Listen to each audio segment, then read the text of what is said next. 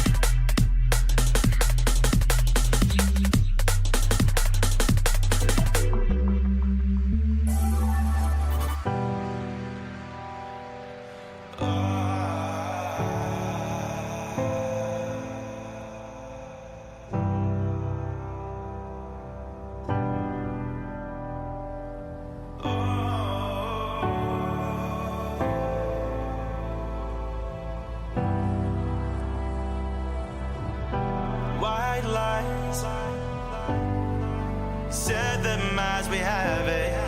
You blame yourself and habit, but you're so. What am I denying? Of all the things to try it. My eyes, everything you're holding, watching it unfolding, but you're so.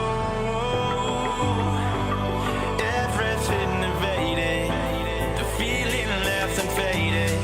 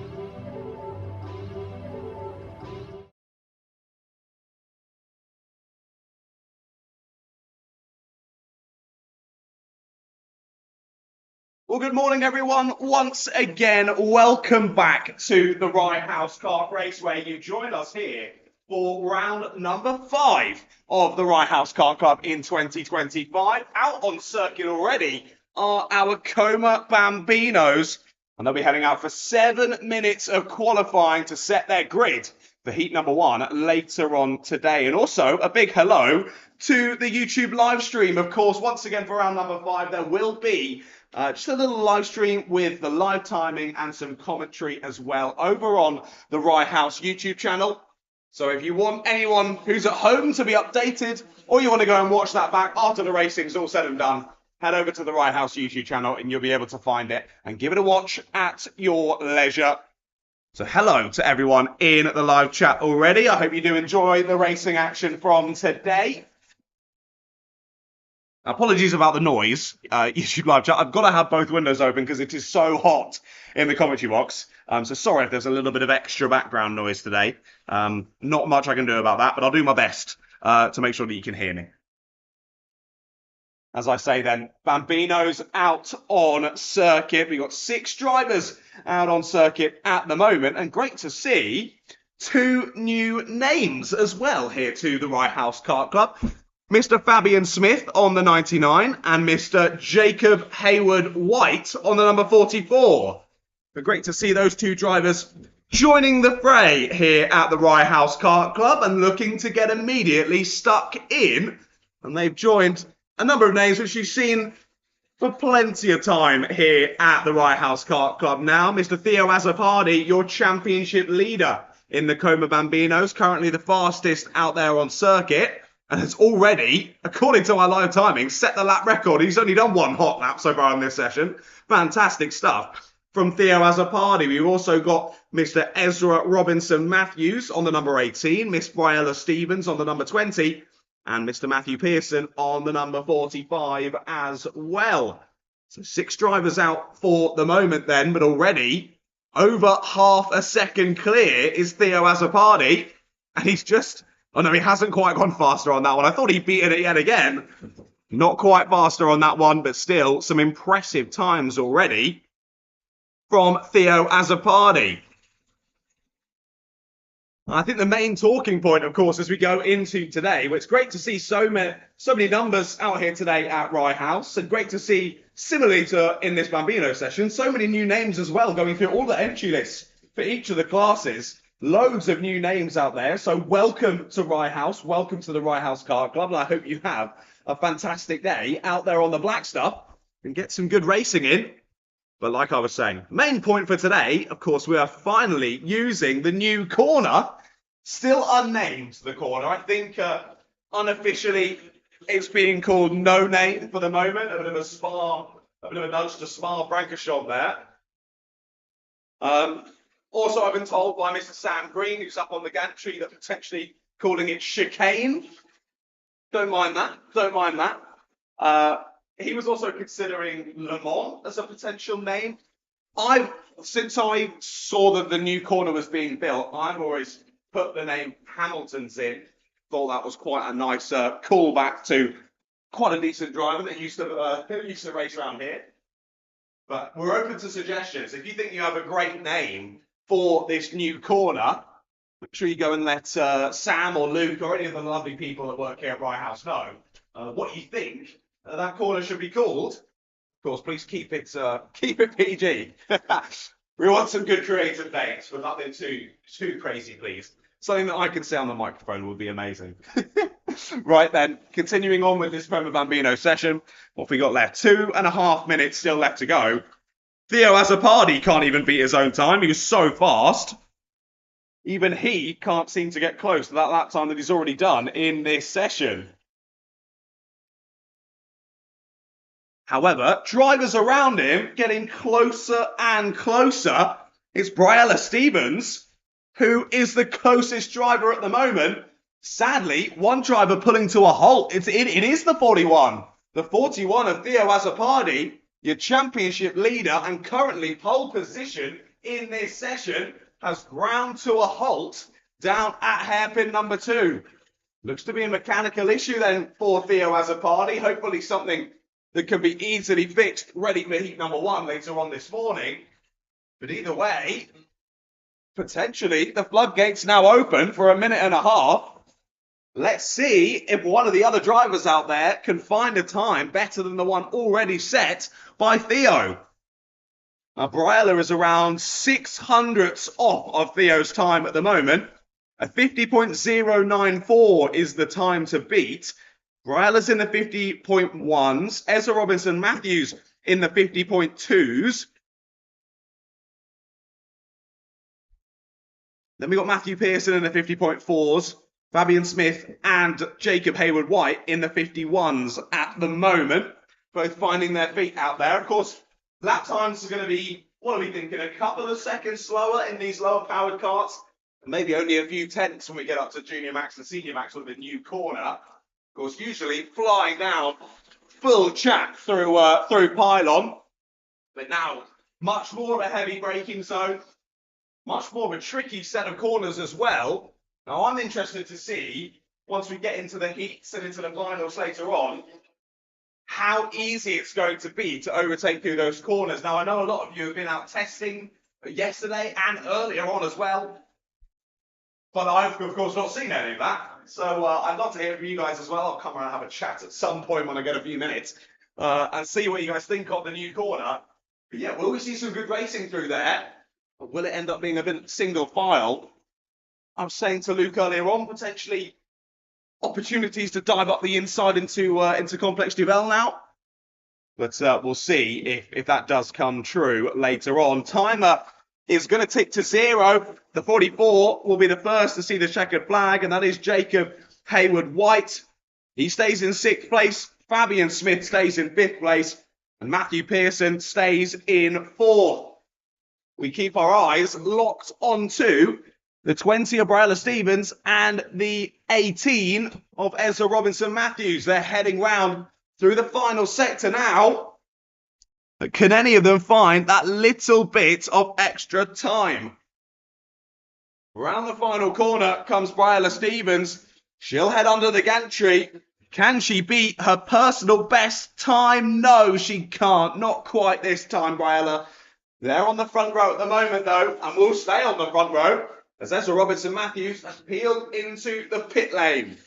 So that is it then. Como Bambino qualifying is done and dusted. Theo Azzopardi, despite having that mechanical issue, will take pole position with Briella Stevens alongside him on the front row. Ezra Robinson Matthews and Matthew Pearson on row number 2, with Fabian Smith and Jacob Hayward-White rounding out the 6-kart grid then in the Como Bambinos. Well, like we always see at Rye House, it'll be thick and fast through these sessions. In only a few moments' time, Honda Cadets will be heading out on circuit for their qualifying session.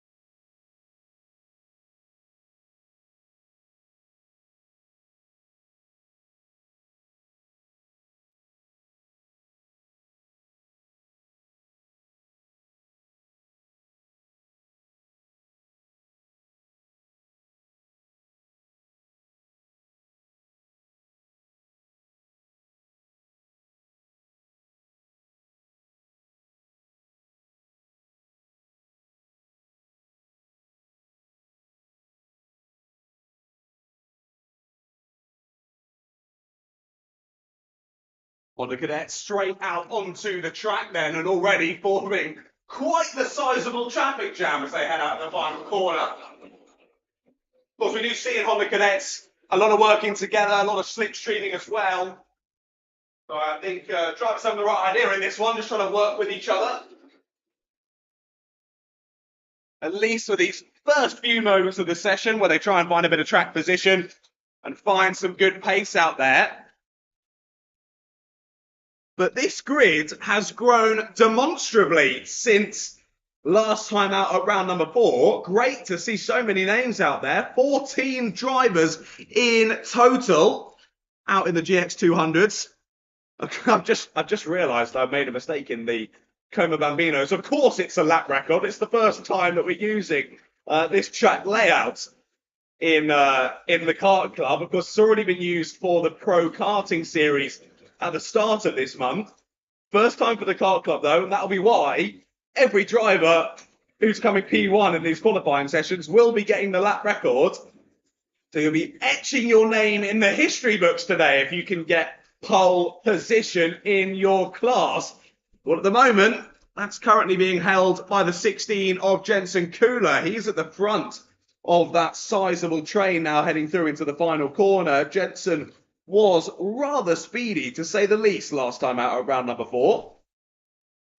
And Jensen looking to do the same out here today at round 5. Sadly, the number 94 is that who's come to a halt. Oliver McWilliams, potentially, that is. I think it is, yeah, getting pushed over to the side then. Oliver McWilliams already out of this session. He'd been pretty quick out of the blocks there, heading out onto the circuit, but the car not wanting to go any further. And sadly, McWilliams out of this one before he can even really get started. But like I say, so many new names. Absolutely fantastic to see. I do believe Oliver Williams is one of those. Sorry, I've got so many karting events. If I get this wrong, I do apologise. Please don't be offended. Cian Delaney, great to see him here on the number 91. Harry Parker Ray, Nicholas York, Cian Doherty, James Windsor, and Jaden Bond. Lots of new names out there on track here in the Honda Cadets. And I mean, the Honda Cadets are one of the most exciting classes racing here at the Rye House Kart Club anyway, let alone when we double how many drivers are out there on circuit. This is sure to be a brilliant day here in Hoddesdon, particularly if you're powered by a GX200. This is going to be rather exciting. Well then, 3.5 minutes left to go. A 42.5, currently the pace set by Jensen Kula, almost half a second quicker than his closest challengers, that being Freddie Williams and Harry Grant. Shame that we don't have Harry Search here today. He's usually a staple of the Rye House Kart Club Honda Cadet GX200 class. But I know there's a couple of other national series happening today, so potentially Harry dipping off to one of those. But that'll again mean one of our championship contenders not scoring any points here at round number 5. Maybe leaving the door open for someone else to come to the fore. Speaking of which, coming into today, still Ronnie Jones, who's in the lead of the championship. He hasn't joined us here today, the O-plated driver. Jensen Kula, second place in the standings. So Ronnie Jones used round number 4. Of course, he wasn't at round number 4. That's going to be his drop round for the season. So this one of 0 points will count. So even if Jensen has a bit of a poor day today, I think he's set to take the championship lead. He comes into today on 576 points. Closest challenger who is here today is Harry Grant on 551. So we're still pretty close in terms of the standings. But yeah, Ronnie Jones and Harry Search, both in the top 3 in the standings, not here today for round number 5. So I'll shake things up a little bit then. 2 minutes still left to go in this qualifying session. No one quite able to get close to Jensen Kula. Well, Harry Grant is trying his best out there. He's closed him to within 0.2 of a second now of Jensen's time.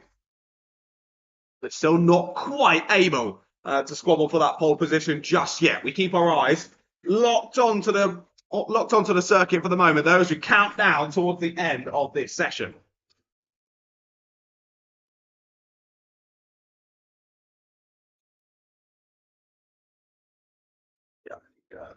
I need drinkies today.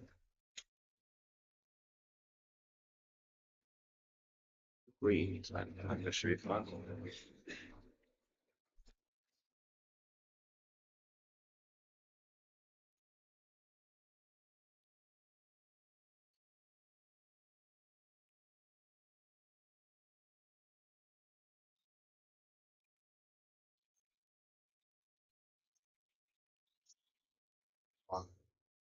Sorry if you could hear that again. I was just making sure that audio levels were okay.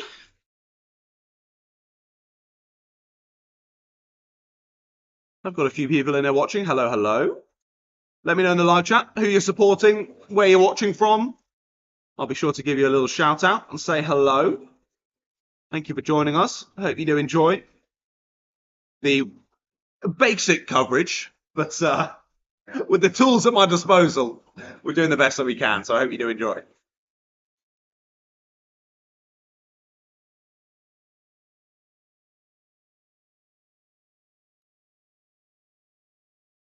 Timer ticking towards zero then in this Honda Cadet GX200 time qualifying session. Jensen Kula has gone even faster out there on circuit. A 42.339 now the time to beat. Now Harry Grant got pretty close. That gap extended to over 3/10 once again then. Kula crosses the line to end the session. Harry Grant puts in a personal best, still 3/10 off of Jensen Kula though. Will we see any major developments at the end of that one? Anyone jumping up the leaderboard at the final time of asking? It doesn't look like it. It looks as though the grid pretty much set then, and it is. So Jensen Kula will take pole position in the Honda Cadets. Harry Grant alongside him on that front row. David Kyokan, Eric Grizzlebeck there on row number 2. Freddie Williams and Cian Delaney on row 3. Jaden Bond and Harry Parker Ray on row number 4. Then Mason O'Connor and Oliver McWilliams on row 5. Cian Doherty and James Windsor on row 6. And then Oakley Schultz and Nicholas York rounding out the grid there on row 7. 14 drivers in total at Honda Cadets. Fantastic stuff. Well, already then, on to qualifying session number 3. Up next, it's our Micromax class.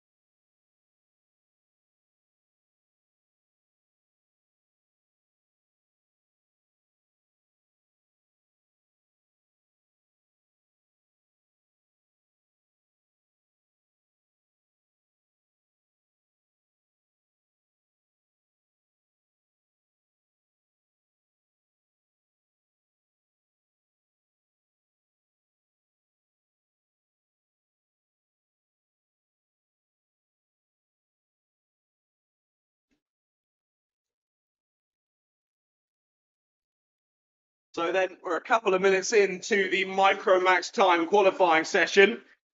Your championship leader, Mr. Adam Galudi, already topping the timing sheets then, about a 10th and a half clear of James Carver at the moment. Good to see at least one new name, I believe, out there. Mr. Henry Perrin on the number 24. Welcome, Henry. We'll see how he gets on out there on the circuit. James Carver has just picked Adam Galudi's time, though. So new quickest time of the session. About a 10th of a second between them now. Down into the 41.8 goes James Carver. So coming into today, Adam Galudi leading the championship. 596 points. I've made my notes far too small. 596 points for Adam Galudi. Rio Panayutu on 573. James Carver on 556. Theo McLeish 545. So all still really close at the sharp end of the standings here as we're over halfway through the season now. Of course, 8 rounds in total across the Rye House Kart Club in 2025. And this is where the championship really begins to sort itself out. And we start to see who are going to be those contenders going into the last couple of rounds, where it all starts to hot up. Now, in terms of final victories, there's 2 for Galudi and 2 for Panayutu. Now, sadly, Rio Panayutu not here today for round number 5.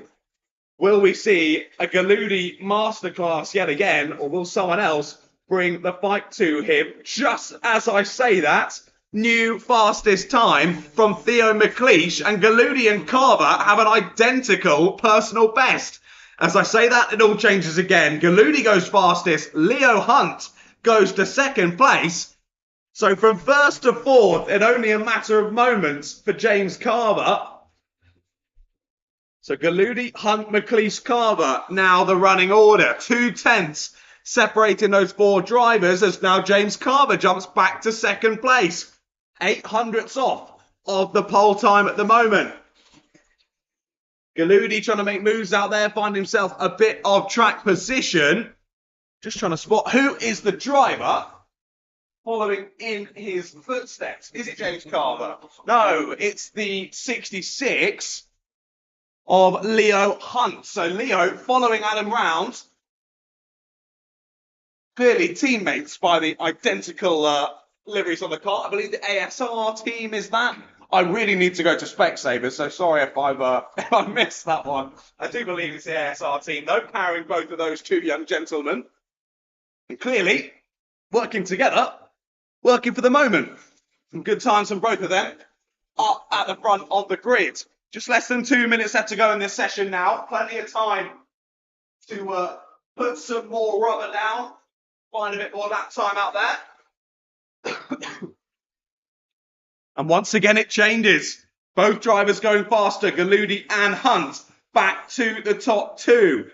Carver relegated onto the second row with McLeish.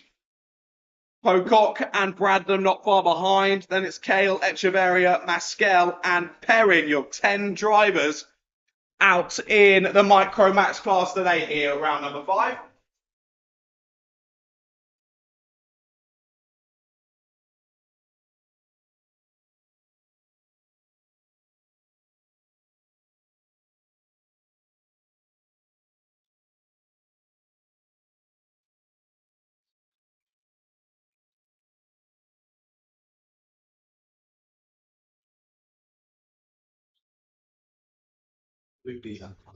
This must be 24. Yeah, that's Harry.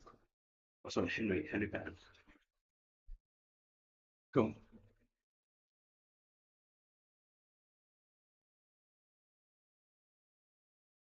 Last few opportunities then. Time is ticking down on this Micro Max qualifying session.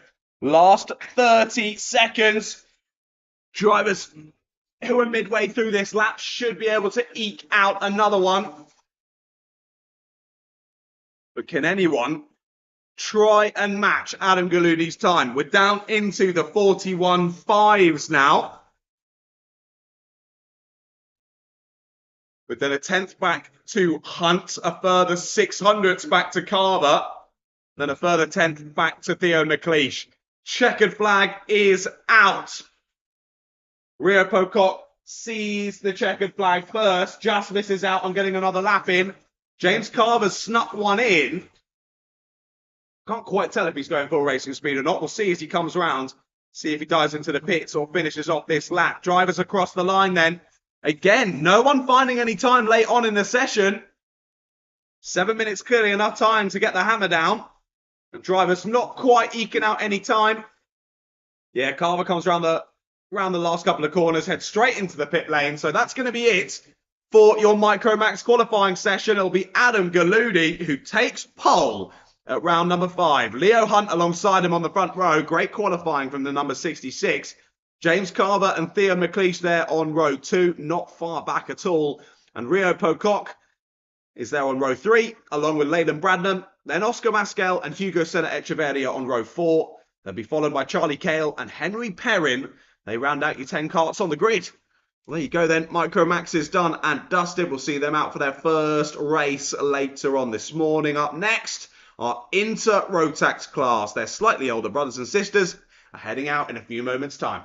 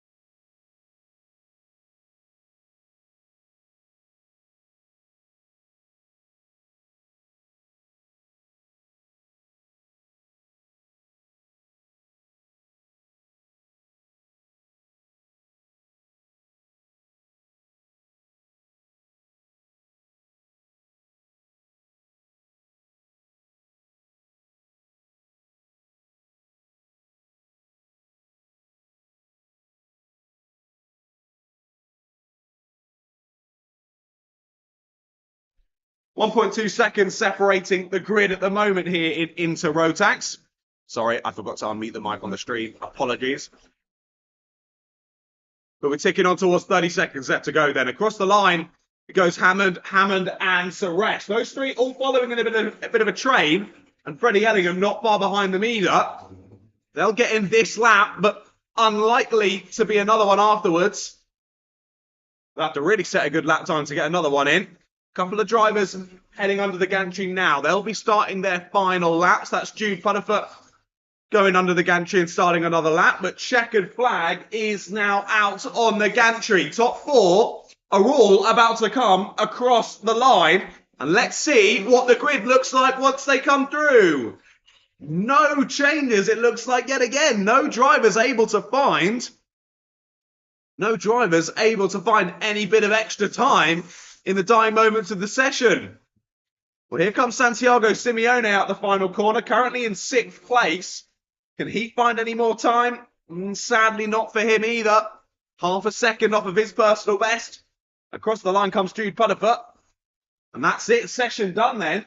Sadly, we lost the Sean Marshall there about 3 laps in. I think I can see him over the other side of the circuit. But sadly, only 3 laps completed there for Nishan. Couldn't quite show his potential out there on circuit, but it will be an all Hammond front row. Aidan in pole position and Noah alongside him in 2nd place. Dylan Suresh and Freddie Ellingham on row number 2, with Jude Putterfoot, Santiago Simeone and Nishan Marshall rounding out the grid order there in Inter Rotax. Still a few more qualifying sessions left to go. 3 to be exactly done for. We've got 3 to go. It's Junior Rotax up next. Our busiest qualifying, to say the least. We should have 21 drivers heading out on circuit, and looking down into the dummy grid, I think that looks about right. We'll see them in a few moments' time.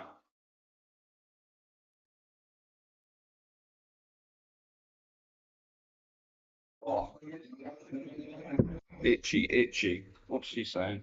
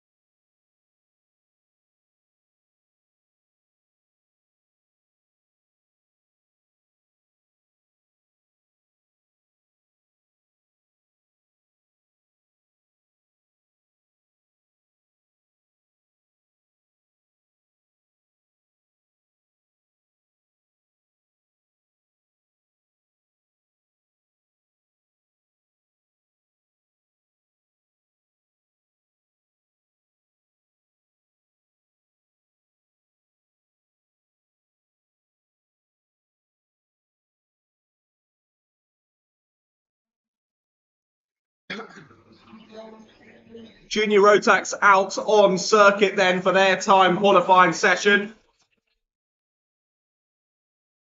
Let's see how this one goes. I mean, you've got 21 Junior Rotax drivers out on circuit. So like I mentioned prior, it does get a little bit busy out there, to say the least. Drivers try and fight for a bit of track position. Try and find a bit of space out there to put down some good lap times.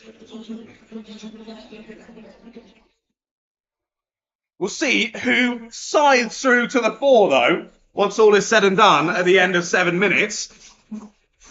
Just having a brief look at the standings. We've got Rex Ashley, who's leading the standings, but it's so close. 4 points in it between Rex Ashley in the lead and Tyler Mason-Gray in 2nd place. And then only a further 7 points back to Mikel Islam in 3rd place in the standings. So impressive stuff.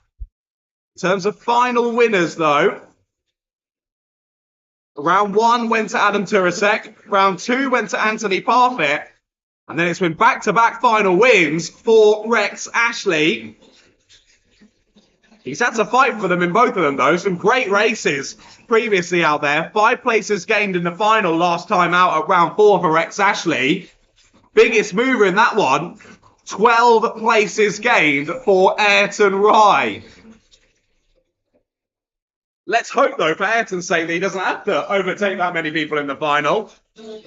Can have a positive day throughout and start in a good position to begin the final.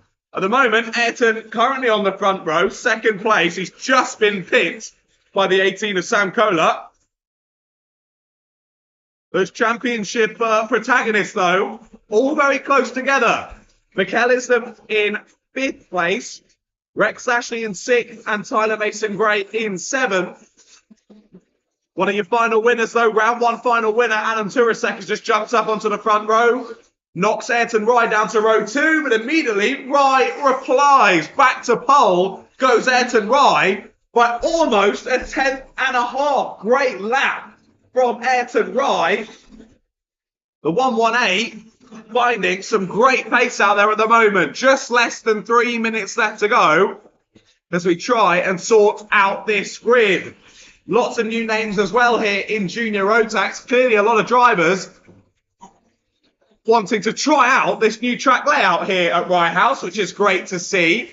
A few names I recognise from other championships as well. Hello, Warwick Milam. Welcome. I mean, you can't hear me, Warwick. I don't know why I said hello, but hello. And number 95 for today is Warwick. They're in 11th place. No, Warwick from lots of different series. Great to see him out here at Rye House. A few other names I don't recognise. Ellis McKenzie. Christian Kayoff. Okay.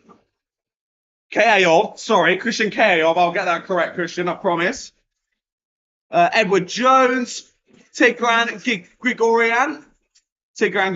I will also get that one right, Tigran, I promise. And Timmy Shahini I've definitely seen before as well, but maybe not in a few rounds with Timmy, so welcome back. As like I predicted, it is getting a little bit feisty out there on the black stuff.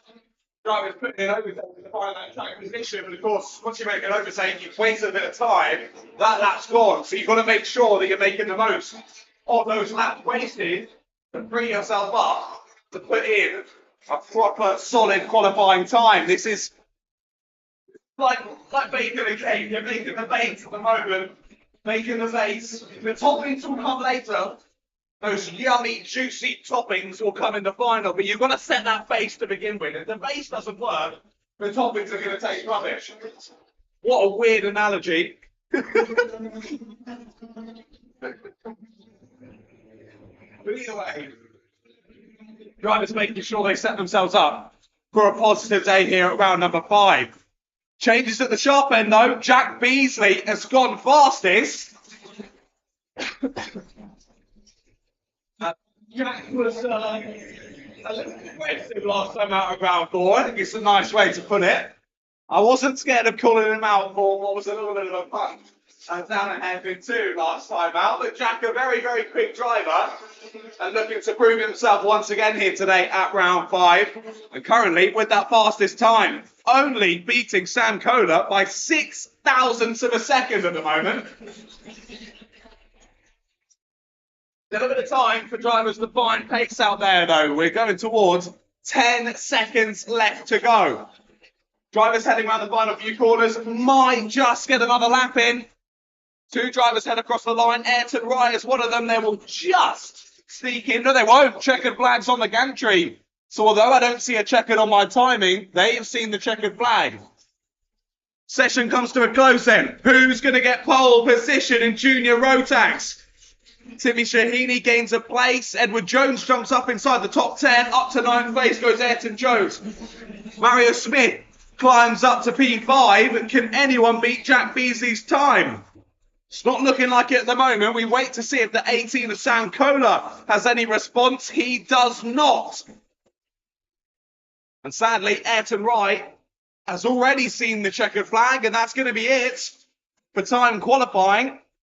In junior Rotax then, Jack Beasley gets pole position by 6 thousandths of a second ahead of Sam Kohler. Row 2 will be Mikel Islam and Ayrton Rye. Mikel, your highest placed driver, right at the sharp end of the championship there in third place then. Mario Smith and Tyler Mason-Gray there on row 3, with Adam Turasek and Warwick Milam on row number 4. Edward Jones and Callum Scrivens round out the top 10 on row 5, with Rex Ashley and Luigi Perlini on row 6. Ellis McKenzie and Leon Canellis on row 7. Franklin Masama and Christian Kaov on row 8. Then George Dale and Tigran Gregorian, they're on row number 9. Then Alex Cooper, Timmy Shahini and Ashton Baker rounds out the 21 drivers out on circuit today in Junior Rotax. Really close qualifying session there. The whole grid separated by less than a second.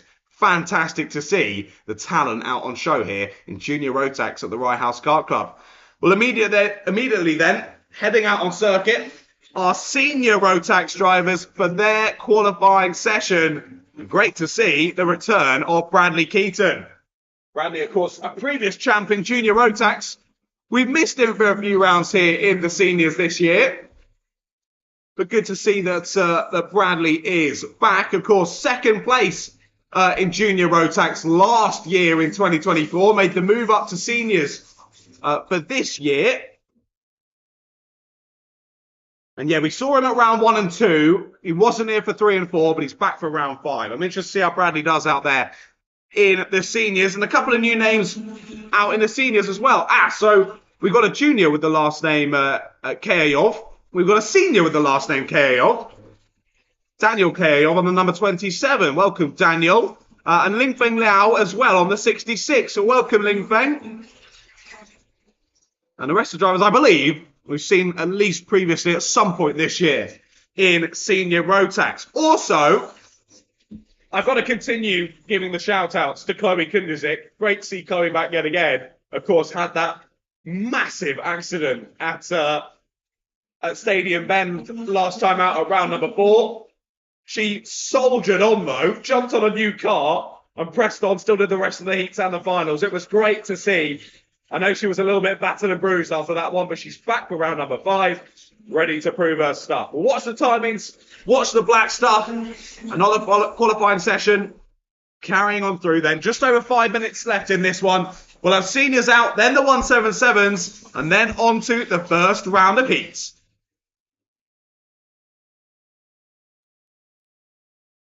Oh, my throat. Oh, you heard that. I got such bad hay fever today. Oh, itchy, itchy.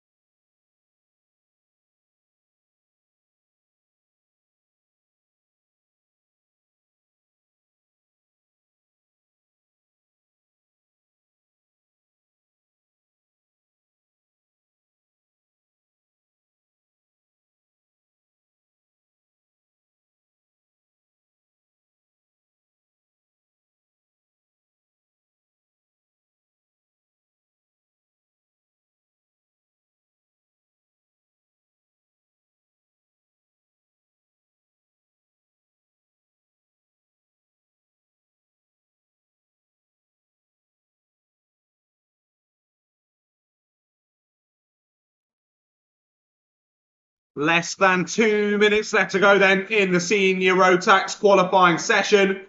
William Smith with the fastest time at the moment. Only driver down in the 36s, and he's in the 36.8 as well. Good time from William Smith on the 69.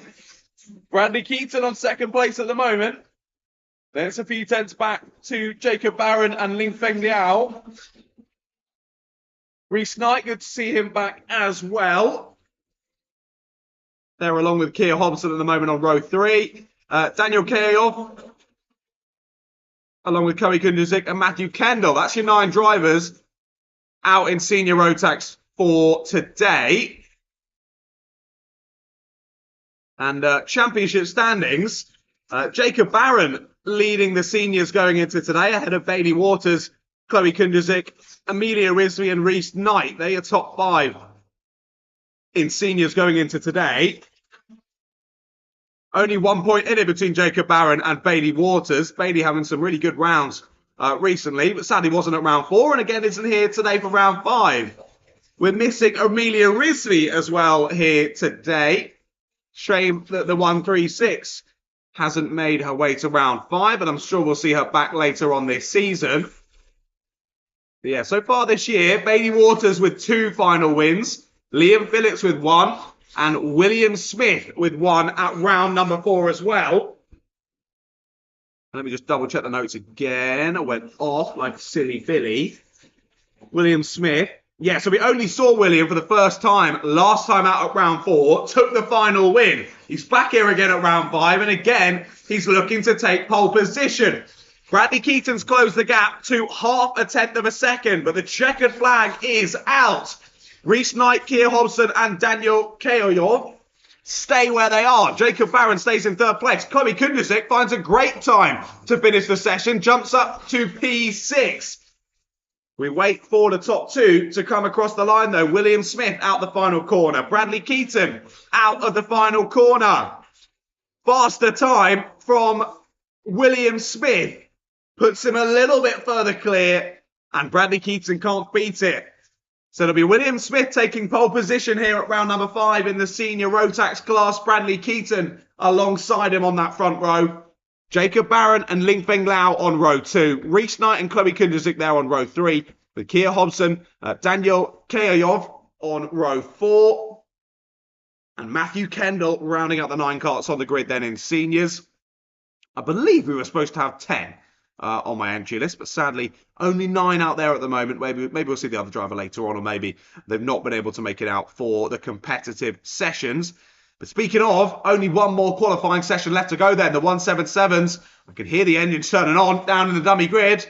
They head out for 7 minutes of qualifying. Once this session is done and dusted, it'll be on to the first round of heats. Very exciting. Let's see how this one goes then. 7 minutes on the clock. 177s out on the black stuff. Splutting. 1 cart popping and spluttering out there, guys.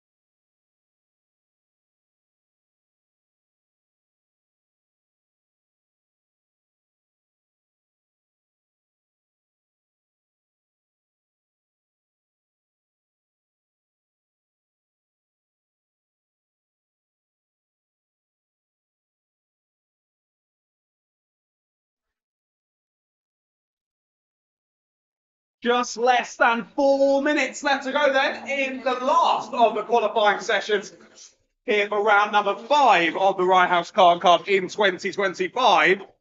And it looks to be a bit of a three-way squabble at the front of the order. 300s in it between the top three. The two Taylors, Jack and Harry, sandwiching Nicholas Walker in second place at the moment.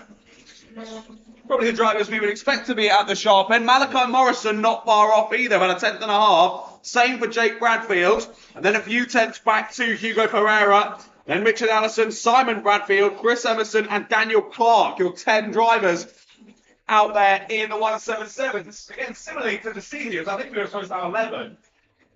So one driver lost out of the 177 tour today, it seems. A new personal best, well, a new fastest of the session on the last lap from Jack Baker yet again. Oh, Jack Taylor on the 999. And he's gone even faster yet again. Now the gap over a tenth of a second. So while Jack Taylor finds more time out there, the rest of the drivers aren't able to do so. It's the 95 of Jake Bradfield who's following Jack Taylor, and then Harry Taylor in behind him as well. The two Taylors always quick, though, round here at Rye House. And yet again, bringing the heat here for round number 5. Will we see the order shuffle up at all, though, through this last couple of minutes of the session? Jake Bradfield finds a personal best, puts himself within a tenth of the pole. Up to second place goes Jake Bradfield. Good time from the man following. Your current fastest out there on circuit. He is a few kart lengths off, though, so no slipstream. That is all down to Jake out there, that new personal best time. Great showing around this tight and twisty Rye House Kart Raceway. As Nicholas Walker, I can see they're getting a little bit held up by another driver through the final few corners. As he's also trying to find a bit of extra time as we head through to the dying moments. A 177's always an exciting class here at Rye House. Just have a brief look at the standings. Malachi Morrison still leading the way on identical points to Harry Taylor, both on 568. It doesn't get much closer than that. Identical points at the top of the standings. Impressive stuff for Malachi Morrison and Harry Taylor. Well, they'll be battling it out seriously today then out on circuit. Simon Bradfield and Jake Bradfield the closest two after that. 516 and 504 points for both of those. Through this season, though, Harry Taylor has had 2 final wins. Nicholas Walker with 1 and Malachi Morrison with 1 as well. Now, of course, we saw Jack Taylor back at round number 4, I believe for the first time this year. Yes, it was. Yeah, first time this year Jack Taylor was back here racing in the 177s at Rye House. 3rd place in the final last time out for Jack Taylor. Well, he's looking to take pole for round 5. Checkered flag is out. Drivers heading round their final laps of the session. But can anyone go any faster? Nicholas Walker stays in 3rd place. Harry Taylor stays in 4th. I think I've just seen Malachi Morrison there peel into the pits, if I'm not mistaken. I think that might be session over. 2 drivers continuing to head on round. Do think that is Harry Taylor and Jake Bradfield. They're going to slow down as they go across the line, though, so no faster on the final laps. And that'll be it for the 177. So Jack Taylor takes pole position at round number 5. Jake Bradfield alongside him on the front row, with Nicholas Walker and Harry Taylor on row 2, Malachi Morrison and Hugo Pereira on row number 3, with Richard Allison, Simon Bradfield, Chris Emerson and Daniel Clark rounding out your 10 drivers there in the Rotax 177s. Well then, qualifying sessions are all done and dusted. We're about ready to move on to the first round of heats. Of course, to remind you, 7 minutes plus 1 lap for all of the heats. And then hopefully it should be 8 minutes plus 1 lap for the finals later on today. We'll go through the first round of heats, then we'll go to a lunch break, then we'll be back for the second round of heats and the finals. So first karts heading out on circuit then are our Coma Bambinos. Their first heat is about to get underway.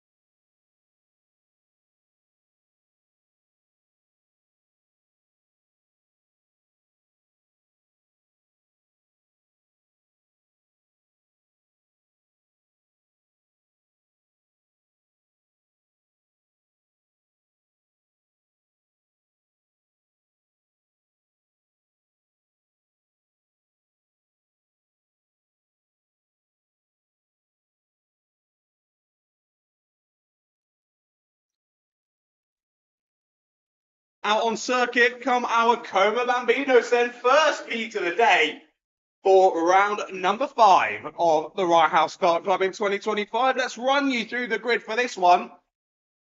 So despite having a mechanical issue in that qualifying session, Theo Azzopardi, your championship leader, will line up on pole position. Good to see that car seemingly all fixed and ready to go to start from the sharp end of the grid.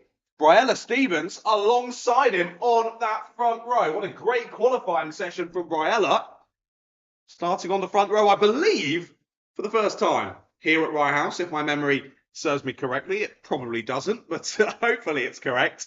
Ezra Robinson Matthews and Matthew Pearson on row number 2, with Fabian Smith and Jacob Hayward White on row number 3. That'll be 6 drivers out for this first race of the day here in Coma Bambinos. Theo Azzopardi, of course, rocking his Lando Norris helmet. Not replicating Lando Norris's form, though. Of course, P7 on the grid in Canada for Lando Norris, and P1 for Theo Azzopardi. Maybe Lando can learn a few things from Theo. And let's see if Theo can convert that brilliant qualifying pace into some good race pace as well. If I'm hedging my bets, I think he probably could. Championship leader, he's won a number of races so far this season, and he'll be looking to lead from the front in this one.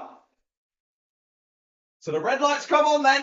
We wait for them to go green, and they go green now. We're racing for round number 5 of the Rye House Kart Club in 2025. Good start from Briella Stevens off the front row. They're side by side, heading down into stadium bend for the first time. But Briella shuffled back to second place. Ezra Robinson Matthews just about bends off the charge from the 99 of Fabian Smith, and Smith's up and over the back. Smith's up and over the back of the 18 of Robinson Matthews. Luckily lands back on all four wheels and manages to carry on. A nice aggressive start from Fabian Smith, but just turned out to be a little bit too aggressive there down at the first hairpin. Luckily, that wasn't more of a sizable impact, and they all carry on round this first lap. Now, that's given a few positions to, I believe that's the 44, it is, of Jacob Hayward-White. So Jacob's up from 6th to 4th then on this first lap, courtesy of some issues there down at hairpin number 1. And it was the 45 of Matthew Pearson who went for a bit of a spin in avoidance of that incident down at hairpin number 1. But as we expected, Theo Azzopardi leading from the front here in this first heat of the day. Briella very much holding on to his coattails though. And despite having the rear bumper ridden over there down at hairpin number 1 on lap 1, Ezra Robertson Matthews staying right in the thick of it as well.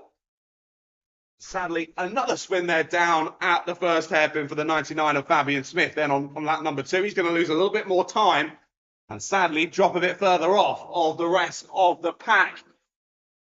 You can take a lot of positives from that start, though. It was a really good start, jumping up a position or 2.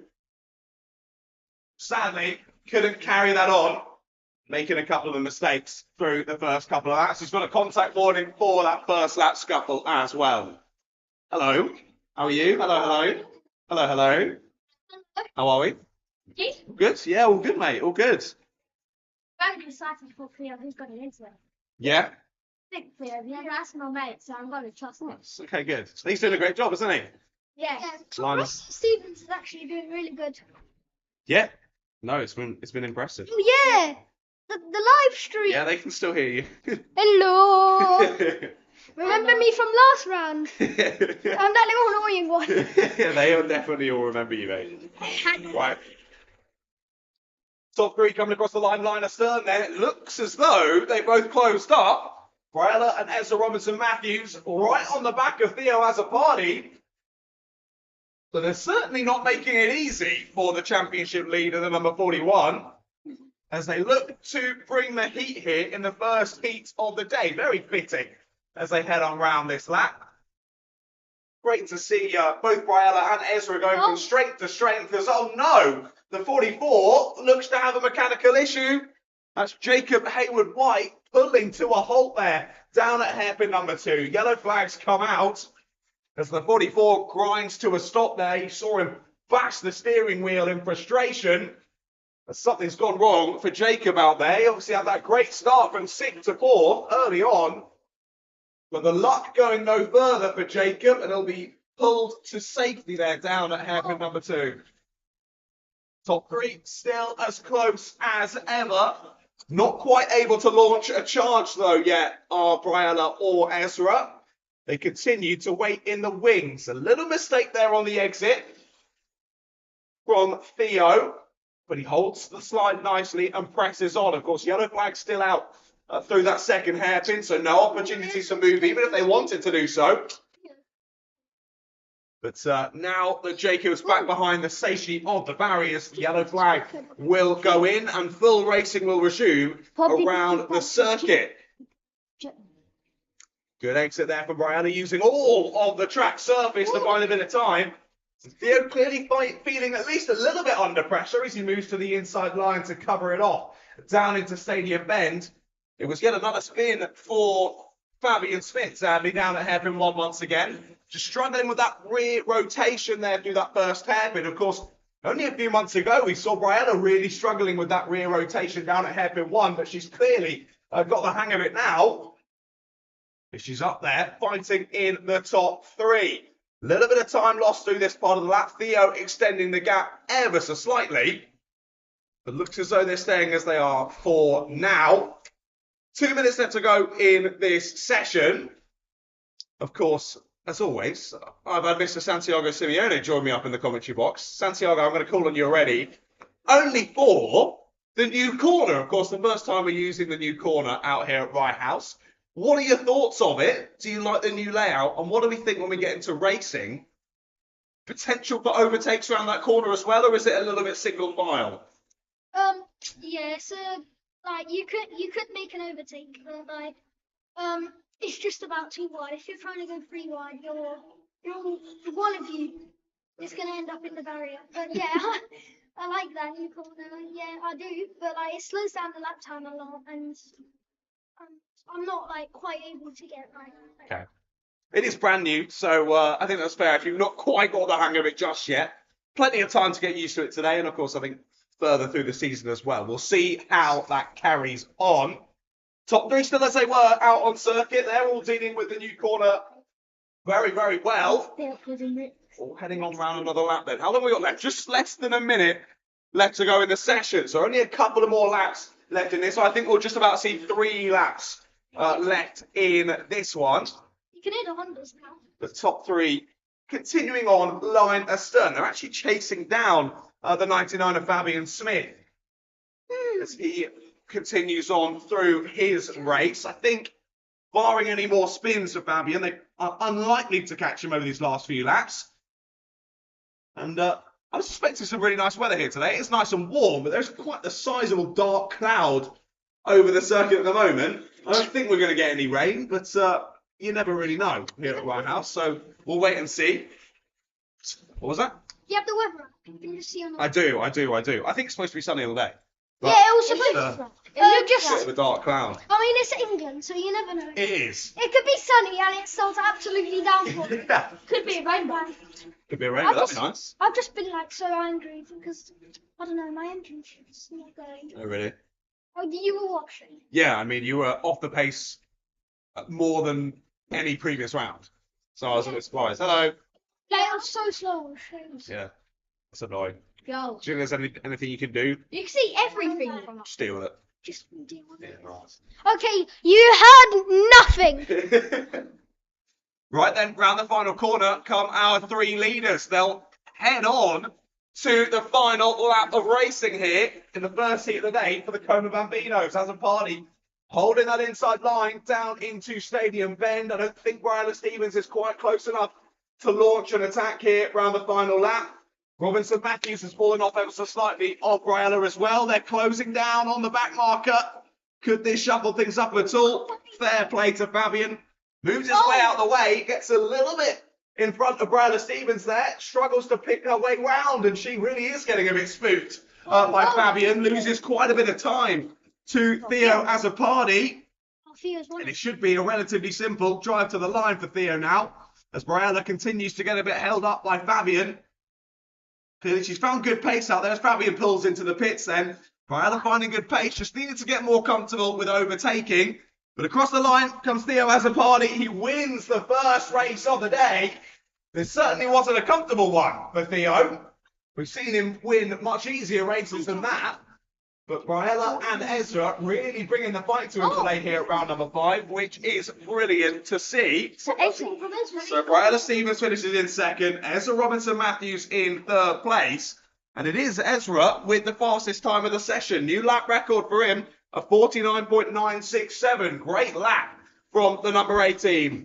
Matthew Pearson follows him home in 4th place, with Fabian Smith pulling into the pits before the checkered flag. But he will be in 5th. And, of course, Jacob Hayward-White, we lost him a couple of laps in with mechanical issues. He's doing a great job, though. Hopefully we see him back out for heat number 2. As the rest of the drivers peel back into the pits, then up next, there'll be heat 1 for our Honda Cadets.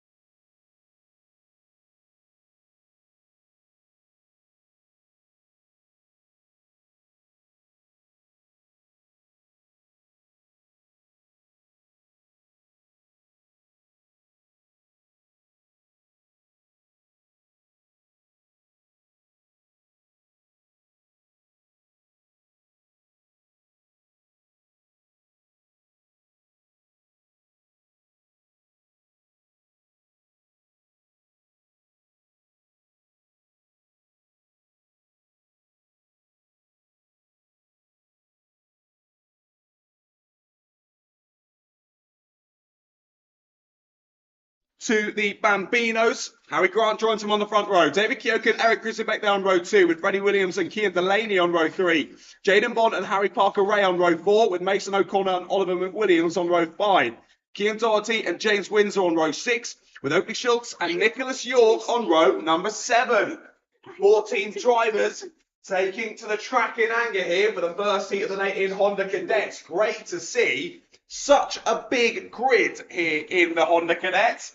And they look to go racing. Lights are out, we're going, and it's all a bit scrappy there in the mid-pack. Was a great start from the number 94. That of Oliver McWilliams gets off the line really well and looks to take some places already. David Kyoka. Jensen Cooler leads us down to the first hairpin then. Moves down the inside from a couple. The 48 diving in to steal a place. And it all gets a bit close on the exit. That was Jaden Bond making a move, and he's made his way through. Up to 7th place goes Jaden. The drivers get back into single file as they head on through into sector number 3. No moves just yet at the new corner of the circuit. We wait to see who's the first one to bite the bullet and go for that one. Well, lap number 1 done and dusted then. Jensen Cooler already looking to build a nice gap. Let's go. Second place for David Kyoka. Made the move early on in the first lap on Harry Grant. But Grant is piling the pressure on. He's going to go for it down to hairpin 1. No, backs out of it at the last possible opportunity. Eric. So he's got a lot of pressure from Eric Grizzlebeck as well. And who's the last driver in that train? It's Kian Delaney. So new driver to the championship for this one, Kian. Already battling at the sharp end. Fantastic to see. A few drivers trying that up and under on the exit of the new corner, but not quite working out for any of them. Oh. Good exit from Harry Grant yet again. Can't quite get alongside. He's going to try and go for it down into Stadium Bend. Looks across for David Kyoka. He sees him on his inside and he's gone for it. Through to second place goes Harry Grant. And now could it be the turn of Eric Grizzlebeck? No. Thinks about it. Can't quite go for the move. Gets a nice exit though. Does the number 15. Again, can't quite get the move done. Down at hairpin number 2. Continuing on, look at already the gap being made by Jensen Cooler. That's got to be a good 6, 7, maybe even 8/10 of a second now that Cooler is in the lead of this race. Harry Grant will be wanting to catch him as quickly as he can. And of course, he's got to think about those drivers right in his wheel tracks. Warning contract. They continue on through to another lap. Eric Grizzlebeck a little bit slightly there from the driver ahead of David Kyoka. Looks right, looks left, covers it off well, but he's gone deep into hairpin 1. Eric looks for the up and under, but again, can't quite get alongside. This is exactly what Harry Grant needs in second place. I'll see you after my heat. Sorry? That's what I'm saying. Yeah, what do you want to say? I want to say that I used to be in this class, and it's a very competitive class. Oh yeah. Yeah. I'll probably see you after my heat. Maybe. Okay. Just say, just give bag and my water come back. Yeah. Just say that I said Eric's doing a really good. Actually, can I do it later? Yeah, come back a bit later, boys. Come back a bit later. See you in a bit. Still 4 minutes left to go in this one. We're closing in towards half racing distance. And yeah, what's that gap now? Over 2 seconds between Cooler and Grant. Jensen Cooler doing a stellar job out there at the front of the order. The Iceman Jensen Cooler, nothing seems to shake him. And now that we've dispatched through a few of his closest challengers, he is off, and away. Here's Jensen Cooler.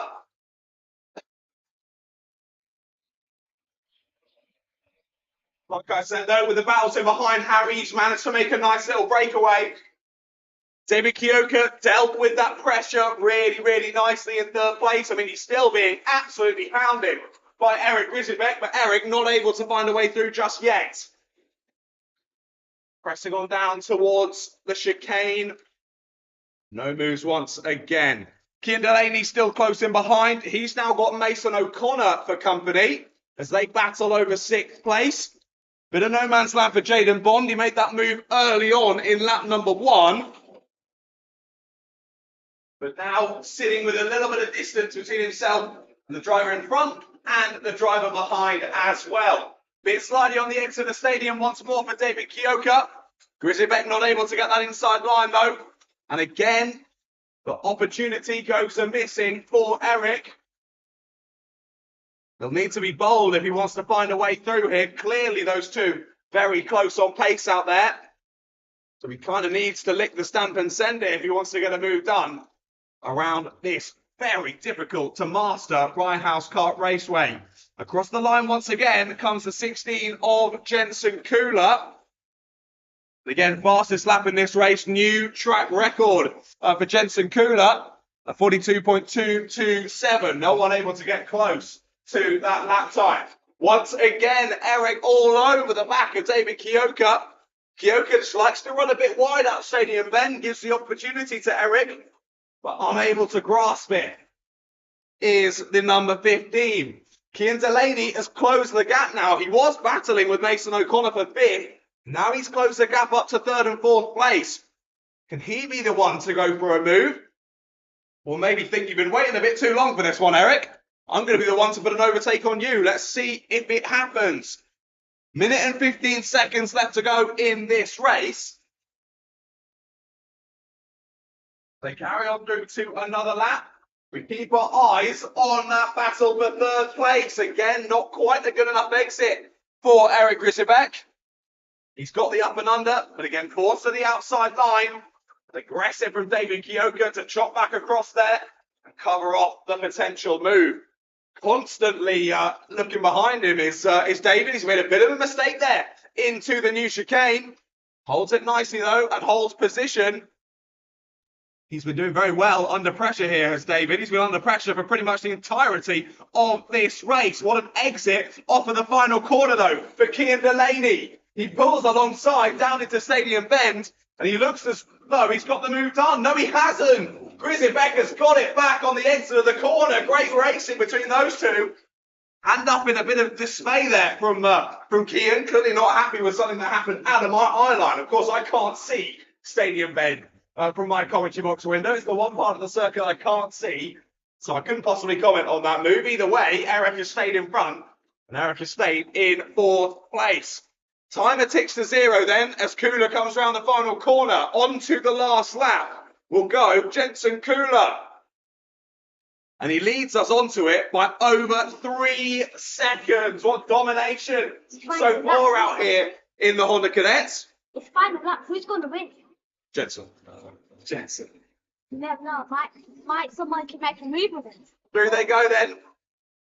Harry Grant still in a really comfortable 2nd place. It's that battle for 3rd that's continuing to hot up. A good 3-way scrap in behind as well. Headed up by the 48 of Jaden Bond. So Oliver McWilliams and Freddie Williams have closed the gap to him. We'll see if they can battle through the final sector. Around the final corner comes Jensen Kula. He'll start the day as he means to go on with a win in the Honda Cadets. Harry Grant comes across the line in 2nd place. And David Kioka will hold on to 3rd. You know what they say, pressure makes diamonds. And David Kioka was shining out there at heat number 1. Great racing from David Kioka to fend off the multiple attacks from Grisbeck and Delaney. But Eric has to settle for 4th. Cian settles for a place in the top 5. With Mason O'Connor in 6th place. Jaden Bond in 7th. Oliver McWilliams in 8th. Freddie Williams in 9th. Harry Parker Ray rounds out the top 10, followed by Cian Doherty. And Nicholas York, Oakley Schultz, and James Windsor, your 14 drivers, all making it to the checkered flag in that one, which is fantastic to see. Well, as the Hondas peel round into the pit lane then, it'll be the first heat of the day out next for our Micromax class. They'll be out on circuit in a couple of moments. That was a good race. It was good.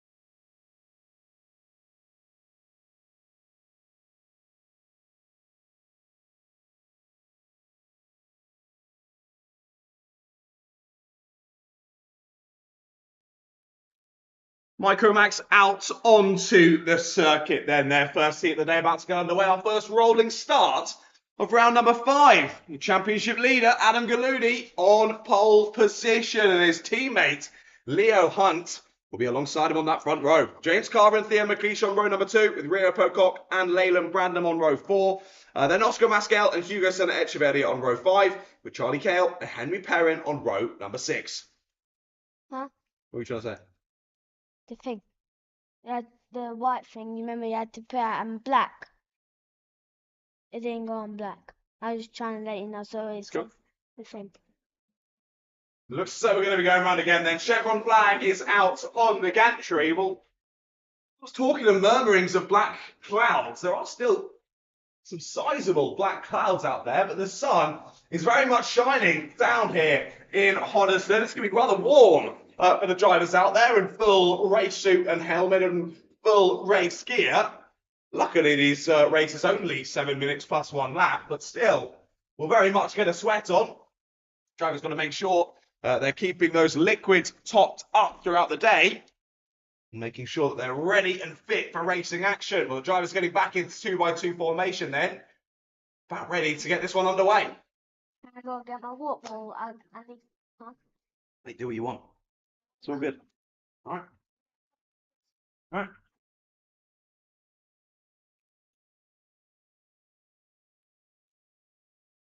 Here we go then. 2x2 formation.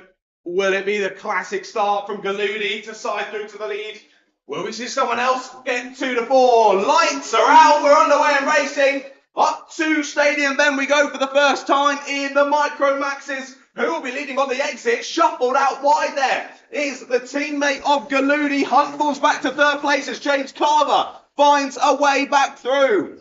Theo McLeish there in 4th, trying to put the pressure onto Leo as he settles back into racing action. Diving up the inside there's the 666 of Rio Pocock. He won't get a good enough exit though to hold it through. Has to settle back into 5th place. Some dicing early on though in the Micromax class as they head on around the final corner for the first time. James Carver on his zip car, closing the gap already to Adam Galudi. Couple of drivers getting a bit of warning for contact though. Rio Pocock and Leyland Brandon, the 2 drivers getting those warnings. Bit sliding out of Stadium Bend there for Leyland Brandon. As we split off now into 2 groups of 5. Leyland in 6th place, heading up that secondary train. He's got Oscar Mascal, Hugo Sena Echeverria, Charlie Cale and Henry Perrin in his wheel tracks. For that group of 5, the top 5 ahead, continuing to follow it line astern. Galudi leading the way at the end of lap number 2, followed by James Carver, Leo Hunt, Theo McLeish and Rio Pocock. Pocock's looking for the move. Covered off there by Theo McLeish. I don't think Theo quite realised how close the 666 was in behind him. Bit of front to rear contact between the 2 of them. Thought there might be a little bit more there down at hairpin number 1, but just about keeping out of each other's way. It's again so close to Rio Pocock. I think Rio feels he has overall slightly quicker pace around this circuit, but the number 16 ahead of him, keeping him behind. Of course, you can be faster, but you've got to find a way through cleanly and concisely. And Rio not able to do that at the moment. Another warning coming up for that lap for the 666 of Rio Pocock. Of course, like I say, he needs to get past cleanly. If he racks up too many of those warnings, he might get himself a penalty, which will not help him with proceedings through the rest of the day's action.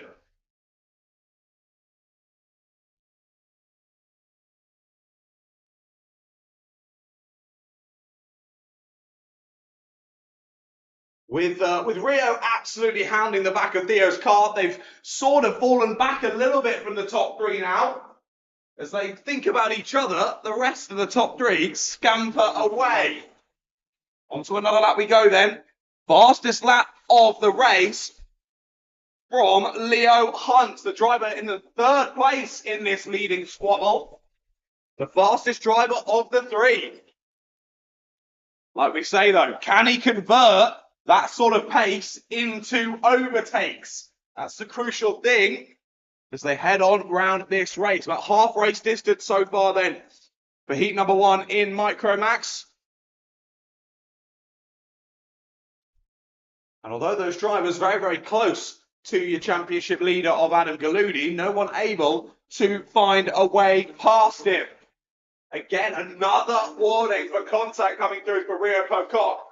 You can tell he's getting a bit frustrated behind the wheel, but not able to find a way through. And he's dicing with a penalty here, is the 666. As again, he goes into the back of Theo McLeish. Again, doesn't find a way past. You can see how angry Theo's getting behind the wheel as he waggles his fist in the direction of Rio Pocock. Hello. You okay? Yeah. Good. You know, my name is also Theo. Nice. Are you Mr. Theo as a party? Yeah. Hello, Theo. He has the I came first. You did. Well done. he has landed as the path this hand to him. Of course. So now What's your name? Matthew. Matthew Pearson. Yes. Good to see you both.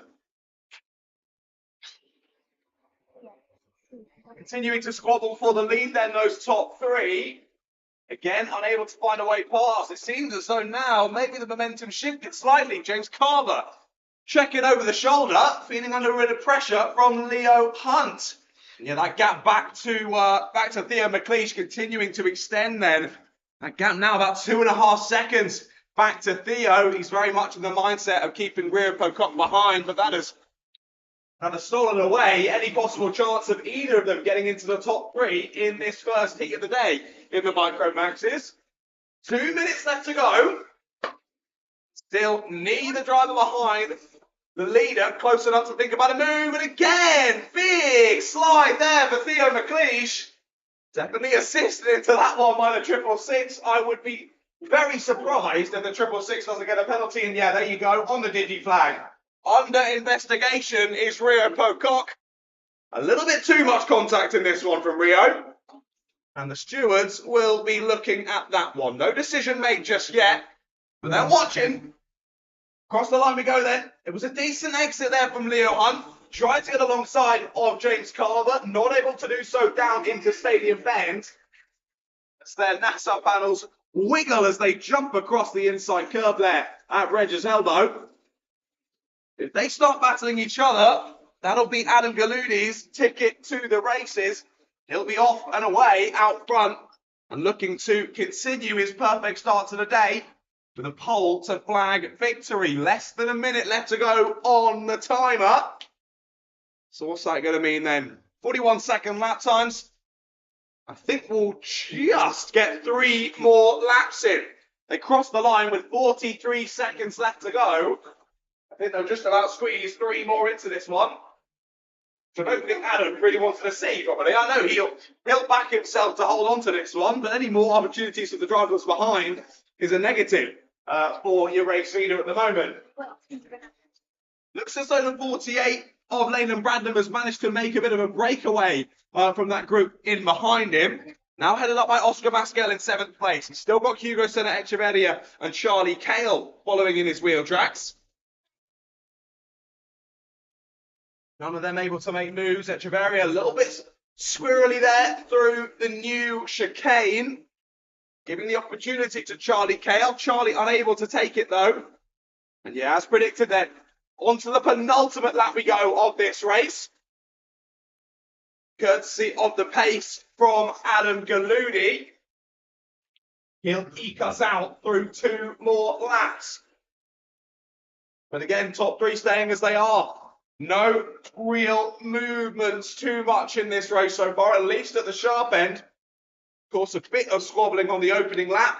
Since then, they've sort of settled into it and stayed as they are. They're on very similar pace out there. It's now James Carver who has that fastest lap of the race. On to the last lap we go. A 41.607 for Carver, a 41.617 for Galudi, and a 41.661 for Hunt now the times. Will we see any moves on this final lap though? Leaning on the rear of the cart there was Leo Hunt. Putting the pressure onto James Carver and oh dear, bit of contact there. Down at hairpin 2 and Leo Hunt goes through. Well, not my decision to make there in terms of penalties. There was definitely a bit of contact between the front and rear of the two carts, though. And up and under goes Leo Hunt. Round the final corner comes Adam Gallooni. He will win the first race of the day in Micromax. Championship leader adds more points to his tally. But a bit of a contentious final lap then. Carver ahead of Hunt for the entirety of the race. I think Leo just outbroke himself a little bit, went into the back of Carver, knocked him wide, and then went up and under to secure that second place on the road. But I'll let the much smarter people than I here at Rye House deal with that one. There's your top three.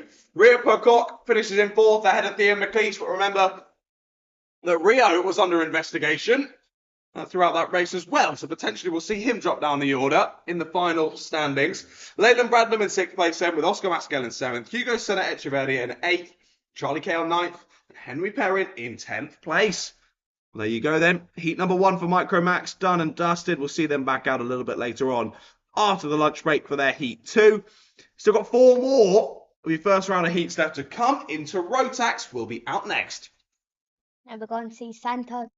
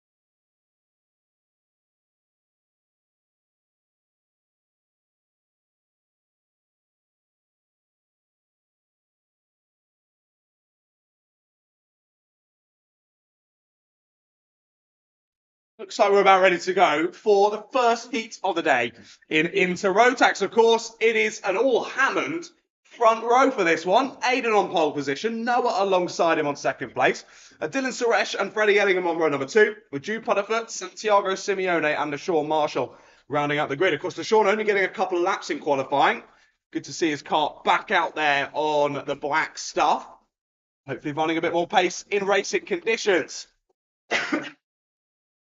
Lights are out, we're green, and we're racing here in Inter-Rotax. Great start from the pole side of the grid. Dylan Suresh already siding through into second place. Santiago Simeone looking to make a move as well. He's made a place up on that first lap. Gets past Jude Putterfoot. Up to fifth he goes. Freddie Ellingham still the driver ahead of him in fourth.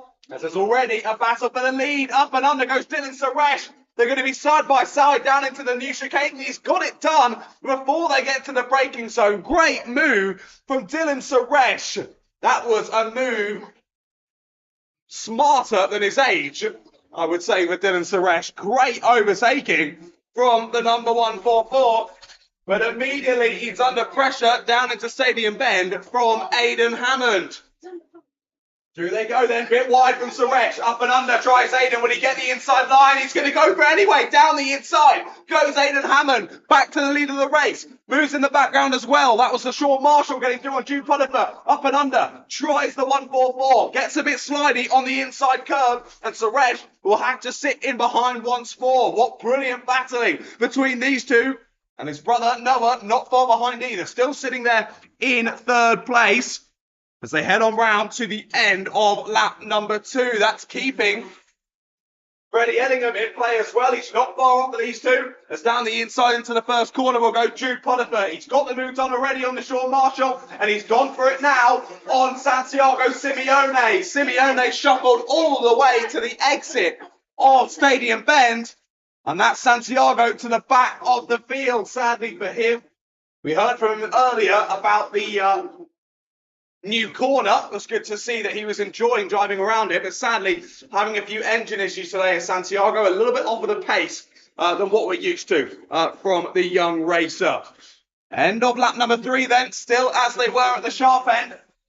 After launching that re-attack through hairpin 2 a lap or so ago from Dylan Suresh, he hasn't been able to mount a little charge, and Aidan Hammond looking to put a bit of distance between himself and the number 144. Now, Sean Marshall's already made an overtake on Jude Putterfoot. Jude got straight back through, and now Sean left to do it all again. But now they're battling over P5. If they keep working together well like this and no moves being made, they are closing the gap to Freddie Ellingham. The gap was about 1.1 seconds. See what it is as they cross the line this time. Yeah, it's down to 0.8, so a few tenths gained by the chasing 2. As Suresh still stuck in a bit of a Hammond sandwich. There's the Sean Marshall down the inside. Putterfoot's done the up and under. The Sean tries to close it off but can't quite do it. Great move back round the outside from the number 14. Retakes 5th position. Good movements then between those two. They're battling very nicely. But again, like I said, they were closing that gap to Freddie Ellingham ahead. But now that the battling has recommenced between the two of them, they've lost that bit of time. And Freddie Ellingham able to relax a little bit more. Down to Stadium Bend they go. And again up the inside goes to Sean Marshall. He's got it done this time. Through to 5th place goes to Sean Marshall, looking to make up from that difficult qualifying session earlier on this morning. Sean's through. And now he'll be the one looking to lead the charge towards Freddie Ellingham. Gap has closed, though, once again between Dylan Suresh and Aidan Hammond. Through the final corner they come. On to lap number 7 of this one. Now, where will Dylan look to reassemble and go for another move? Not down at Stadium Bend this time. A little bit too far back. But he's got to remember as well, Noah Hammond is waiting in the wings, and any mistake from Dylan Suresh would be an opportunity for Noah Hammond to find a way past. Quick check over the shoulder from Dylan, just working out what kind of gap he's got back to the other Hammond driver. as he looks to launch an attack soon enough on Aiden. 2.5 minutes still left to go in this race. No moves being made just yet. Sun is truly shining down here in Holland. It's absolutely beautiful weather, as it's rather warm in the commentary box. The greenhouse that is this race control getting rather toasty. I really should have brought my fan. I am very silly, but anyway, the driver's dealing with the heat a lot better than me up here in the commentary box. They continue on. It's been a good start to this lap from Aiden Hammond. So carry on round to the end of it. He's built a bit of a gap once again as Aiden takes the pressure off of himself somewhat. It's tucking down. It's Noah Hammond activating that human DRS down the front straight, trying to gain as much time as possible as he once again closes the gap ever so slightly to Dylan Suresh. Aiden Hammond has had a great last couple of laps, building that gap to the 144 and the 124 in behind him. Time continues to tick down. Well, I said that Sean Marshall would try to continue pressing on towards Freddie Elliott, but he hasn't really over the last few laps. That gap has stayed relatively constant between the two of those. About 1.2 seconds it was last time around, but Freddie about 4.5 behind Noah Hammond at the moment.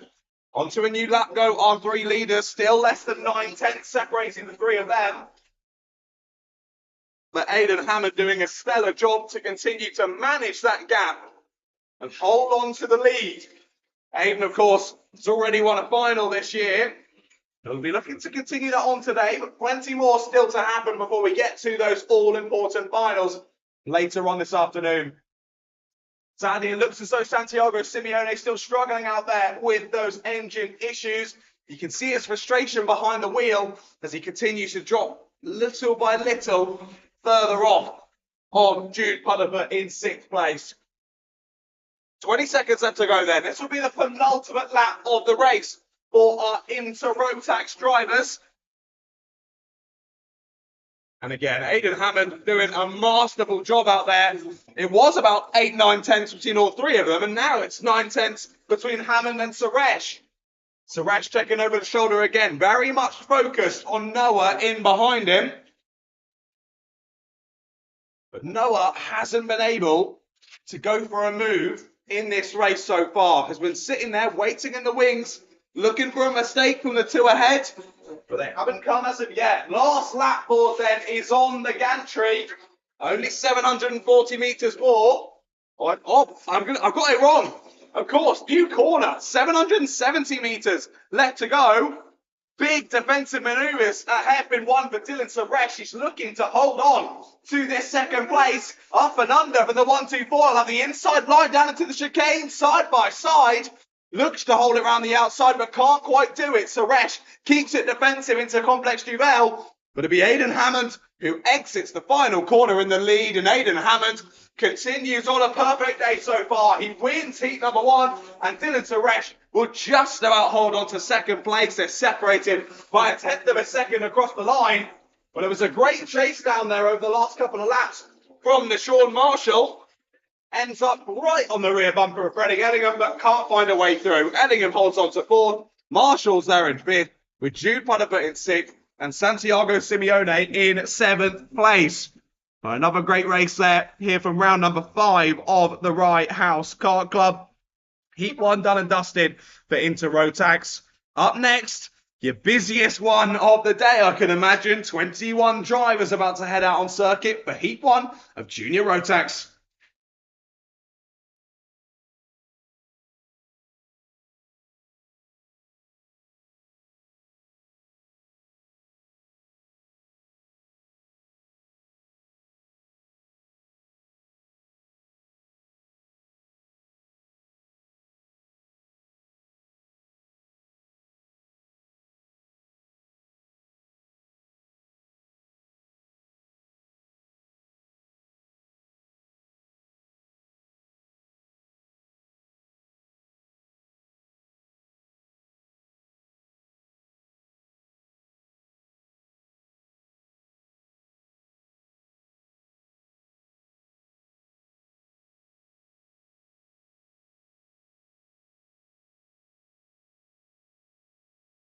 Right then, Junior Rotax out on circuit. Let's get ready for this one. Jack Beasley lines up on pole position with Sam Kohler alongside him. Michaelism and Ayrton Rye on row 2. Mario Smith and Tyler Mason Gray on row 3. With Adam Turasek and Warwick Milam on row 4. Edward Jones and Callum Scrivens round out the top 10. Followed by Rex Ashley, Luigi Perlini, Ellis McKenzie, Leon Canellas, Franklin Masama, Christian Kayoff, then George Dale, Tigran Grigorian, Alex Cooper, Timmy Shahini and Ashton Baker. 21 drivers on the grid. Will they all make it to the end of lap number 1? We find out now. Green light on the gantry, and they head down to Stadium Bend. They head out of my eye line. Who will be leading at the end of it? It's still Jack Beasley. Side by side through Rangers Elbow as they head down to hairpin number 1. We've got 2 drivers who have come together on the exit of the first corner, and already an exhaust off for the number 77. That's race over already for Alex Cooper. Clearly getting caught up in that first lap squabble as well. I'll let you know the 2 drivers who are off down at the first corner. It's the 74 and the 14. So Ashton Baker and Timmy Shahini from the back of the grid coming together on the first lap. End of lap number 1 then. 2 places gained for Mario Smith, 2 places gained for Turasek, 4 places gained for Rex Ashley. Your winner in the previous 2 finals is making moves through the first lap of this Junior Rotax heat. Oh, it's all getting a bit scumbly there down in the first hairpin. My goodness. Late on the brakes there for the 182 of George Dale. He smacks his steering wheel in frustration with that one, got a bit too excited, and ends up losing a position when he was trying to gain one. End of lap number 2 then. They continue on. Beasley dealing with the pressure well. It's Michaelism though, who's all over the back of him. Is that a new sneaker kit for Michaelism? I think it might be. But it's clearly powering into greatness at the moment. Good pace for Michaelism, one of your championship contenders. There's a big move down the inside. Contact between 3rd and 4th place. They both go wide. And they both lose positions. Rex Ashley picks the pocket of the number 18. That's Sam Kohler. Sam Kohler knocked Mario Smith wide. They both lose time. They both lose positions. We'll see where they drop to when we get over the gantry at the end of this lap. But still, the top 2 are Beasley and Islam across the line. Will Islam be able to put the pressure on? Right then, where they drop to, Kohler's down to 6th and Mario Smith all the way down to 9th place. That's gutting for Mario. So he'd had a really good start to this race. Ayrton Rye putting the pressure on Adam Turasek. Adam in 3rd place at the moment. Of course, your winner in the final at round number 1. Oh, I thought that might be the move there for Michaelism. He saw the slide from Beasley ahead, thought about the inside line, but Jack covered it off very, very nicely. Round the final corner they go yet again. And look who's joining the party. Rex Ashley is there with them.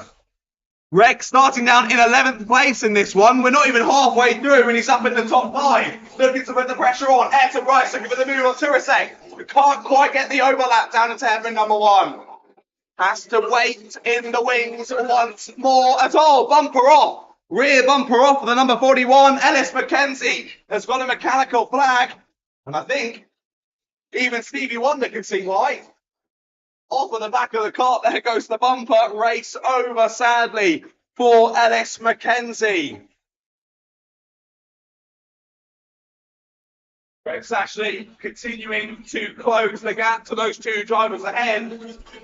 Particularly if Ayrton looks to find a way through and loses time with Adam. Rex is going to be there to pick up the pieces. Who's joining them? It's Sam Kohler. Of course, we saw Sam get in the side of Marius early on in this race when he's rejoining that top 5 battle. There's Leon Canellas battling well with Edward Jones as well. Jones trying to find a way past. That's in the battle for 11th place, just outside of the top 10. So still really close between the top 6 at the moment.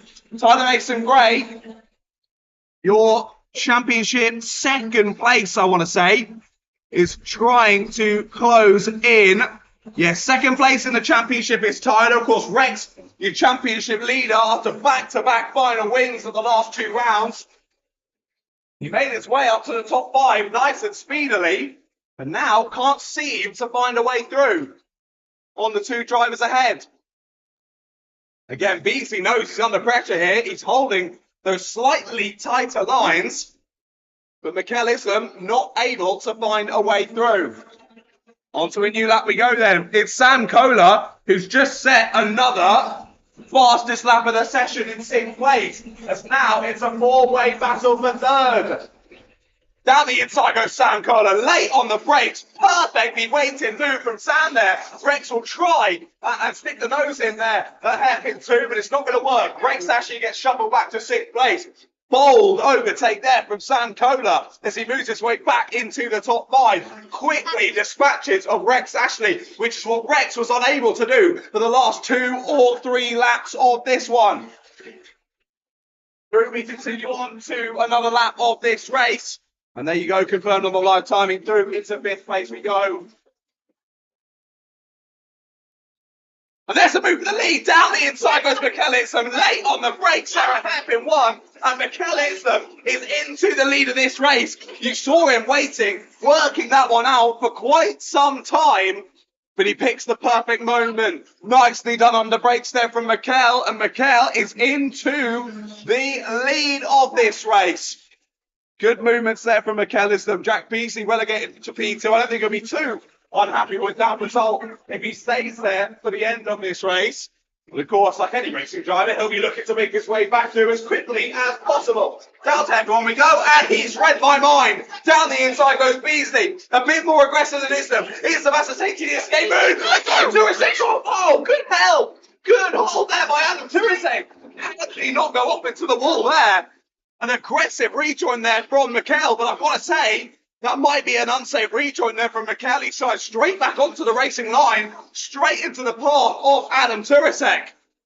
We'll see what the stewards think of that one. But they continue on then. Beasley with a bit of breathing room for once in this race, as we've got just over 30 seconds left to go. All of it held up there down through Stadium Bend, as they all go front to rear into each other. Through hairpin 2, a bit wide for Ashley. As there's somehow that's rechanged again. Kohler's back behind Ashley now. Kohler tried to get that up and under done on the exit of hairpin number 2. But again, can't quite do it. Ayrton Wright's been stuck behind Adam Turasek for the entirety of this race so far. Turasek doing a stellar job just keeping those drivers in behind. As there you go, the 22 of McKellism is under investigation for that rejoin. Now, he was forced out wide there by Beasley. It was an aggressive move, but either way, Mikkel has to be the one to rejoin that track safely, and he did not do so. He's there in 2nd place. We'll see if that changes once all is said and done. Gap extending once again back to Adam Turasek as Mikkel looks to try and relaunch an attack for the lead. They'll be heading round the final corner onto the last lap of this race. Final lap ball is seen by Jack Beasley. He covers off that inside line into Stadium Bend. Can we see a re-overtake as they catch a couple of back markers? Oh, bit too close to contact there. Up and under. We'll try Mikkel Islam. So we've got a slow driver on the apex there at hairpin number 1. Rex Ashley tries to get the move. He's going to get a 4 exit under pressure then from Sam Kohler. Beasley's holding on to that lead. Leaves a little bit of room at the apex there of the first corner. As the 43 has got out of the car underneath my window. Right then, out the final corner come our leaders. They'll come across the line. Jack Beasley will win the first race in junior road tax of the day. Great racing at the sharp end. But Mikkel Islam will be under investigation for that rejoin. He finishes 2nd on the road after some good battling with Jack. But sadly, I fear he might drop down the order. Adam Turasek finishes in 3rd place with Ayrton Ryan 4th, Rex Ashley in 5th, Sam Kohler in 6th, Tyler Mason Gray in 7th, Callum Skivington in 8th, Warwick Minor in 9th, Liam Canellas in 10th, Luigi Polini in 11th place, then Mario Smith, Tigran Gregorian there in 13th, Franklin Masama, George Dale, Christian Kaov, and Ashton Baker. It looks as though we lost Timmy Shahini, Edward Jones, Ellis McKenzie, and Alex Cooper from that one. So a few drivers dropping by the wayside. It's Edward Jones who parked up outside the comms box, but he jumped straight to safety, seemingly all okay. Well, Junior Road Tax is exciting as ever then. We've got 2 more heats before we go to the lunch break. Seniors and then 177s.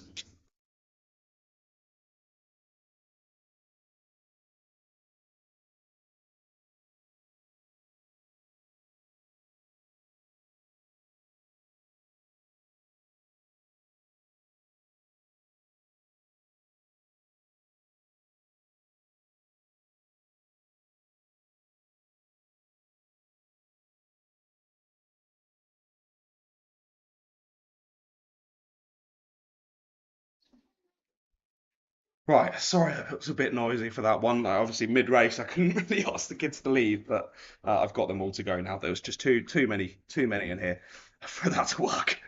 I don't mind a couple coming up and having a little chat with me, but we had about 10 kids in here then. It's just too much. It's just too much. But hopefully, should be a bit more quieter on the microphone for the next couple of races. Sorry about that.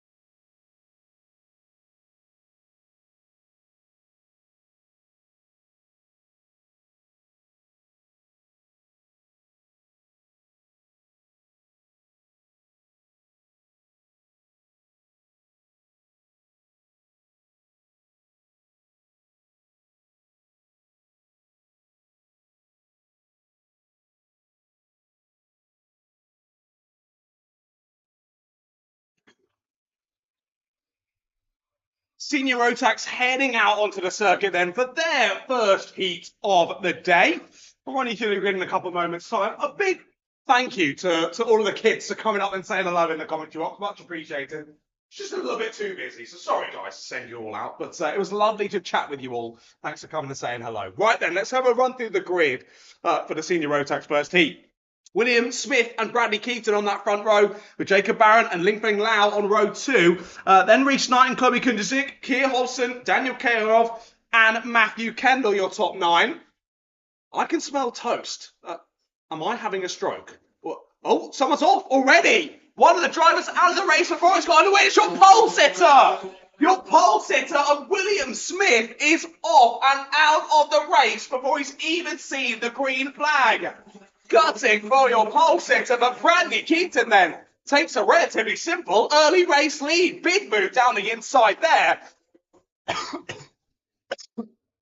That was a good move from Reece Knight, really late on the brakes. You saw him sliding the rear axle there through the first hairpin. Gets the place, and I believe, who was it that followed him through? We'll see when we come to the end of this first lap of racing. Might have been Daniel Kehayov who followed him through. But one driver losing a couple of places as Kundasik's under pressure there side by side down into Stadium Bend in the battle for third place. Wide goes one of the drivers. That's the 66 getting shuffled out wide of Lingfeng now. As down the inside, late move from the 26. Reece Knight's going to try and get that inside hairpin too, but it won't quite work. Good overtake then from Keir Hodgson. He's up to 4th place. Keir picked the pocket of another driver on the first lap following Reece Knight through. And now he's got the move done on Reece Knight. Up to 4th place he goes. And now himself and Reece both right on the rear bumper of Chloe Kundasik. Chloe will be looking and hoping to hold on to this top 3 in the first race, but it's looking like it's going to be a tough one. Top 2 have already scampered away. Keaton and Barron. Oh, big shunt. Oh, Kundasik is off. That was a big bit of impact to the back of Chloe Kundasik. That was clearly Keir Hodgson thinking that Chloe would brake later than she did, and Keir just went straight into the rear bumper of Chloe. Chloe spins off into the grass. She rejoins nice and quickly, but drops all the way to the back of the field. Now, what is it with Chloe not being able to keep out of trouble here at Rye House? No fault of her own, that one. To the back she goes. Gutting for Chloe. We know she's a very quick racer around here at Rye House, and sadly, just getting a little bit punted off there down at hairpin number 1. Well, Keir Hobson's up to second place, and we've got a spin down at the first hairpin. A half rotation there for Daniel Cahill. He rejoins pretty immediately, but back through goes Chloe Kunduzik, so she at least regains one position. The drivers head on round to finish lap number 4. New fastest lap of the race from your leader, Bradley Keaton. Well, he certainly returned, hasn't he, to the Rye House Kart Club? Back with a bang. Well, I really had hopes it was going to be a brilliant battle between Bradley and your pole sitter of Mr. William Smith. Sadly, of course, we've been robbed of that battle for the lead before we even really got underway.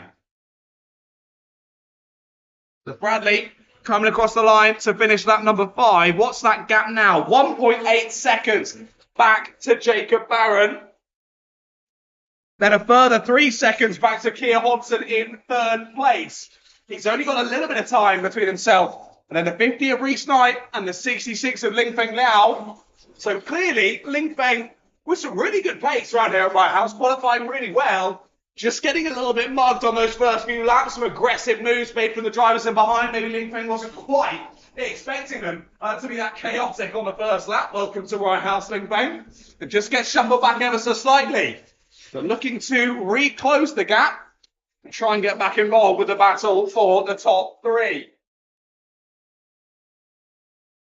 Still just over 3 minutes left to go in this race then.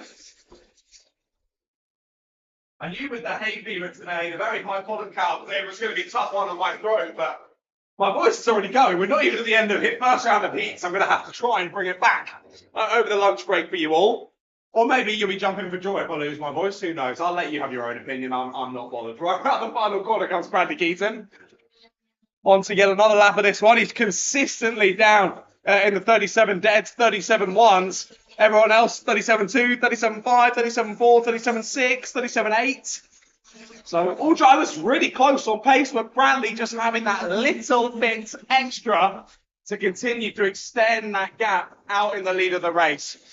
Now, visually, it looks as though Reese Knight has closed that gap ever so slightly, and yeah, by quite a bit actually on the last lap. Over 3/10 was closed on that last lap, and I think he's closed even more around this circulation of the Rye House Kart Raceway.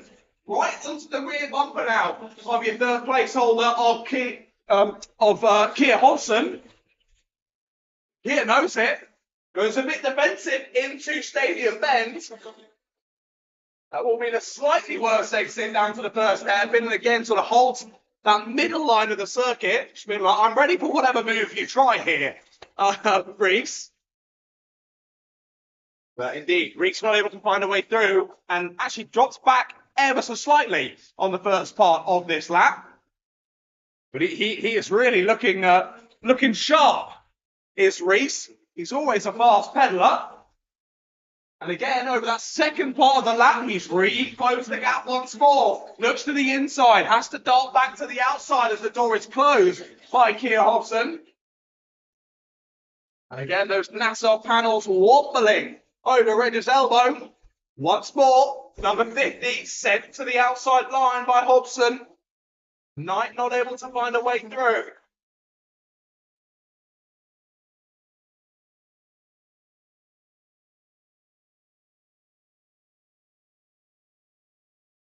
That's all I've only just spotted. It was a good few minutes ago, but after the first lap or so, it looks as though Keir Hobson is under investigation. I missed that one on the gantry, but clearly something being spotted that needs to be investigated by Keir.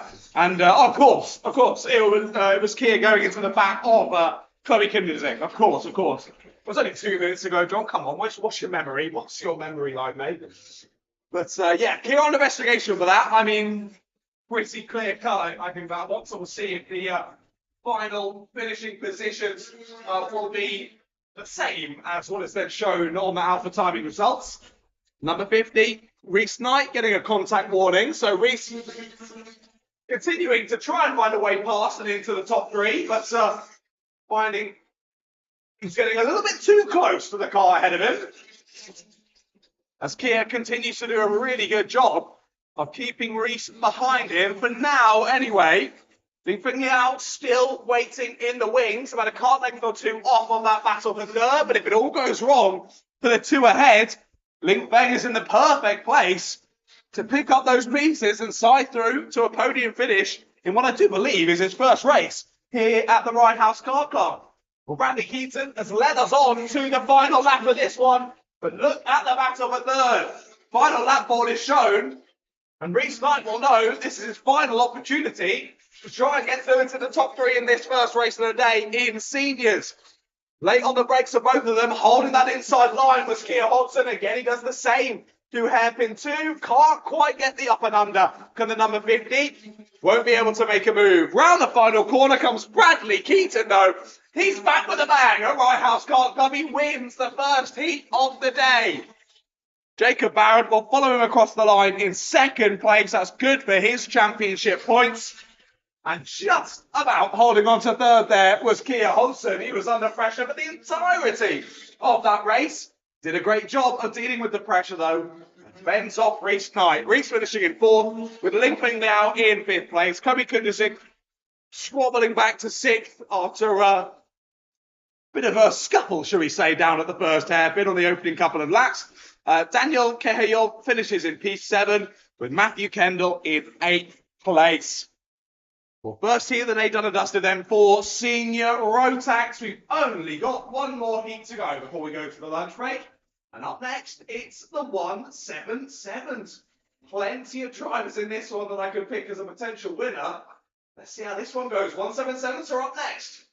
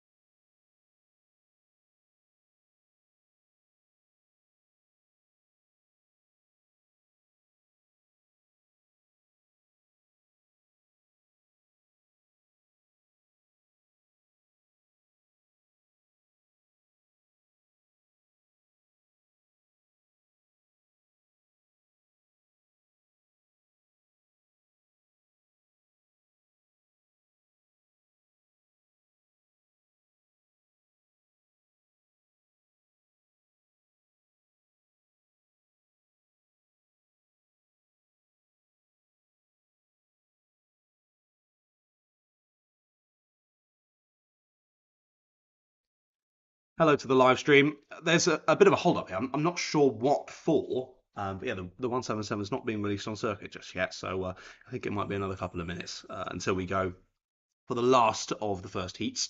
Just so you know, if you're listening, a bit of a hold up. Don't worry, it's not frozen. Yeah, we're just waiting for things to go. So hopefully, it should start in a few moments.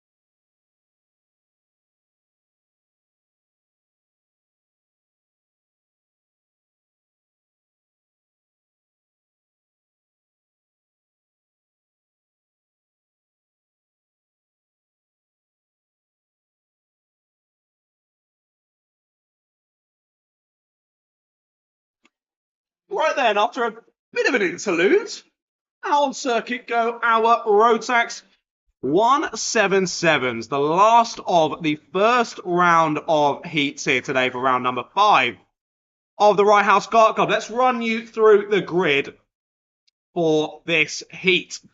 So Jack Taylor on pole position with Jake Bradfield alongside him. Nicholas Walker and Harry Taylor are there on row number 2. With Malachi Morrison and Hugo Pereira on row 3. Richard Allison and Simon Bradfield on row 4. And then Chris Emerson and Daniel Clark. That rounds out all of the drivers on the grid, ready for this 177 heat number 1. Always feisty in the 177s here at Rye House. Let's hope that continues here for round number 5. Jack Taylor will lead us to the green lights. They go green. We're racing in the 177s down to Stadium Bend. They go for the first time. Will it be Jack leading when we get to the exit? Of course it is. It's all scrappy in behind though. Second and third, battling very closely. Thinking about the inside line there was the 95, not able to make it work.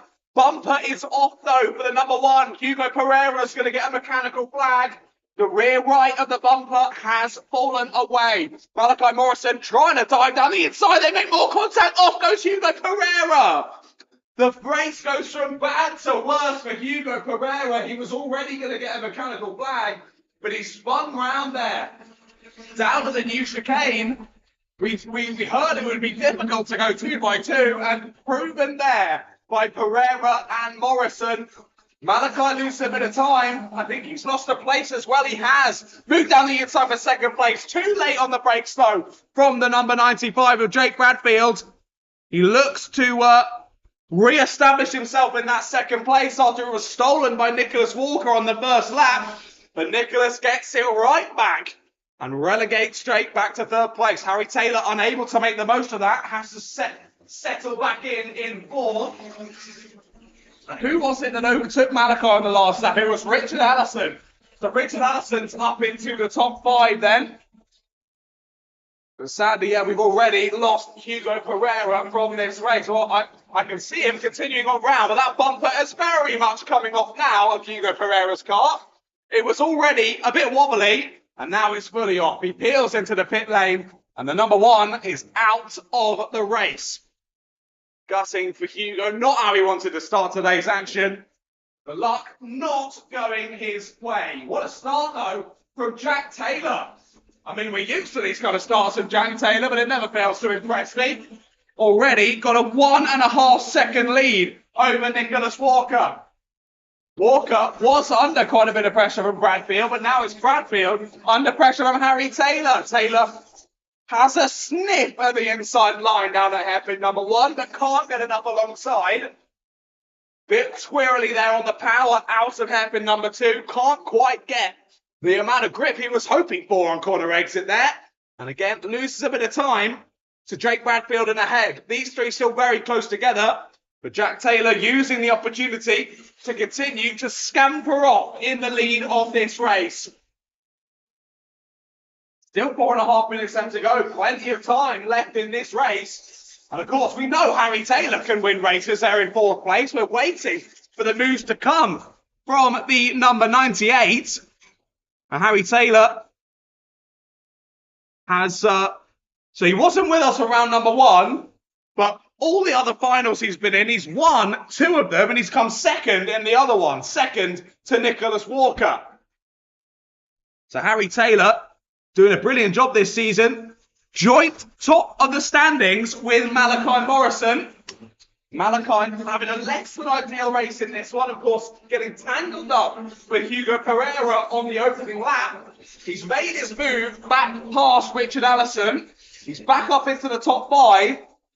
And he's really got to hope that the 3 ahead start to scrap a bit more than they have been doing in this one if he wants to close that gap and get a few more championship points. Crucially, though, that championship rival on identical points to himself is only 1 position ahead. At the moment, though, he's right on the tail of 3rd and 2nd as they continue to follow Linus Stern onto another lap of this Rye House Kart Raceway. 3 minutes on the clock. Nicholas Walker dealing with the pressure really well there on the 27. Not letting the 95 of Jake Bradfield quite get in to striking distance. They're all there, weighing up their options, looking to set up some moves, but not quite happening just yet. Well, Malachi is closing in, but it was 12 thousandths on the last lap. So, not quite quickly enough, Malachi. Oh, shuffle wide there in the final corner. That's going to be through for Harry Taylor. As oh, it's Nicholas Walker. Nicholas Walker, the one shuffled wide. So he goes from 2nd to 4th in only 1 corner. Nicholas Walker shuffled out wide. I didn't see how that move started. But either way, Bradfield and Taylor moving through into the top 3. And like I say, that's another race game for Taylor. That's more championship points game for Taylor comparatively to where Morrison is still sat there in 5th place. Of course, we saw Jack return for round 4, got 3rd place in the final, but had great pace. He looked down at his engine there.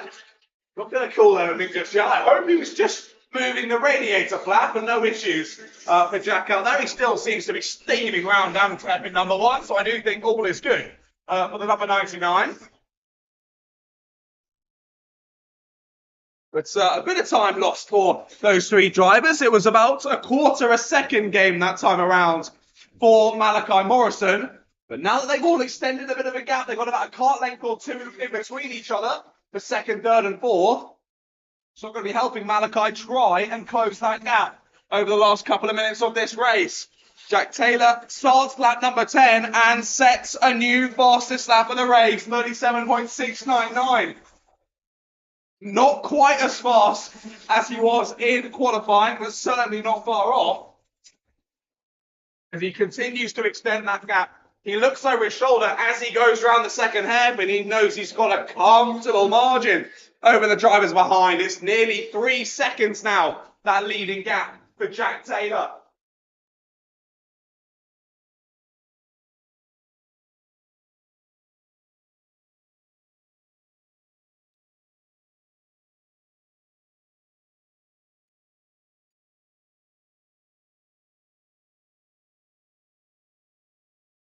Now that Jake Bradfield and Harry Taylor have made it past Nicholas Walker. Looks as though those gaps continuing to extend then. They're now sort of in pace order, really. A 37.7 for Bradfield, a 37.9 for Taylor, and a 38 dead for Walker. Those are their fastest laps, or personal best laps, I should say. And Bradfield and Taylor both set those on their last lap, so they're really hankering on, looking to try and chase down Harry's brother, Jack, in the lead. But probably a little bit too little, too late then. On to the penultimate lap of this race. And again, another driver looking to continue on with their perfect day so far and lead home a lights-to-flag victory. Well, so far, this has been a bit of an easier one for Jack than it has been for other drivers in other classes to take home that lights-to-flag in the first heat. But again, I would like to not commentators curse him. On to the final lap goes Mr. Jack Taylor. And another fastest lap of the race, 37.670, a couple of hundredths quicker than his previous best. The last 770 metres on this newly rearranged Rye House Kart Raceway. Carried on through, and like I say, it should be a relatively comfortable run to the flag here in the 177s. It looks as though Harry Taylor's fallen a bit off of Jake Bradfield. Nicholas Walker has got him in his clutches, but isn't going to quite be close enough. Jack Taylor rounds the final corner and wins the first heat of the day in 177s. I thought he might do that. I didn't quite think he'd do it so easily. Jake Bradfield finishes in second place with some good battling through, and Harry Taylor picking the pocket of Nicholas Walker as well. Gutted for Nicholas there, just missing out on the top three on the first time of asking. But I'm sure I'll have a point to prove in the following heat later on today. Malachi Morrison finishes in fifth place. Not awful for his championship, but it certainly leans the way of Taylor now. Harry Taylor's beaten him in qualifying and now in the race as well. Taylor will have a few more points in the bag from round 5 so far. Richard Allison in 6th place, Simon Bradfield in 7th, Chris Emerson in 8th, Daniel Clark finishes in 9th place, and of course sadly we lost Hugo Pereira on the first lap. Had that rear bumper come off and then got spun around down at the chicane by Malachi Morrison. All got a bit too close to comfort there, 2 by 2, clearly a bit of a challenge into the new chicane. Hugo Pereira, the one losing out. Well, there we go then. First round of heats are done and dusted. And that means we'll be going straight into the lunch break here for round number 5 of the Rye House Kart Club in 2025. What an exciting morning it's been. We've run through qualifying in all of the classes, in the first round of heats in all the classes as well. After the lunch break, we'll be back for the second round of heats, and then on to those all-important finals. I'm going to try and bring my voice back over this lunch break and get some liquids on board. I hope you thoroughly enjoyed the action so far. Of course, if you have enjoyed me being Mr. Shouty Band on the speakers as well, make sure you go and drop me a follow at Ratters Media on Instagram. That's at Ratters Media. I'd really appreciate your follow and you joining me for my adventure through being shouty in motorsport. Well, I hope you have enjoyed. We'll see you in, I think, around an hour's time. That's how long the lunch break usually is, so I'm going to assume it's probably going to be about an hour. Then we'll be back for the second round of heats, kicking off with the Bambinos. I'll see you then. Okay, stream, we're going to go to the lunch break now. So I'm just going to pop you on a little holding screen. I think it should be about an hour, but I'm not 100% sure. So I'll just try and make sure I'm back in time. So, yeah, we'll see. Hope you've enjoyed it. I'll see you after lunch.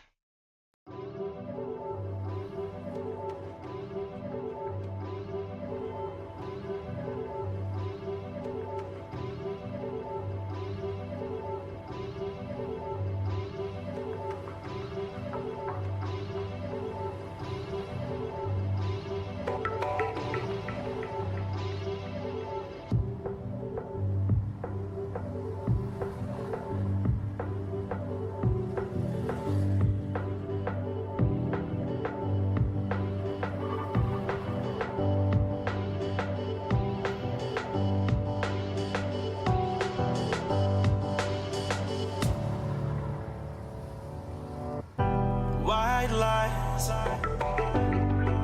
said them as we have it. You blame yourself and habit, but you're so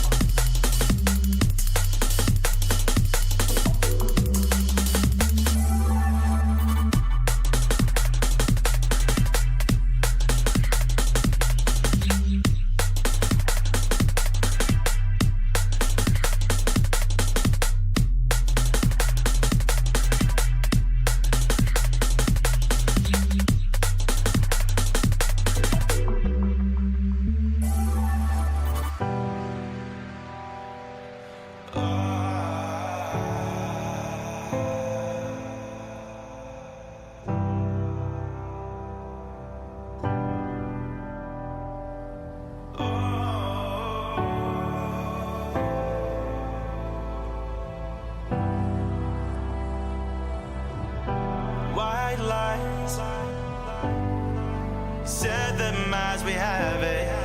You blame yourself and habit, but you're so. What am I denying? Of all the things to try it. My eyes,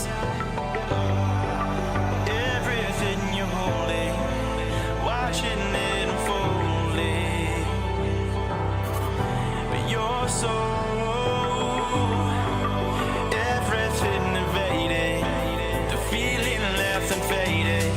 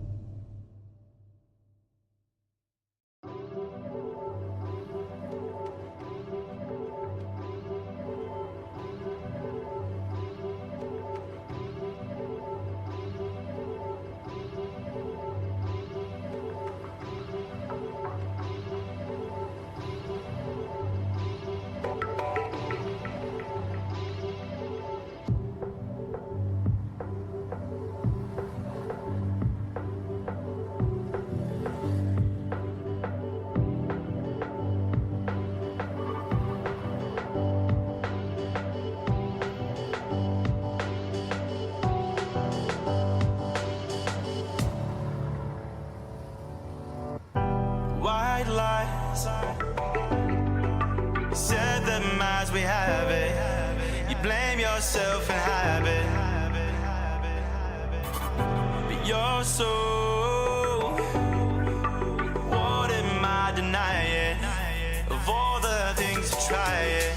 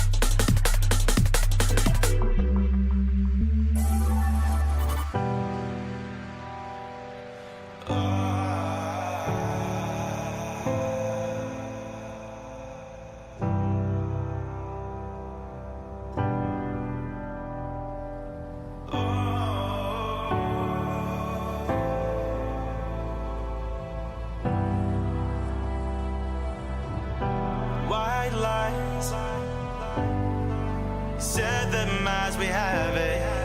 You blame yourself and habit. But you're so, what am I denying? Of all the things to try it. My eyes, everything you're holding, watching it unfolding. But you're so, everything invading, the feeling left unfaded.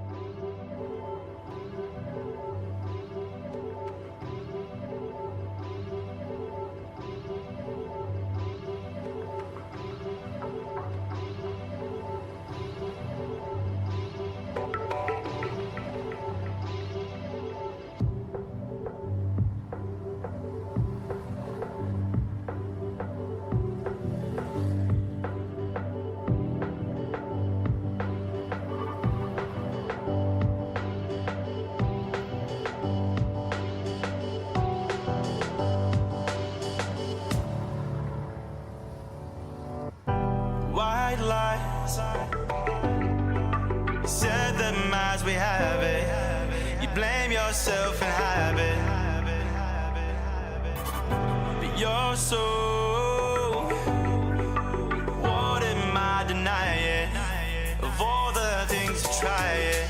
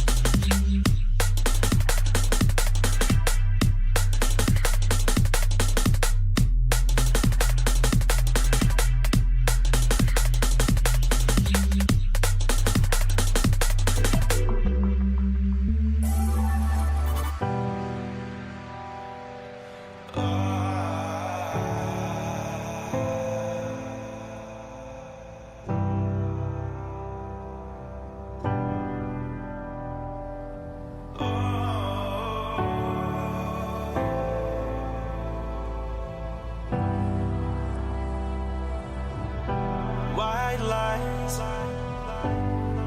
You said them as we have it.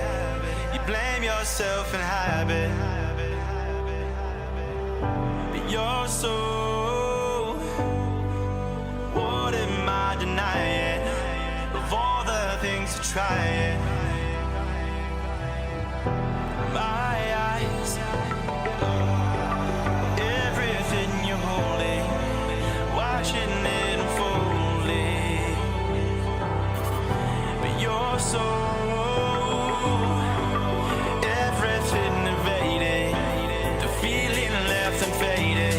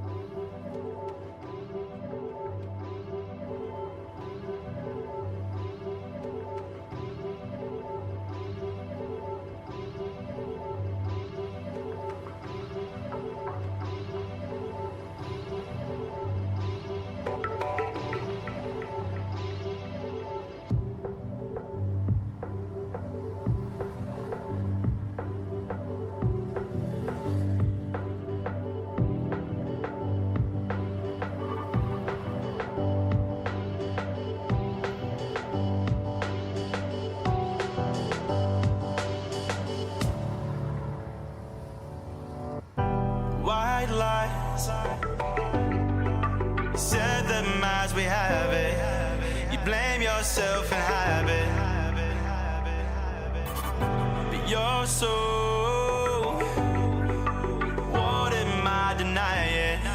Of all the things to try it.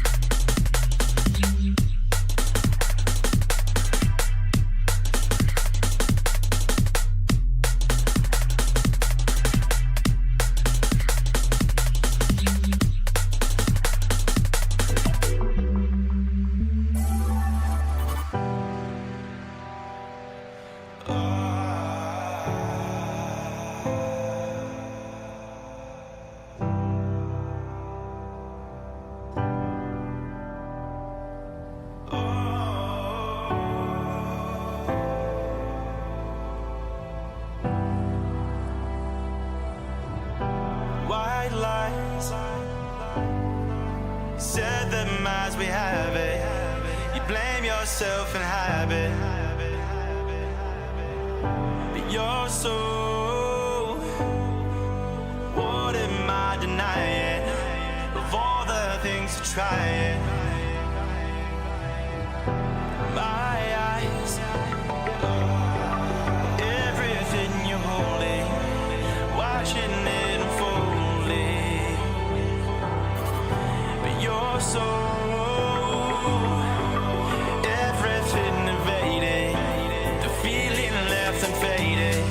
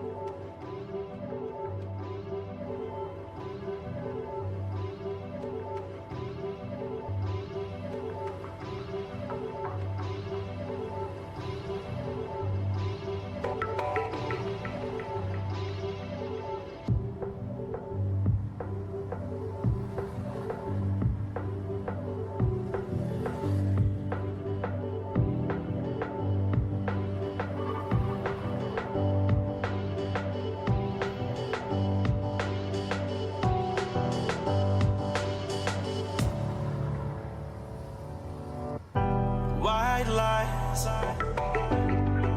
You said that as we have it, you blame yourself and habit. But you're so, what am I denying? Of all the things to try it.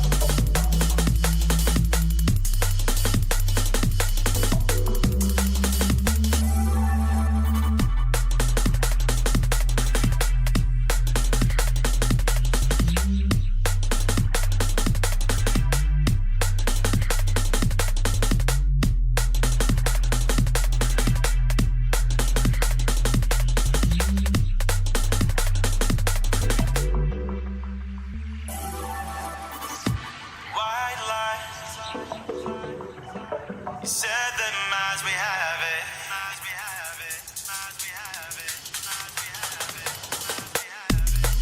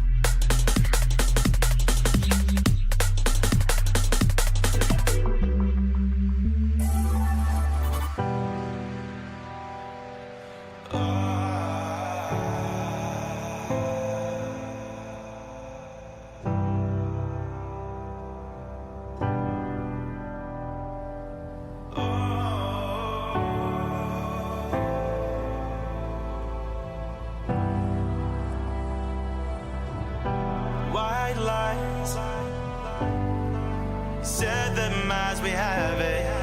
You blame yourself and habit, but you're so. What am I denying? Of all the things to try it. My eyes, everything you're holding, watching it unfolding,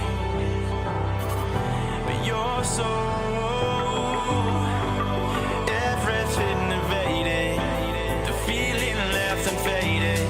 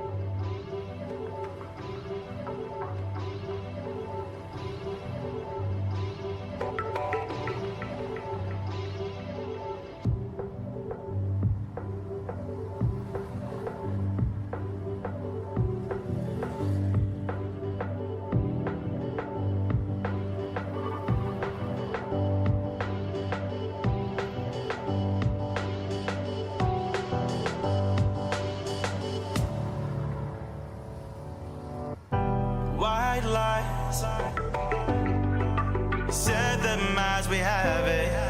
You blame yourself and habit, but you're so. What am I denying?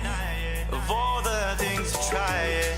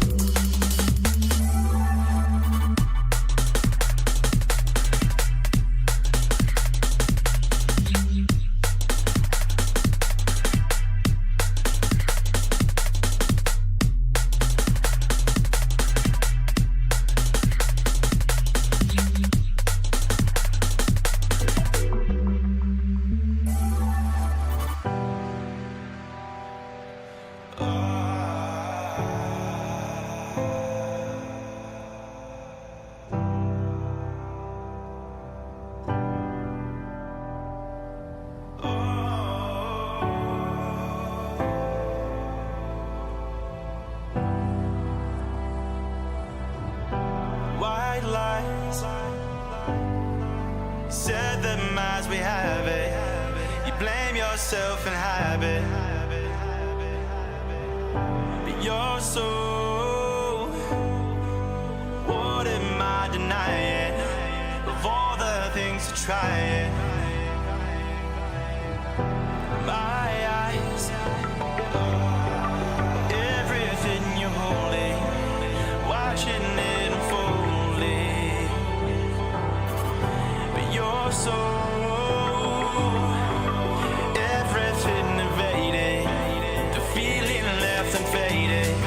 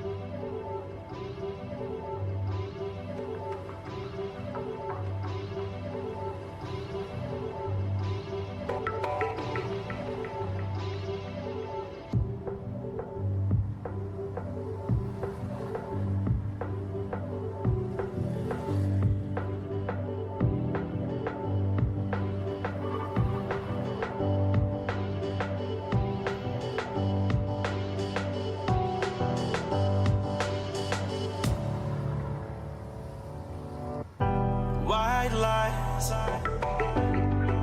you said them as we have it. You blame yourself and habit. But you're so, what am I denying? Of all the things to try it.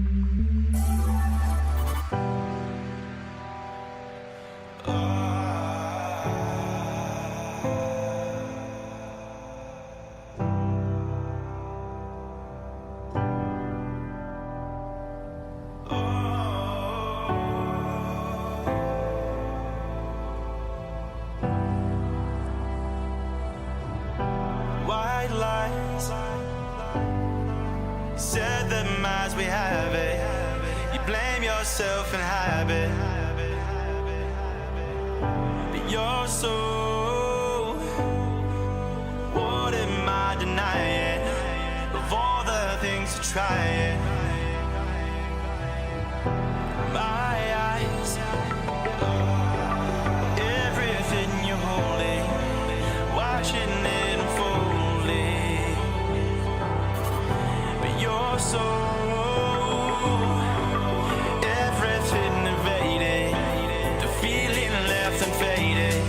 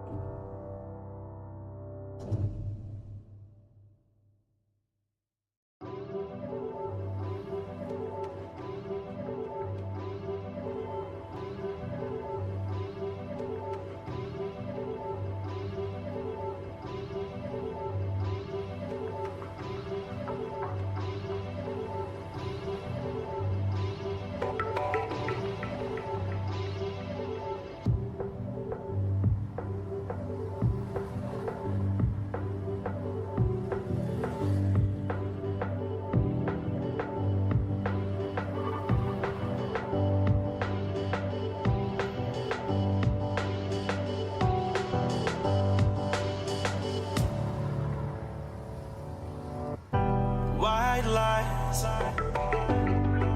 said them as we have it. You blame yourself and habit, but you're so. What am I denying? Of all the things to try it.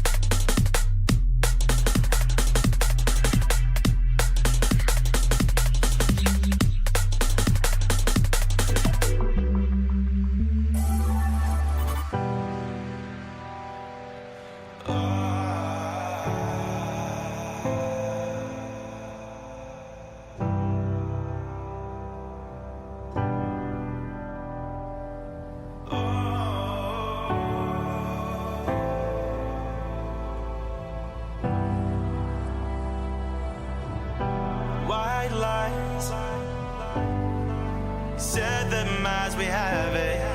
You blame yourself and habit,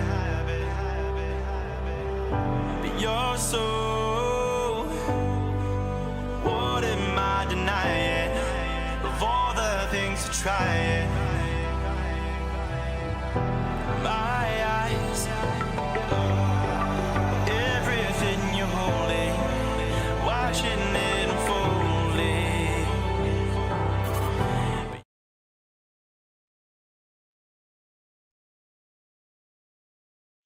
Hello everyone, welcome back to the afternoon's action here from round number 5 of the Rye House Kart Club in 2025. Just managed to get back over into the comms box in time for the first race of this afternoon's proceedings. Of course, kicking it off with the second heat of the day for our Coma Bambinos. Now, Theo Azzopardi led home a lights to flag victory in heat number 1. It wasn't quite that simple for him though. A couple of drivers were nipping at his heels, but he managed to lead it home. Azzopardi starts pole again for this one then. Brian Stevens alongside him on that front row with Ezra Robinson Matthews and Matthew Pearson on row 2. And then Fabian Smith and Jacob Hayward-White on row number 3.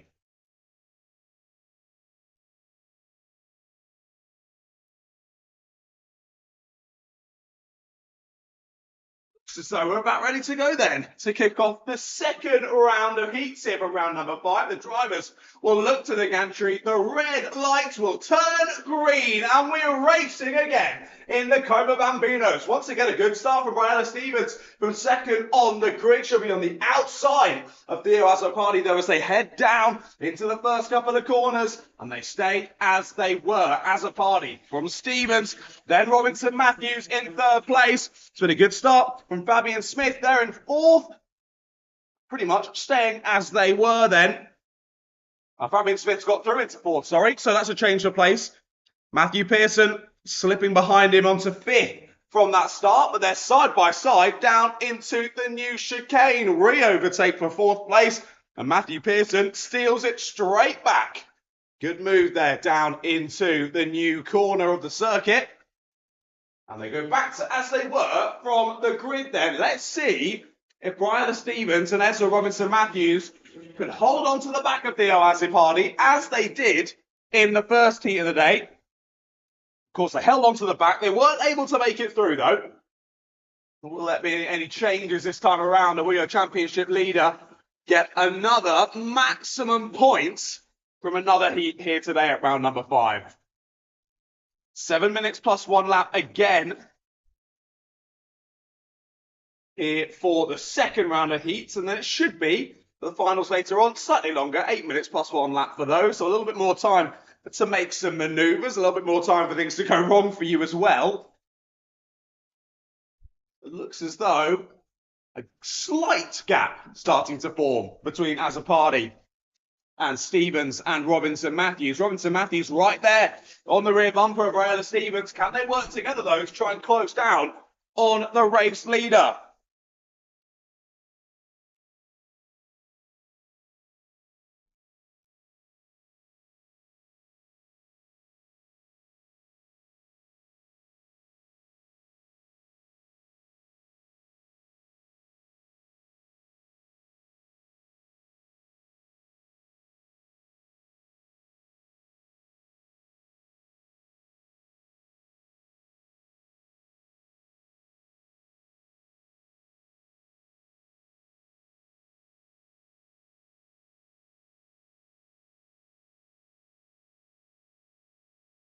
The wind has definitely picked up here at Rye House. The sun was really beating down on us only an hour or so ago, and it seems to have just dipped behind the clouds for now anyway. Cloud cover coming over a bit, a little bit cooler, which I'm definitely enjoying up here in the comms box. I imagine the drivers out there in their full race suits and helmet will probably be enjoying as well.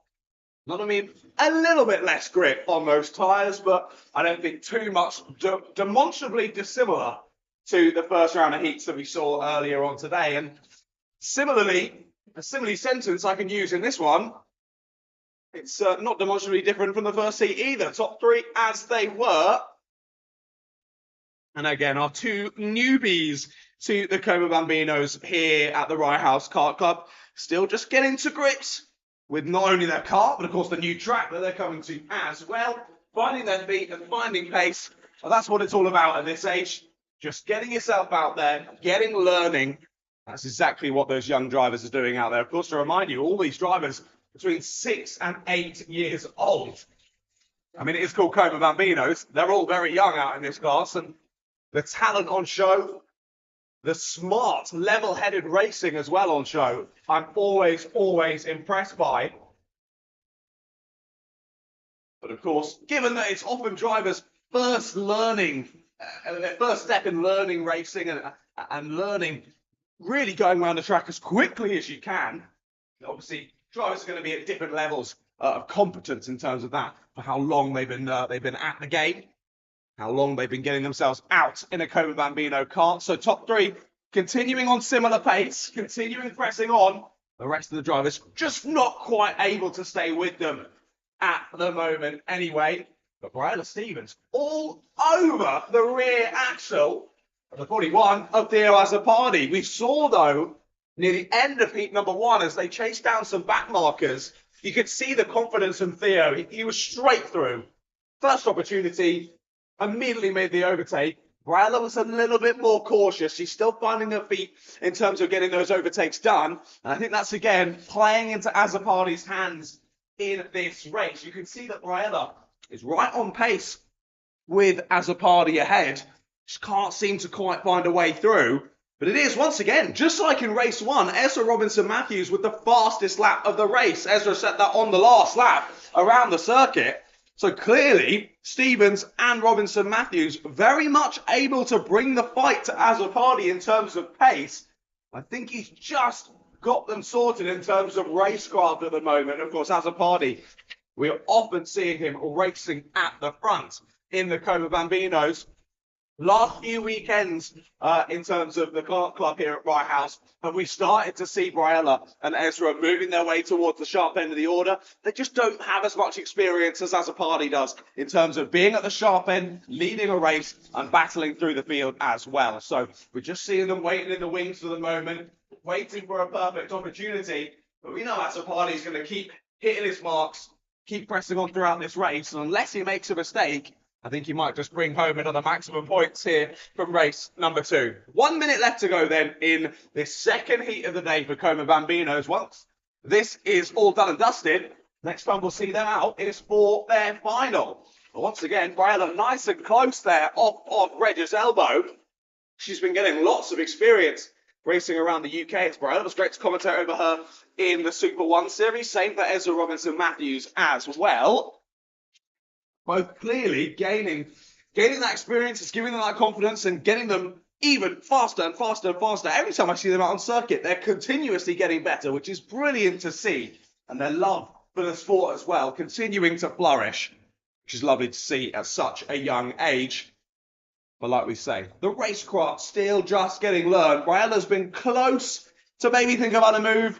She's just thought better of it. For the moment anyway. Just over 10 seconds left to go on the clock then when they've crossed the line. So we've got 2 more laps of this Como Bambino heat number 2. Down to hairpin 1 they go. Once again, Briella close in the wheel tracks of Theo Azzopardi ahead. No move made by her, no move made by Ezra either. Maybe we'll see. Maybe they'll have a chat with their parents in the interlude between this heat and the final, and maybe they'll say, right, in the final, not leaving anything on the table, you got to go for it. We'll see if that plays out any differently in the slightly longer final as well later on this afternoon. Around the final corner comes Theo Azzopardi. He will start the final lap of this race. Through they go onto it then. Azzopardi continues to hold that inside line, still feeding under pressure from the drivers around him. But yeah, both Robinson-Matthews and Stevens down in the 50.1s. Best from Azzopardi, though, is a 50.3. But of course, given that these karts are quite low powers comparatively to the rest of the karts we see out there on circuit, a lot of the lap time is carrying the speed through the corners, but a lot of the lap time as well is having that slipstream down the straight. It really does help in these lower powered karts. So I think you can put those couple of tenths more than likely down to that. But I don't want to take anything away from the two chasing drivers. They've been super, super impressive. And like I say, great to see them continuing to improve. But once again, round the final corner, it will be Theo Azzopardi who wins another race here at Rye House in the Copa Bambinos. Azzopardi adds to his championship tally and wins heat number 2 ahead of Brianna Stevens and Ezra Robinson Matthews. We wait for the rest of the drivers to head on through to the end of their final lap. Matthew Pearson crosses the line in 4th place, about 13 seconds off of the back of those top 3. And then we wait a further 10 seconds for Fabian Smith to cross the line. It was up to 12, actually, that gap by the time he came across the line. A bit of a slow last lap for Fabian. And Jacob Hayward-White comes across the line, then a further 7 seconds clear of the rest of the field. But great to see the number 44 make it to the checkered flag in this one. No mechanical issues for the 44. He got such a good start in that heat one, and then he was robbed by some mechanical gremlins. But great to see Jacob back out on circuit for heat 2 and making it to the checkered flag this time. So then, like I say, Como Bambinos, next time we'll see them is out for their final later on this afternoon. Up next, heat number 2 for our Honda Cadets. Will Jensen Kula pull away with it again and scamper off from the rest of the field, or will someone else be able to catch him and make a little squabble for the lead? Let's wait and see. They're heading out soon.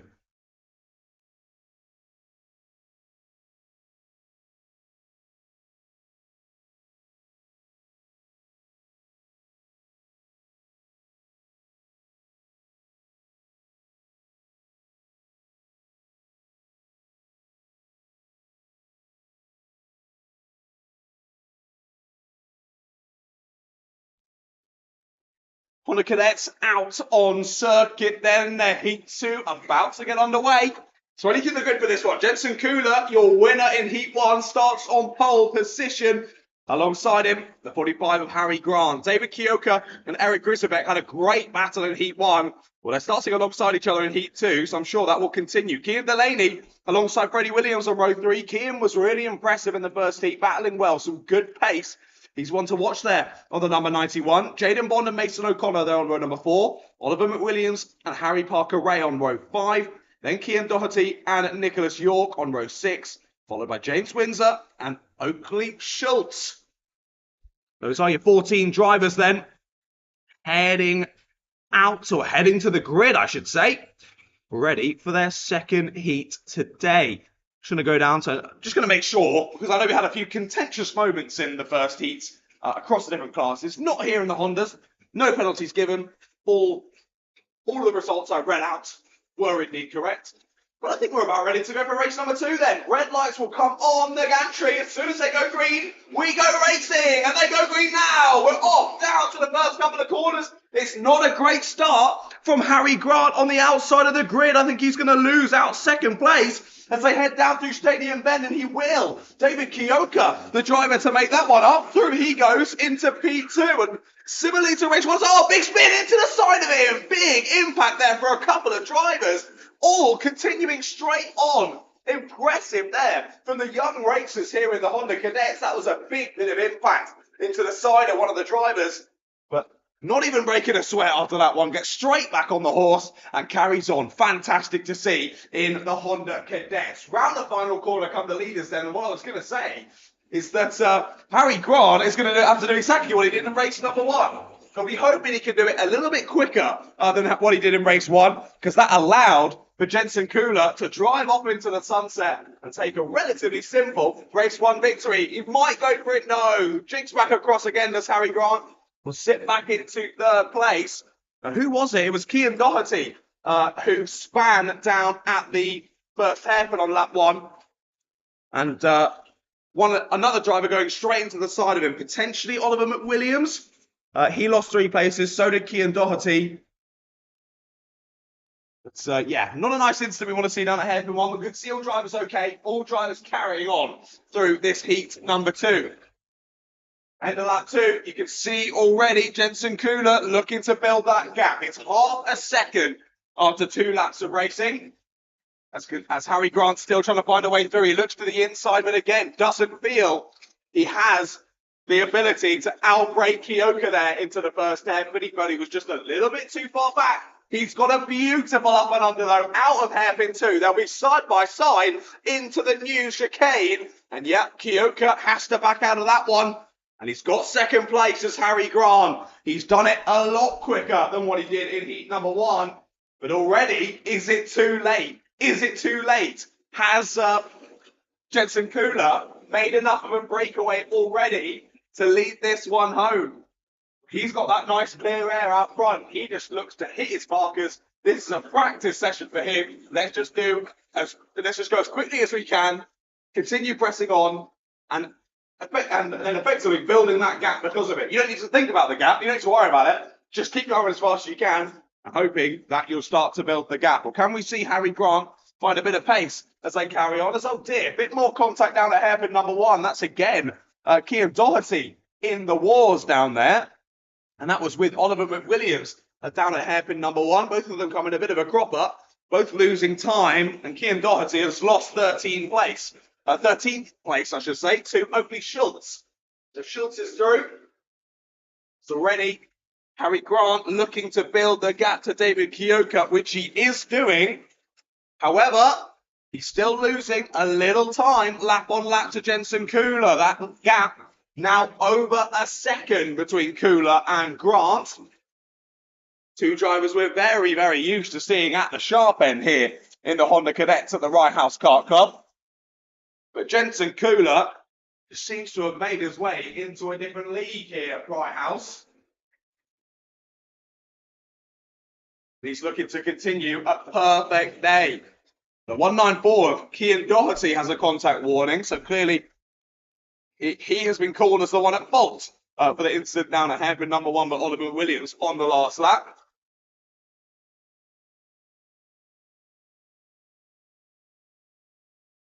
David Kyoka continuing on what he was doing in race number 1 with a bit of a defensive masterclass of David. Managing to keep Eric Rizabek and Cian Delaney behind. A carbon copy of what we saw in the first race earlier on.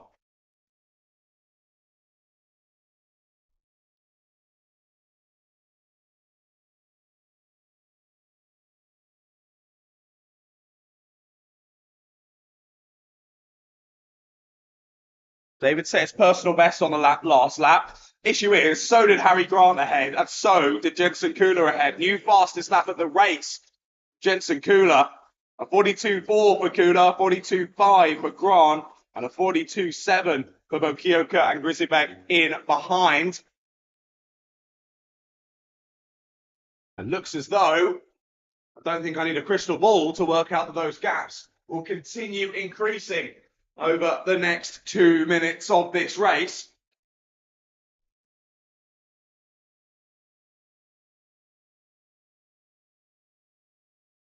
Grant doing his best to keep that gap relatively stagnant at just over a second. It's 1.1 seconds now as they head through onto lap number 8.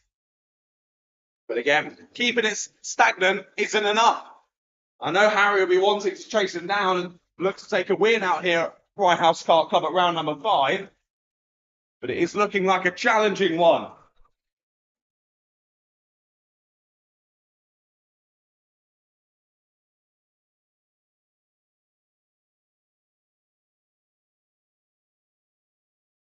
David Kyoka continuing defending like an absolute champ. Brilliant stuff from David. I mean, he doesn't actually need to properly defend. He's just driving really well, really good pace, driving his lines. And Eric just can't seem to find a way through, just like we saw in heat number 1 earlier on today. Eric struggling to find a way through. He's still got Cian Delaney right on his rear bumper. Any mistake from Eric, and Cian will be right there, steal away 4th place from him. But it's looking like they're relatively comfortable sitting in this 3-way train for the moment. But even though they're able to work together, which they're not really doing, even though they're able to work together, they're losing time hand over fist to the 2 leaders. Gap between Kula and Grant now 1.5 seconds almost. And a second was lost on that last lap alone. Back to David Kyoka. So gap back to the battle for third now, nearly 3.5 seconds to Jensen Kula.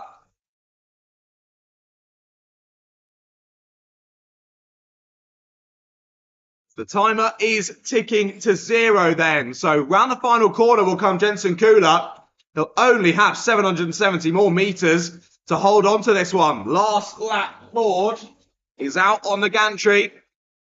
Final lap begins now for the number 16. And gap again extends ever so slightly. 1.3 seconds. Now the gap between Kula and Grant. And it looks as though Kula is cool, calm, and considered out there. Like I say, continuing to hit his marks, put in some really good pace. Just try and drive away with it at the front of the order. That's exactly what he did in race number 1. That's exactly what he has done in race number 2. And it all comes down to that great start. Gets himself, makes sure he presses on ahead, and then just starts to slowly but surely build that gap. Round the final corner comes Jensen Kula, and Jensen Kula will win heat number 2. He's not even bothered about it. Super chill as he comes across the line, hands down in his lap. Totally relaxes Jensen Kula. He knows exactly what to do when he's out there on the black stuff here at Rye House. And he does it again, does Jensen. Another race win under his belt. Harry Grant and David Kioki are top 3 then yet again. David defending really well, keeping Eric Grisibek and Kian Delaney behind. They round out the top 5. Behind them were Mason O'Connor, Jaden Bond, Freddie Williams, Harry Parker Ray, Nicholas York, James Windsor, Oliver McWilliams, Kian Doherty, and Oakley Schultz. Your 14 drivers, once again, just like race 1, all making it to the checkered flag, which is brilliant to see. Heat number 2 done and dusted then for Honda Cadet GX200. Micromax are up next. Let's see how this one goes. It's been a perfect day so far for Mr. Adam Galudi, your championship leader. Let's see if that continues here in heat number 2.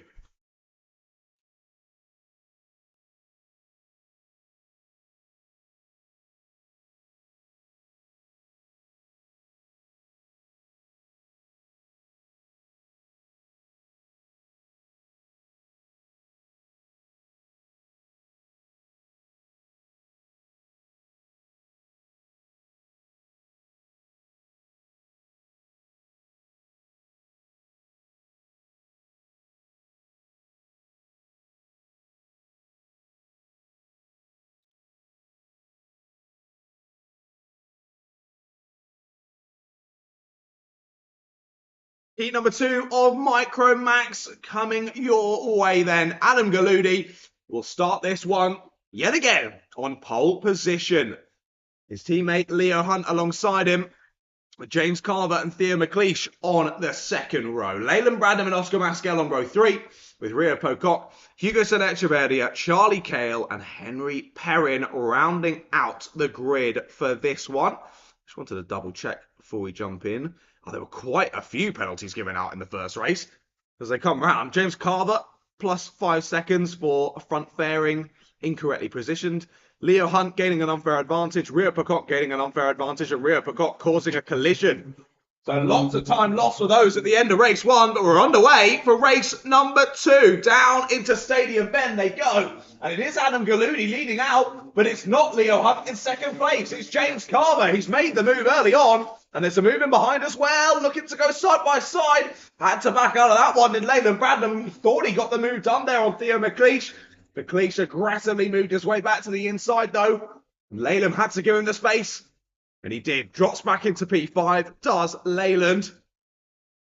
We'll see whether Theo McLeish can keep him behind for the rest of the race. Of course, it was Theo and Rio Pocock that were having a bit of a ding-dong battle throughout race number 1. And as we say, Rio got a few penalties because of that. 10 seconds of penalties to be exact. And yeah, sadly dropped him down to P9 when all was said and done. Not so great for the championship points there for Rio. I don't think he'll mind too much, but he's already made the move on the 48 of Leyland Bradham. Move has been made for P5 down at Stadium Bend on this second lap of proceedings. Adam Galudi very much not driving away here at the front of the order. All staying very much nose to tail the top 3, kind of similar to what we've just seen in the Bambinos, 2 races before. Top 3 scampering off. But similarly, again, to the Bambinos, not really too many overtakes happening in the top 3. Sort of just following line astern, waiting for the other one to make a mistake, and that's not really happening. And then just leading each other through to the checkered flag. Hopefully we see a bit more scrappiness here in heat number 2. But of course, I'm not the one driving. I can't tell you what to do. I'm just speaking from a totally unbiased position here in the commentary box. I want to see some crazy moves. But I'm sure that the dads and mechanics and mums on the wall won't be saying the same thing if they've got a child involved in this battle. Galudi looking to make a bit of a breakaway, though. New fastest lap from the number 92. Nearly half a second the gap between himself and James Carver as he pops in at 41.6. 2 or 3 tenths quicker than all the drivers chasing him on that final lap, and that's what's given him that, 2.5 kart length gap now at the front of the order. You can see why Adam Galudi is your championship leader here in the Micro Maxes. Impressive stuff from the young driver. So now it looks like Leo Hunt trying to bring the fight to James Carver in the kart ahead of him.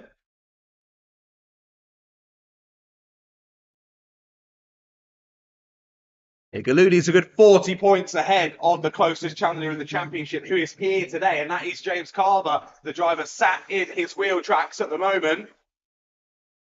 But continuing to come second to your championship rival will continue to extend that gap for Adam Galudi at the sharp end, little by little. But as they say at Tesco, every little helps, and Adam Galudi's doing just that out there on the black stuff. Just making sure he hits his markers, goes as fast as he possibly can, and brings home more points as he charges towards the championship here in 2025. Checks over the shoulder as they go onto the front straight yet again. He'll know that the 2 behind are not within striking distance of him, at least at the moment. That gap has definitely closed in over the last half lap or so, so momentum clearly ebbing and flowing between the 3 leaders as they all try and find a bit more pace out there. It's been a little while since they've been out in the karts, of course, with that lengthy lunch break that we've just enjoyed.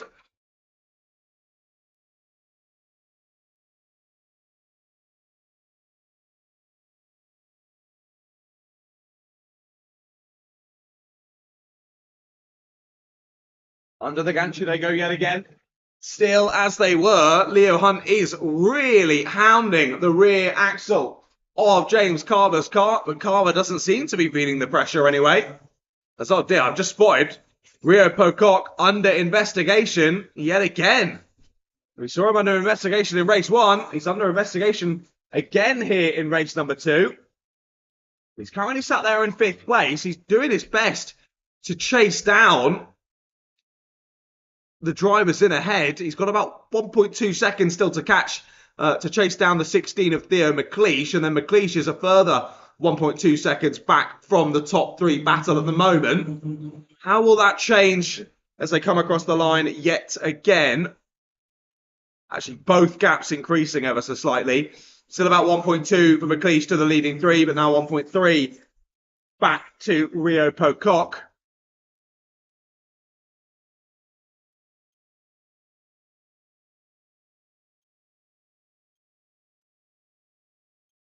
No moves looking like they're going to be made just yet here at the sharp end in Micromax. As just as I say that, what a move down the inside from Leo Hunt. I wasn't expecting that, as you could tell from my literal previous sentence. What a move from Leo Hunt. That was so opportunistic from the number 66. Just watched Carver go a little bit wide on the exit of the chicane. Knew he'd lose that momentum. And Leo dived straight to the apex there and got the move done early on. Really nice overtake from the ASR driver. And now it's back to being an ASR 1-2, which we haven't yet seen today in racing conditions, I don't believe. James Carver has picked Leo Hunt at the start of both races. But this time, Leo managing to find a way to muscle back through, get himself back up into 2nd place.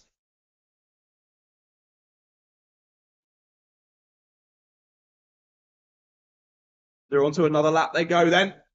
Just over 30 seconds still on the clock in this one.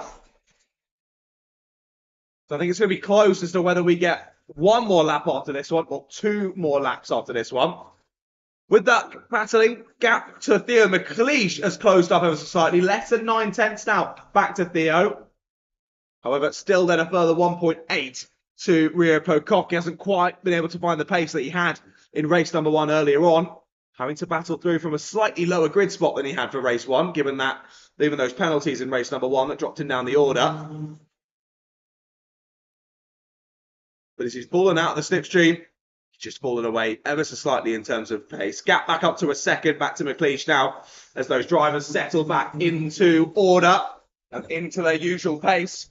And we are indeed penultimate lap, this one. So Galudi managed to get across the line before the timer hit 0. And after this lap, they'll still have another one to get done. You can see there as well, Oscar Masquel under a bit of pressure from Hugo Senna Echeverria. They've been like that for the last couple of laps now. Have the number 15 and the number 55 as they head through the new chicane.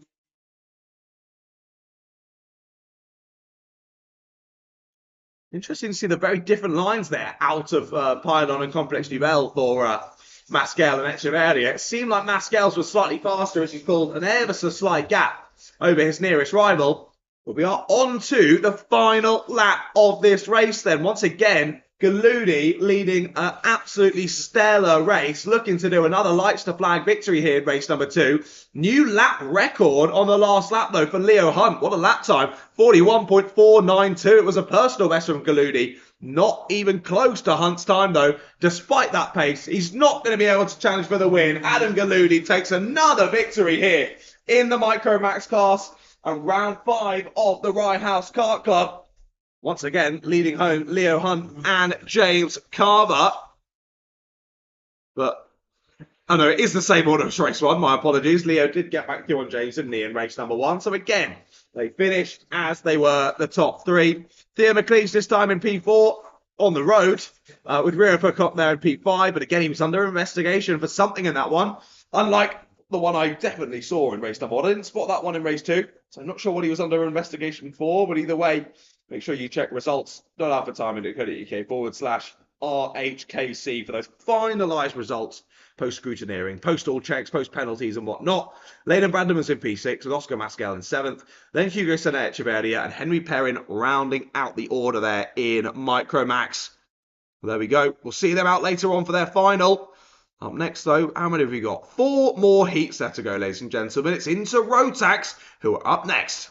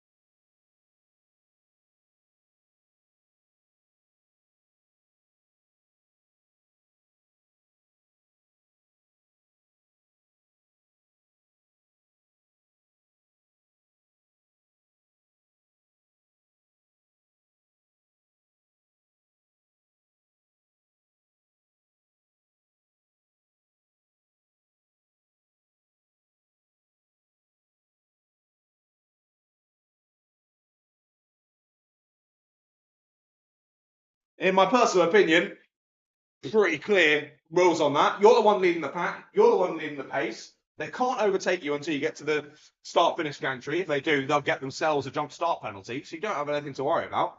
Stay at half throttle. As soon as those lights go green, full throttle, we go racing. It looks as though we are going to have a bit of a chat, though, for the drivers down, and we will stop just before pylon, just slightly earlier than we used to. So, drivers, I can say my favourite word for the first time today, getting a bit of re-education down there at pylon. 4th time's the charm. I know that's not the phrase, but we'll see if it's true. Back in a second.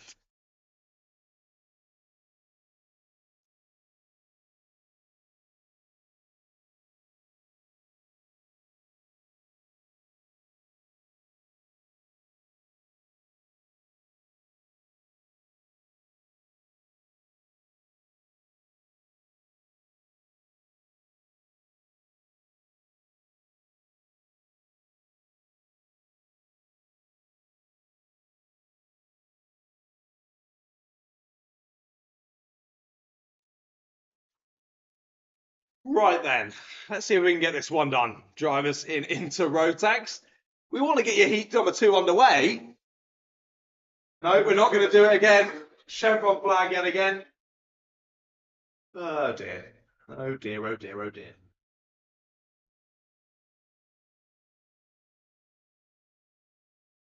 I know they used to have rule. I think it was in the blue, but I can't remember now. I'm not very technical on these things, but I know there used to be a rule where some clubs used it. I remember Wilton Mill Kart Club used to use it back when I was first commentating up at Wilton Mill, where I think they got either 2 or 3 attempts at the start, and then after that, if you couldn't get the start right, the top 2 got sent to the back of the grid, which is a really hefty penalty. But honestly, in times like this, you sort of go, kind of makes sense. Kind of makes sense, really, if we can't get the race started.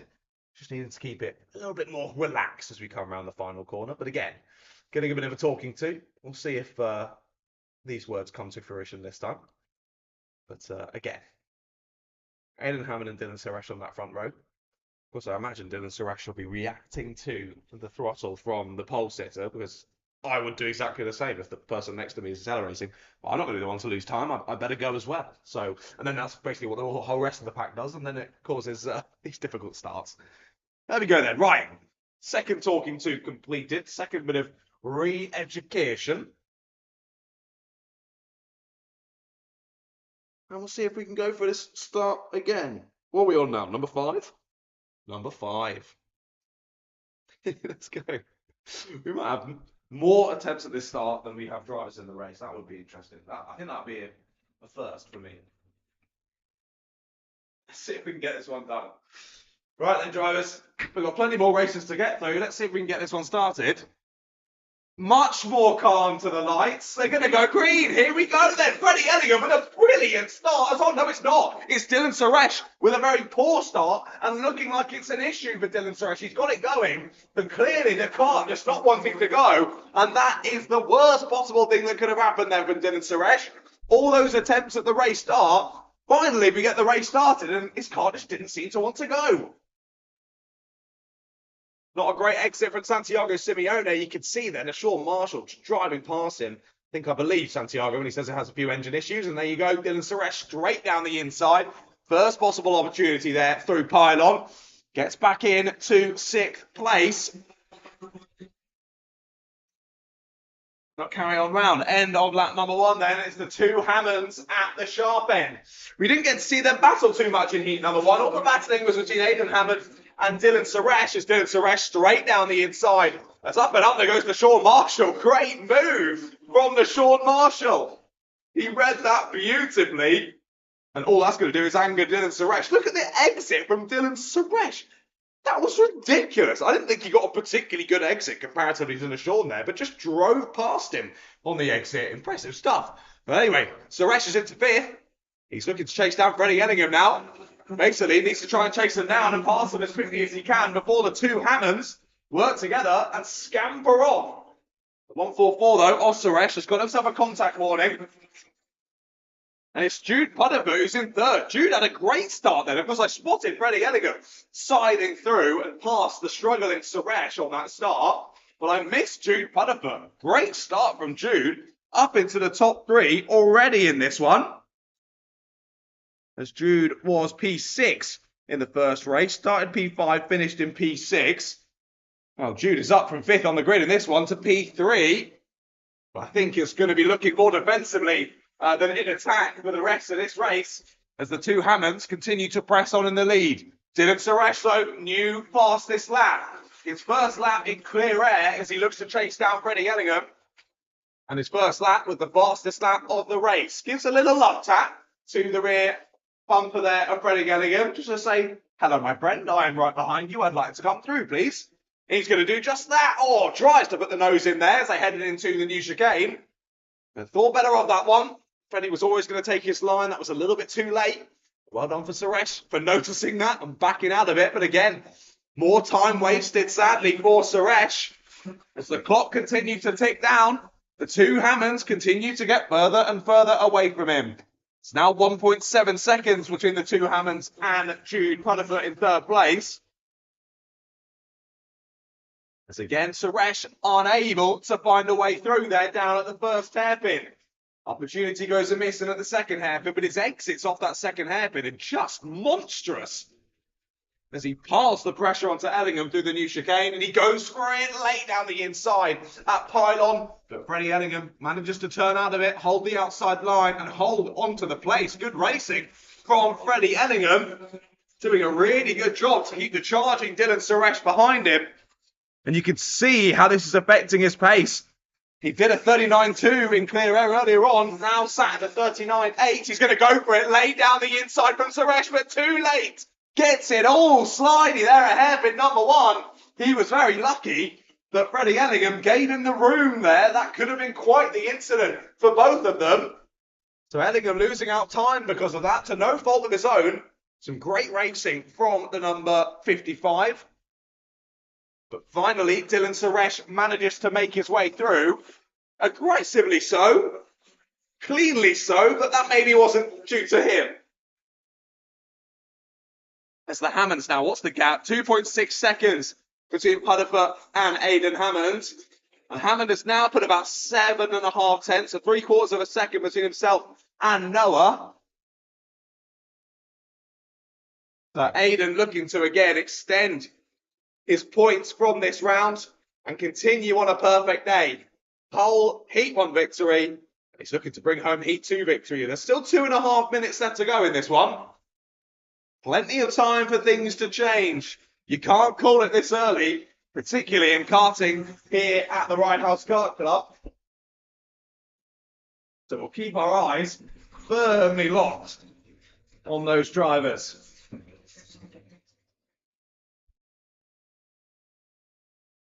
Suresh now looking to chase down Jude Putterfoot.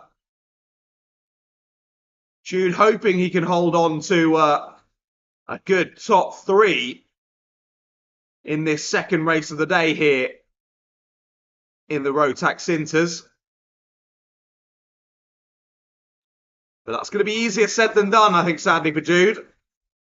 It's like I say, Dylan on an absolute charge here, looking to find a way past. When can he go for it? Opportunity not arising just yet.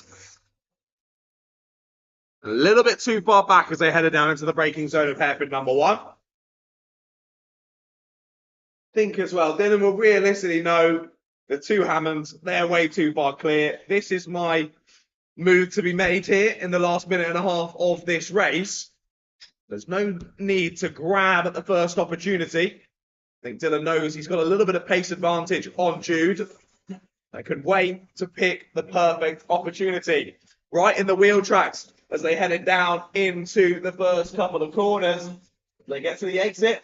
It is still Suresh in behind. He didn't get the best exit though, off onto Regis' elbow. And again, Jude keeps him in the wheel tracks. Deshaun Marshall has now closed up right to the rear bumper of Freddie Ellingham as well. As Freddie Ellingham having another good race out there. Did really well to keep Dylan behind for so long. I do think it was inevitable that at some point Dylan was going to find a way through. He really had to lick the stamp and send it to get the move done. But either way, he did make his way through. Just had a contact warning come through for Dylan Suresh. That's Dylan's second one of the race as well. He needs to be a little bit careful. Needs to make sure he finds a way past Jude nice and clean. He goes for it down a hairpin one. Much better weighted on the brakes this time from Dylan. And the Sean Marshall with a beautiful up and under. Freddie Ellingham holds that inside line. The Sean goes nice and late on the brakes, cuts it back, and steals away 5th place. So at the same corner on the same lap, we had a change for 3rd and a change for 5th. Clock strikes 0 though. Aidan Hammond will lead us on to the final lap with nearly a second gap to what I assume to be his brother, Noah Hammond. Dylan Suresh there making up for that poor start. Seemingly to no fault of his own, just the kart having a few issues and just not wanting to pull away when they finally went to the proper green flag start. But either way, fighting back through to 3rd, I think that's good for his points and good for his starting position in the final. It'll be nip and tuck between him and Noah as to who starts alongside Aidan on the front row. But the only guarantee is that Aidan will be on the front row. He wins heat number 2. And yet again, a lights to flag victory for Aidan Hammond. Another perfect amount of points. Continues his perfect day out here for round number 5. Noah Hammond and Dylan Suresh join him in the top 3. With Jude Putterfoot, good race from Jude there to 4th place. The Sean Marshall, good overtake to steal away 5th. And Freddie Ellingham, Freddie has to settle for 6th. With Santiago Simeone in 7th place. We saw Santiago battling up at the sharp end of previous rounds, getting loads more experience and loads more pace. Sadly, I don't think he's enjoying the car underneath him today. Sadly, just a little bit off colour is Santiago. But that is it then. Race number 18 of the day done and dusted. We'll move swiftly on to Junior Road Tax heat number 2. It was rather feisty in heat number 1. Let's see if that continues here for heat 2.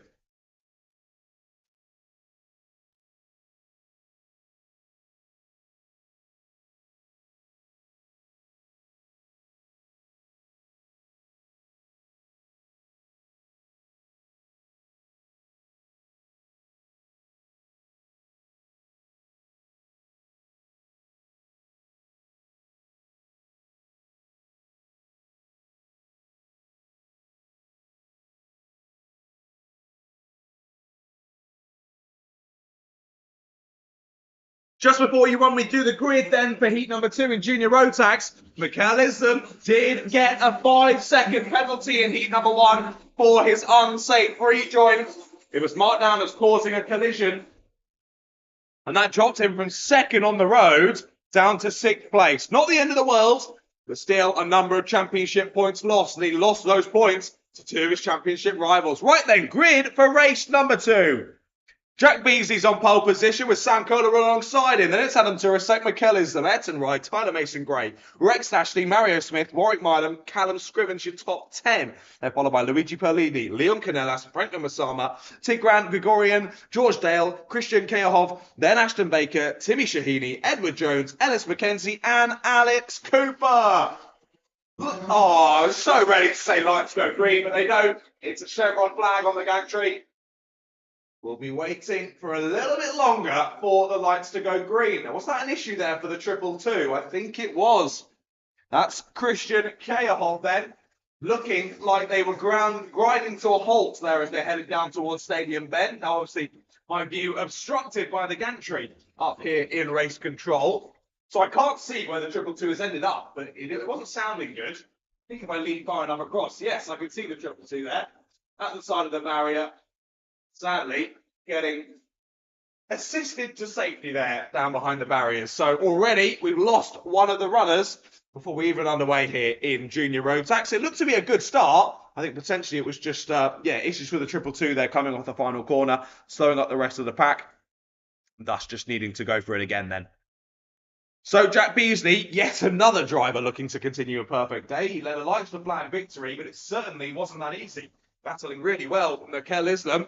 But Mikel's got a bit to do then, starting a couple of rows further back than maybe he would have liked. Second row, he wanted the front row though. Are we green racing? Yes, we are. We go to green flag here in Junior Road Tax, down to the first couple of corners. Will it still be Jack Beasley in the lead? It will. Turisek's all over the back of him, though. Good start from Adam as he battles alongside the 18 as well. And Sankola, late on the brakes, too late, into the side of McKelliston there. A number of drivers coming together. That was too late on the brakes from the 13, went straight into the side of McKelliston. That was the 13 of Callum Scrivens. So it must have been a brilliant start for Callum Scrivens to even be able to be involved in that incident. He's lost a bit of time. He's still there in 5th place, though. A number of places gained on that first lap for Callum Scrivens. They come across the line to end lap number 1. Contact warning for Callum Scrivens, Adam Turisek, and Mario Smith. Looking to make the overtake is Sam Koda. He's on the inside line. Will and space be given him? Will by Adam Turisek. Ayrton Wright goes for the same move in the background, but up and under goes Callum Scrivens. Scrivens holds on to 5th place, keeps Ayrton Wright at bay. It's Rex Ashley who's on his tail. And Leon Canellas, that is, going up and around the outside. Was that a Tyler Mason Gray? I think it might have been. We'll double check who that is. And he's gone around the outside when they come across the line. Might be Timmy Shahini. We'll double check. It is the 28 of Tyler Mason Gray. So plays lost then down to P9.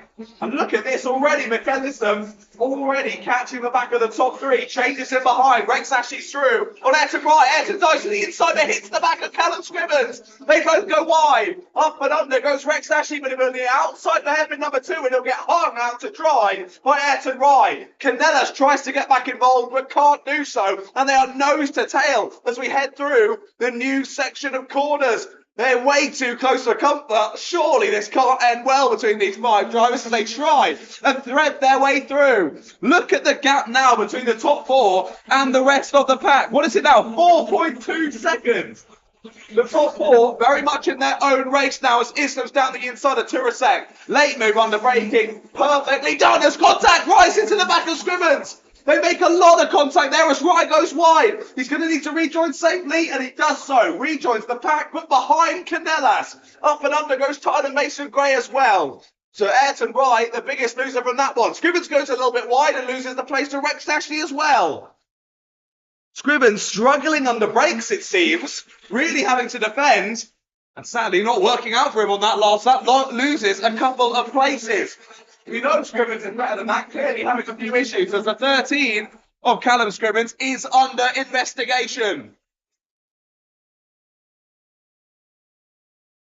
Down the inside, Scrivens is going to lose another place at 2. Makes more contact with Ayrton Rye. Do those 2 cars have magnets in them? They keep coming together. Scrivens is down 4, 5, maybe in 6 places now. Loses it over the curve. He's going to lose more places down towards the new section of corners. They try and go 3 wide. Thank goodness they backed out of that one. And they all managed to keep going, facing the right direction. Wow, this has been an exciting second heat then for Junior Road Tax. I'm trying to keep my eye on the leaders, but it's a bit challenging. But all of that is going on in the background. Rex Ashley has made it claim to 5th. So has Leon Canellas there in 6th place. Then we've got Tyler Mason Gray. Bit of a plonk there on the rear end of the 182. That was Mario Smith going in the back of George Dale. And then Ayrton Rye all over the rear end of Tigran Grigorian. Right around 10th place.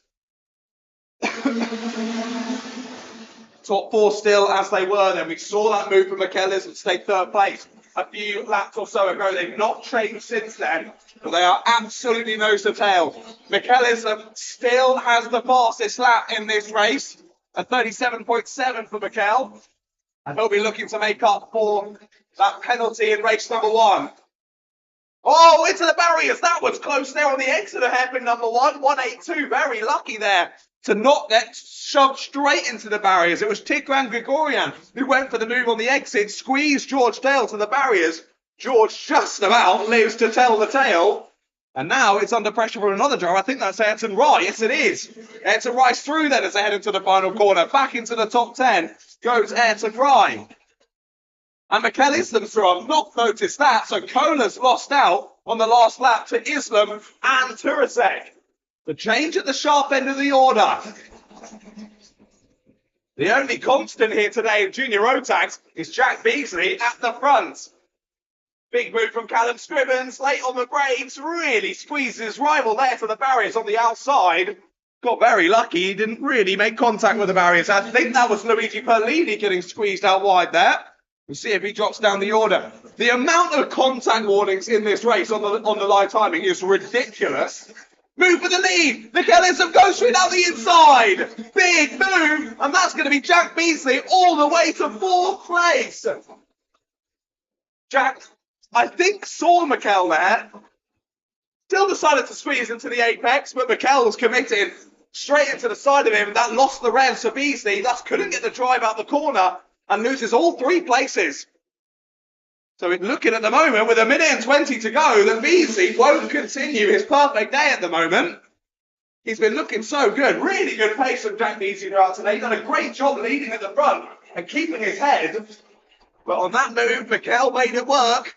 A bit of argy-bargy in the mid-corner. But either way, Islam's got the lead. But for how much longer?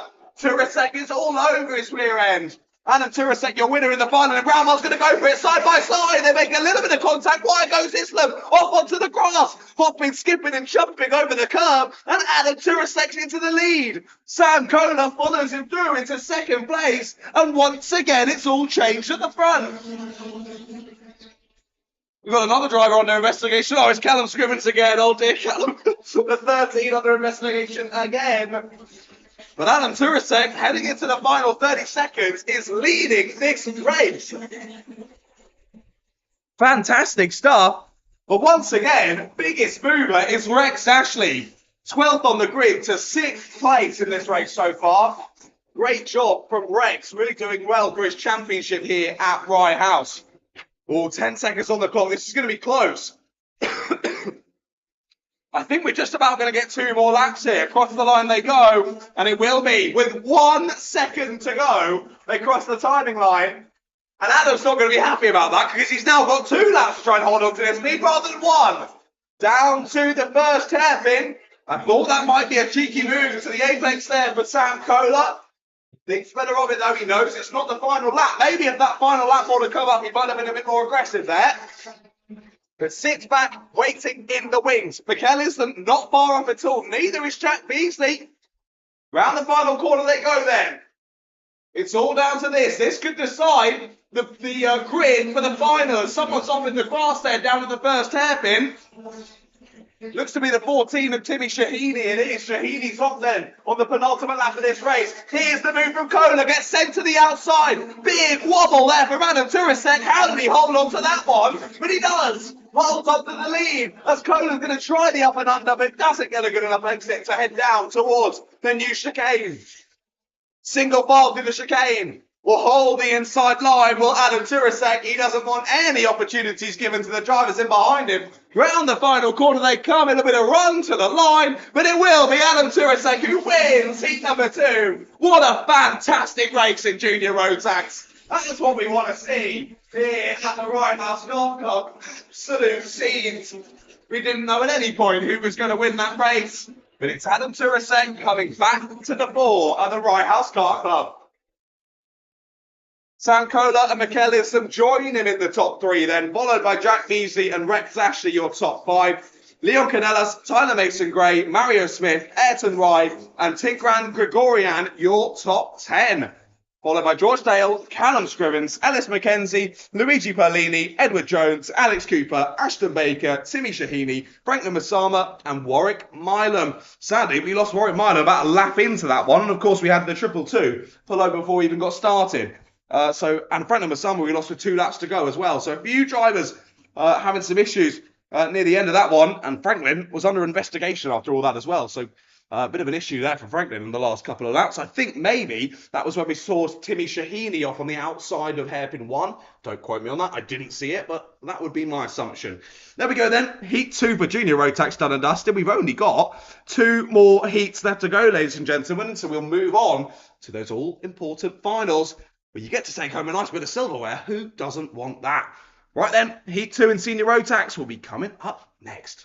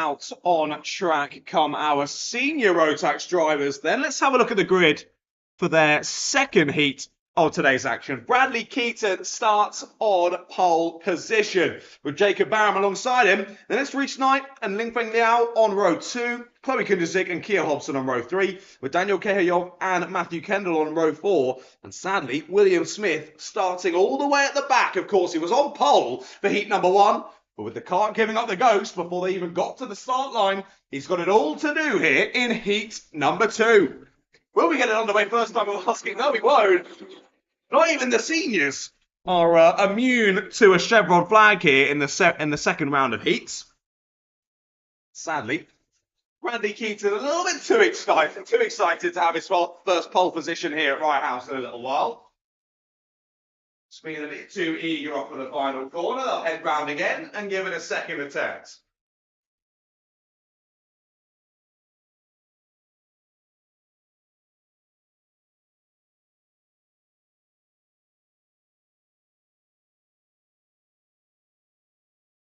Let's see if we can do it. Second time of asking then. Of course, we saw great pace from Lingfeng Liao, one of our new drivers here in the seniors for this weekend. Just getting a bit caught out by the feistiness of some of the drivers around them. See if they can get involved with the scrapping here in heat number 2. Red lights are on. Will they go green? Yes, they do. And almost a crash at the start. Bradley Keaton's had an issue. The curse of pole position here in the seniors. Bradley Keaton has had an issue off at the start. And that's the 52 of Jacob Barron, who gets into the lead. I don't think Bradley's even made it round the first corner. No, we've got a yellow flag down at Stadium Bend. So Bradley's clearly had to park it up then. Like I say, though, the curse of pole position in the seniors. William Smith had an issue before the start in heat number 1. And now, on the start, an issue for Bradley Keaton. Well, new race leader, then it's Jacob Barron at the end of lap number 1. We're side by side, all on second place, and they're going into a yellow flag zone. They're going into a yellow flag zone. Hopefully they've not made the move. I can't remember who actually went in front. Lingfeng Liao's there in third place now. There's a big move to the inside there from the 50 of Reece Knight. Keeps William Smith behind. So at least on my timings, Lingfeng was ahead when they crossed the line. So potentially Kia Hobson has made an overtake in the yellow flag zone there. Of course, it's the part of the circuit I can't see, so I couldn't possibly call any of that. I'm just saying a possibility there on lap number 2. We head through onto lap number 3. And there you go, the 26 of Kia Hobson under investigation. Potential lost places at the end of this one. And now Lingfeng Liao's under pressure from the 50 of Reece Knight. Reece has the inside line. Lingfeng gives the space, but he gives too much space. And through slips William Smith as well, but straight into the side of him. Big wallop there from Lingfeng Liao. He outbrakes himself into hairpin 2, straight into the back of William Smith. They both managed to carry on as a bit of a spin in the background there. That was Daniel Kehayov there going for a little half spin. But he keeps it going. So another place gain then for Chloe Kunderzik as well. She moves past up into P5. Lingfeng Liao down into 6th place. So all changing here in senior Rotax. This is going to be the most shuffled up grid for the final I think you'll ever see. With points lost in heat 1 for William Smith, points lost in heat 2 for Bradley Keaton. If Jacob Barron could hold on to this, I think it's going to be Jacob Barron's pole position for the final later on, but I don't want to commentator's curse him. We've already had enough shenanigans here in heat number 2. I don't want to accidentally cause any more. Jacob pulling quite a nice gap at the sharp end for the moment. What is that gap up to now then? Just over 0.8 of a second. As Hobson, Knight and Smith absolutely nose to tail. Still Smith goes for it. What a late move down the inside, but it was even too late for himself. Goes straight to the outside line. Did a good job, though, of taking that really tight line, making sure no contact was made there. And the up and under was easy, that one, for Reece Knight. William Smith has got himself a contact warning though, so clearly my eye's not working very well. Clearly there was a bit of contact there with the move down the inside, and William Smith will have to rethink that one, but not before Rhys Knight tries to get through into second place. Not a good enough run though at the final corner. Keir Hobson will hold on to that one, and the second, third and fourth place drivers remain line astern. This is bringing Chloe Kundisik back into it. Oh, that's a bit of a punt there from William Smith. I think I might see an under investigation in a few moments' time for William Smith. That was a slam dunk one, at least from where I'm sitting. Straight into the back of Rhys Knight, sends him wide and goes through into third place. So William Smith's into third, and there you go. William Smith under investigation there for the number 69. And that's not ideal for him. Of course, no points from heat number one, and might end up losing a few places at the end of this one as well. He's got through into second though. Move down the stadium bend for the 69. Smith is through on Hobson. Got that done pretty quickly, didn't he, up into P2? And now he's set on charging down your leader of Jacob Barron. We still have just less than 3 minutes left to go in this one. Plenty of time for William Smith to try and close down that gap. It was a second when we went on to this lap, and there was a different car in second place. I think it's less than a second now, even with William Smith making that overtake. And it is. It's 0.675 with a new fastest lap of the race from Jacob Barron. The first driver down into the 36s, and it's a 36.8 for the number 69. Keir Hobson still there in third place. Rhys Knight in fourth. Chloe Kundisik right on their rear bumper now in fifth place. Can she hold on? Try and stick with them. And maybe this whole top five could close up. Well, that's what I'm hoping, at least from a neutral's perspective. Ling Bing Liao still trying to hold on. He's doing some good pace out there. Just can't quite close the gap to the drivers in ahead. And that gap now I think will be over 5 seconds. But not quite. 4.8. As here might be the move for the lead. Yeah, lay down the inside from Smith. But again, he's totally outbroke himself. He has to take the escape road. He's gone that deep on the brakes. And from what was an open opportunity there to take the place, he's now lost, what is that, a second and a half from all of that? He's gone wide again, out of the chicane, up and over the grass there on the exit. A bit of a scrappy lap this from William Smith. He's lost a lot of time and he's now fallen back into the clutches of the drivers in behind. Keir Hobson, Rhys Knight and Chloe Kundisik looking to make a charge here on the slightly wounded William Smith. Obviously, he's not actually wounded. But in terms of his momentum is definitely wounded. But he's already looking to switch that straight back around. A much more calm lap, this one, hitting his markers and once again extending the gap over third, fourth and fifth. Well, I said there was plenty of time for things to happen. We've got less than a minute left to go in this one. That's gone by rather speedily here in Senior Rotax. And through onto lap number 11 will go Jacob Barron. And again, that gap nearly halves on the last lap. Amazing. Nearly 7/10 taken out of the gap there. Did William Smith. He's got some incredible pace out there with his Senior Rotax car. And showing why he feels he should be at the sharp end. I mean, he qualified on pole for a reason, but he hasn't been able to convert that into race points just yet. Time has got 15 seconds left to go. I think we might just eke out 2 more laps here. It's going to be pretty close. As Jacob comes around the final corner, you can see how much the gap has visibly closed there on the last lap. And yet they cross the line with 3 seconds to go. So 2 more laps of this Rye House Kart Raceway. And I think that's what the opportunity that William needed. I think 1 more lap, Jacob could have potentially held on to it. But 2 more. William looking to steal back the win on the road anyway. Of course, don't forget William under investigation for the wallop onto the rear end of Rhys Knight's car nearer the start of this race. Gap has actually stayed quite constant over this lap. Fair play to Jacob Barron. So as we head on to the final lap then, William Smith is looking down at his engine. I don't know whether he was checking something or whether he thinks he has an issue. He's still going around at some good pace. Seems to be okay. His bumper's hanging off. William Smith's bumper is hanging off. He'll probably make it to the checkered flag now. But will it be called at the end as a mechanical? When we head round this final lap, that's why he was checking down. It's not the engine, it's his rear bumper. Now, will he pull into the pits or will he go for the checkered flag? We'll wait and see. He will continue on to the checkered flag. He knows he's got a mechanical, but you might as well make it to the finish. Through goes Jacob Barron. He's going to win in senior road tax. Great race from Jacob Barron. On the line, Kia Hobson actually steals away second place on the road from William Smith there by 0.02 of a second. William Smith just about keeping ahead of Reese Knight. But, well, if the penalty from the impact earlier on doesn't drop him down, I think that mechanical might just do so. It's not been the ideal day so far for William Smith. Well, either way, on track, Jacob Barron wins the race from Kia Hobson and William Smith. Reese Knight in fourth, Chloe Kunduzik in fifth, Ling Feng Liao in sixth place, then Daniel Kehayov in seventh.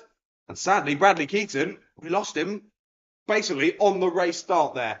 More issues for the pole sitter. Does Chloe Kunduzik have an issue as well? She's going very slowly back to the pits. I saw her pointing down at something as she was going down the straight towards hairpin one. Maybe a bit of an issue right at the dying moments there for Chloe, which is pretty lucky, to be fair. She made it home in fifth place, which might then become fourth once penalties are applied. But hopefully, if there is an issue, they can all get back out for their final later on. Well, we've only got one more heat left to go, ladies and gentlemen. It's the 177s. Up next.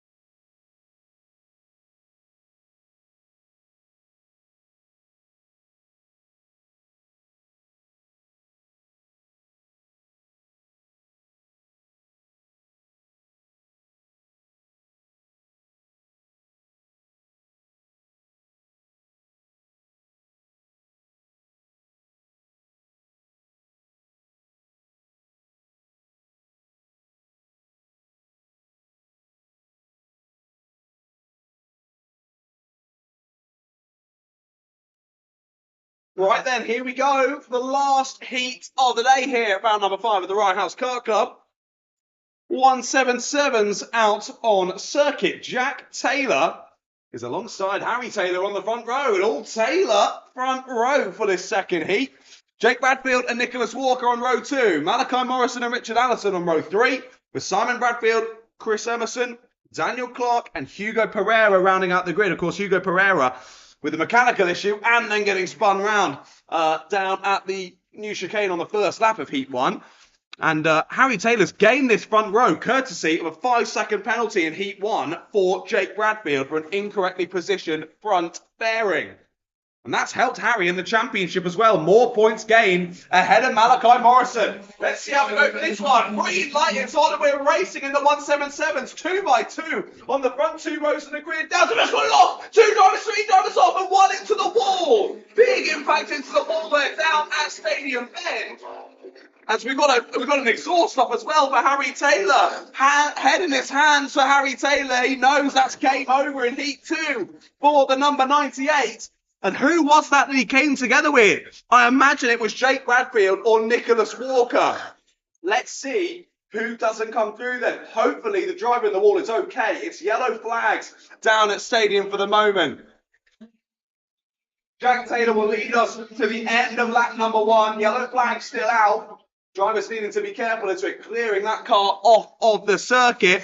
As we get to the end of lap number 1 then, it was Jake Bradfield in the wall. Hopefully Jake all okay. He seems to be fine. He's walking it off as he heads to behind the barriers into safety. You just saw the scuffle as they were going through the right-hander there. They're absolutely on the edge of grip through that second part of the first corner. And there was a little bit of side-pod-to-side-pod contact, a bit of wheel banging as well. Straight to the scene of the accident there for a couple of them. And 2 of the main contenders out at the first corner. Goodness, junior seniors and 177s have been fantastic today. And look who's been the biggest beneficiary of that one. Malachi Morrison is in second place. Malachi's done well out of all of that one. Turns out it was actually quite positive being a couple of rows back, Malachi.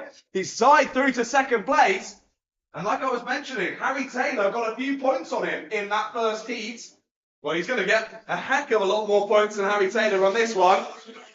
Harry and Malachi will surely, again, be the one slightly ahead of the championship.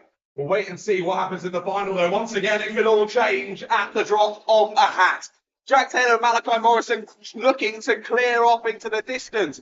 Third place is now Hugo Pereira. He's had a much better race in this one. He started at the back of the field. He's gone from 10th to 3rd in only 3 laps as Hugo Pereira. Impressive stuff. There's a little bit slow there through the chicane for 4th place of Simon Bradfield. He's under quite a bit of pressure now from Richard Allison. Nicholas Walker, Chris Emerson right there as well. There's the 27 of Nicholas Walker looking to set up a move as the number 1 of Hugo Pereira is under investigation. Well, I said he moved through the pack rather quickly. Clearly, the staff watching on here at Rye House feeling it was something egregious. I didn't see how he made those moves through, but clearly he's done something that might potentially be against the rules to make his way through into 3rd place there. So the number 1 under investigation. Of course, that doesn't necessarily mean it's going to be a penalty, but we shall see once the final results come through. I'll let you know before the final later on today. If you want to find out for yourself, make sure you head over results.alphatiming.co.uk/RHKC. That gap continuing to extend out front. It's now 1.2 seconds between Taylor and Morrison. And then a further 2.1 seconds back to Hugo Pereira in 3rd place. Now that Nicholas Walker has dispatched of Simon Bradfield, he is on a charge to chase down Hugo Pereira here for 3rd place. Of course, Nicholas Walker, another one of your final winners so far this year in 2025. Nicholas Walker won round number 3. Harry Taylor won round 2 and round 4, and Malachi Morrison won the final at round number 1. Jack Taylor not able to get the win on his first reappearance here at the Rye House Kart Club for 2025. Last time out at round 4. But he's having a perfect day so far out there around a kart track he feels very at home at. Heads around the final corner to start yet another lap of this one. I will say though, of course, if you've been here for a couple of years, you're going to know what I'm talking about. But I do miss Josh Bass. I don't know why Josh Bass isn't racing at Rye House this year. But his battles with Harry Taylor last year were sublime. Absolutely brilliant. And of course, their tangle at the London Cup last year was unbelievable. If you've not seen that, head over to my Instagram, @RattersMedia. The clip's up there on my Instagram page. And it's a really exciting one, to say the least. No Josh Bash here. No real pressure on Jack Taylor throughout this race so far. And he continues to extend that gap. It's nearly 2 seconds now. Back to Malachi Morrison. And like I was mentioning earlier, this is really a race for Malachi to get some good points as he's looking ahead to the championship. Jack's missed too many rounds. There's no way he'll be able to battle in for the championship, even if he races at every round for the rest of this season. He's missed too many. He won't be able to get enough points. But Harry Taylor certainly has been, and it's a gutting way for him to end heat number 2 with a total of 0 points.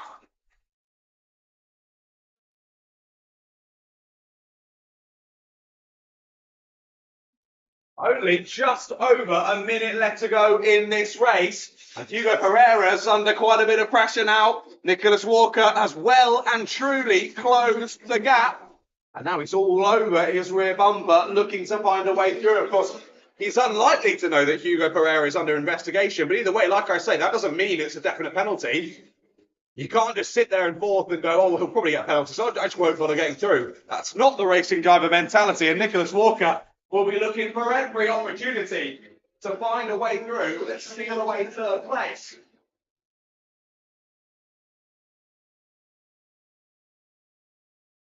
Not been able to do so just yet, though.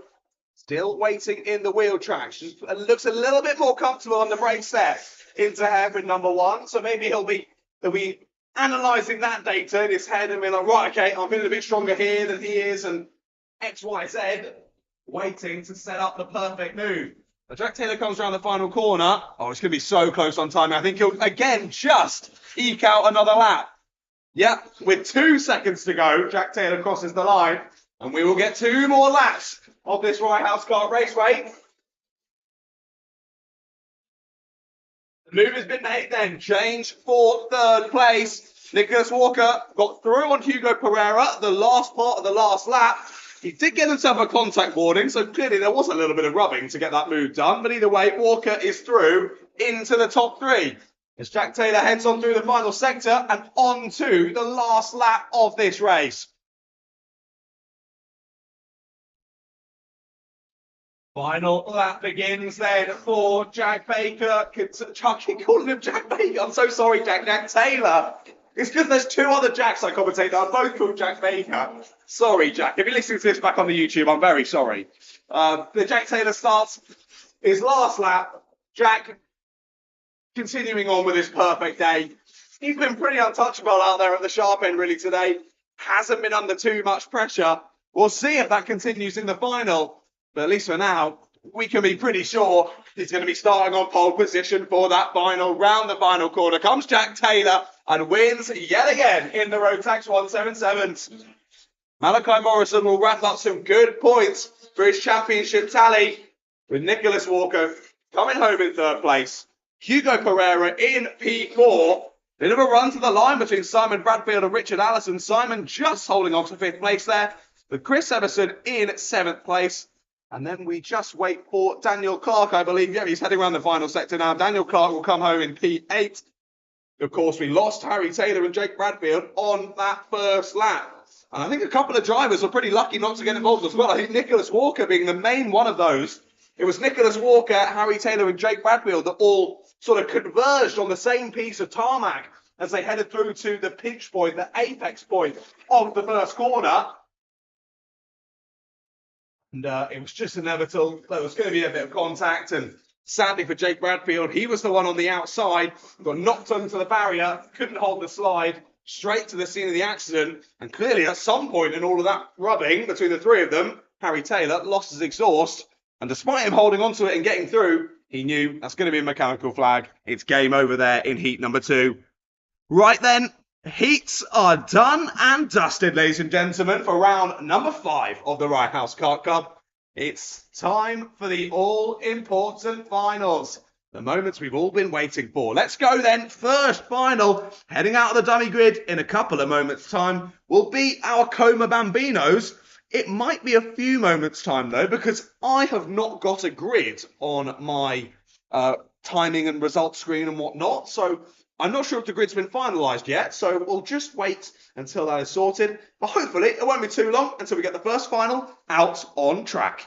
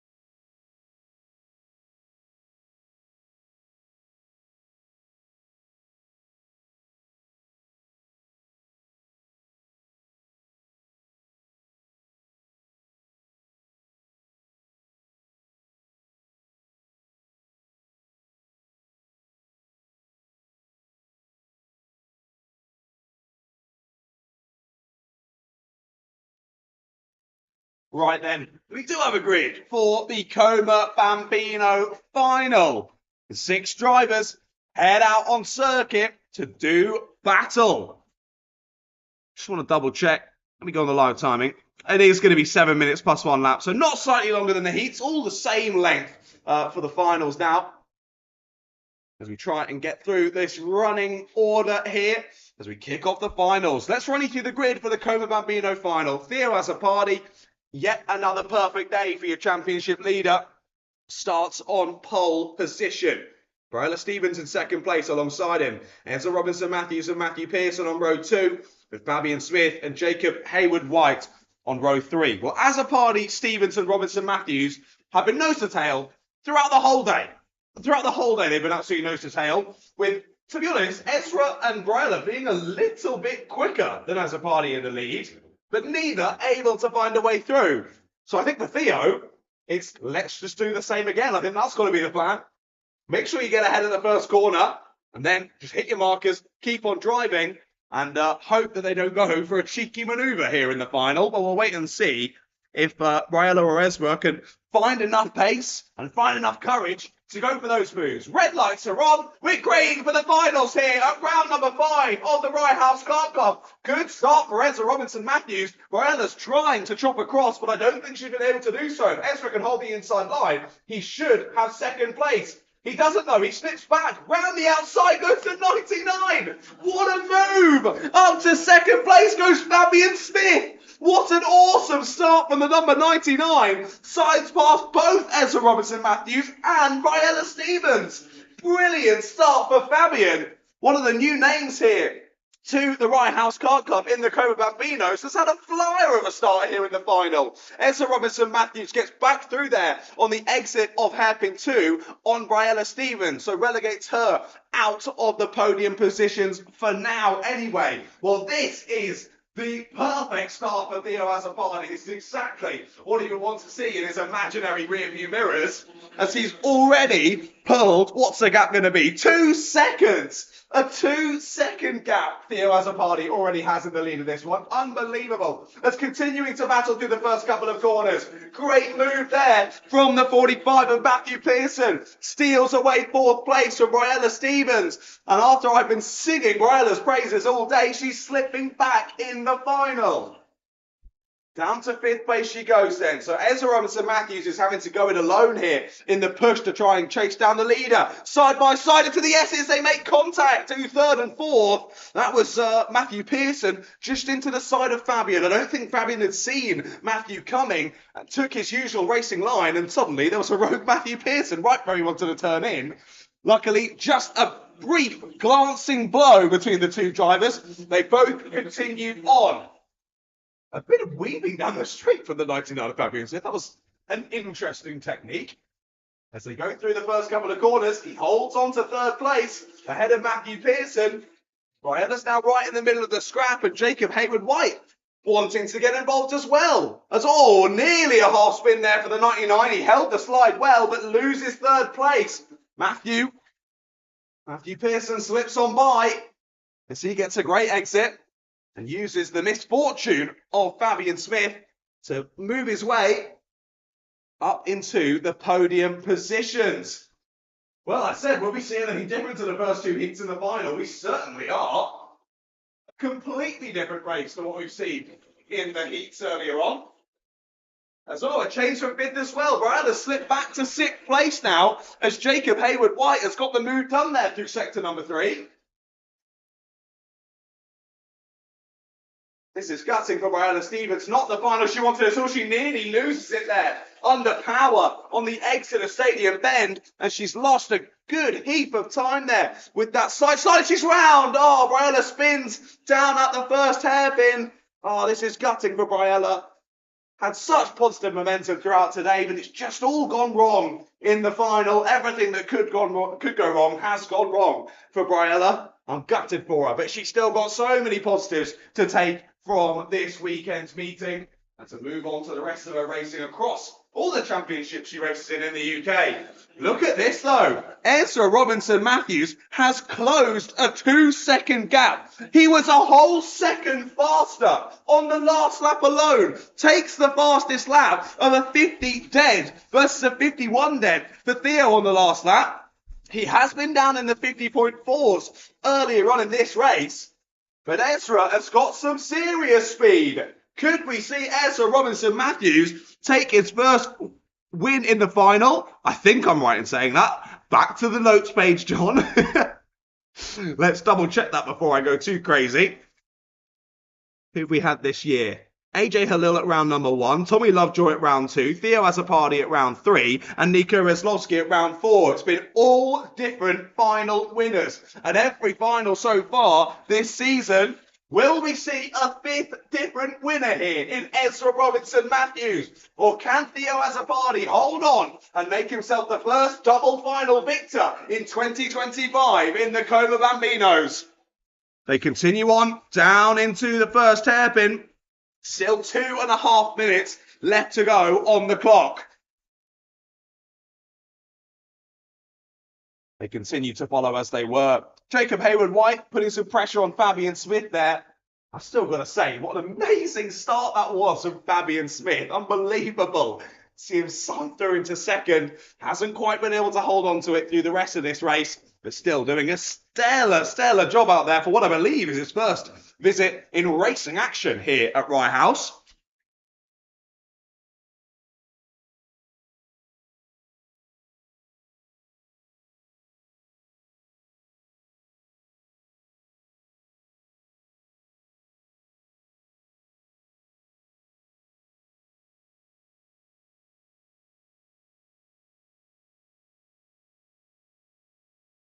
And I continue on through this lap then. So previous results in the finals for Theo. I can't do that. They're side by side on the exit. Up and under. Tried Ezra Robinson-Matthews there. Couldn't get the power down. But hey, at least we can see there's a real desire here from Ezra to try and get through. Of course, we were watching in the heats earlier on. Ezra and Briella just not quite able to get those moves done. Ezra's going for it here in the final. This is very exciting. Well, briefly, I'll try and look my eyes away, but it's a difficult one. So what have we got then? Theo Azzopardi's final results have been a P5, a P2, a P1, and a P3 for Theo so far this season. For Ezra, it's been a P3, a DNF, a P5 and a P2. The best result of a second place in the final at round number 4, the last time out. Well, at the moment, he's matching that personal best in second place. But like any young racing driver, like any racing driver, no matter the age, you're always wanting to get that first victory. Will Ezra be able to do it? Of course, taking nothing away from Theo. He's had a perfect day so far today. Ezra tries the up and under, but again, you saw there a bit too much of a jolt there on the steering wheel from Ezra. And given these lower powered karts, you need to carry that speed as much as possible. The more you saw at the wheel, the more that the tyres grip underneath you on the surface, lose traction, and thus lose speed down the rest of the straight. So Ezra needs to try and think and plan this move out well in advance. But time is ticking away. We're on to the penultimate lap of this race. Opportunities beginning to dwindle here for Ezra Robinson Matthews. But like I was saying, as a party, he's had the perfect day.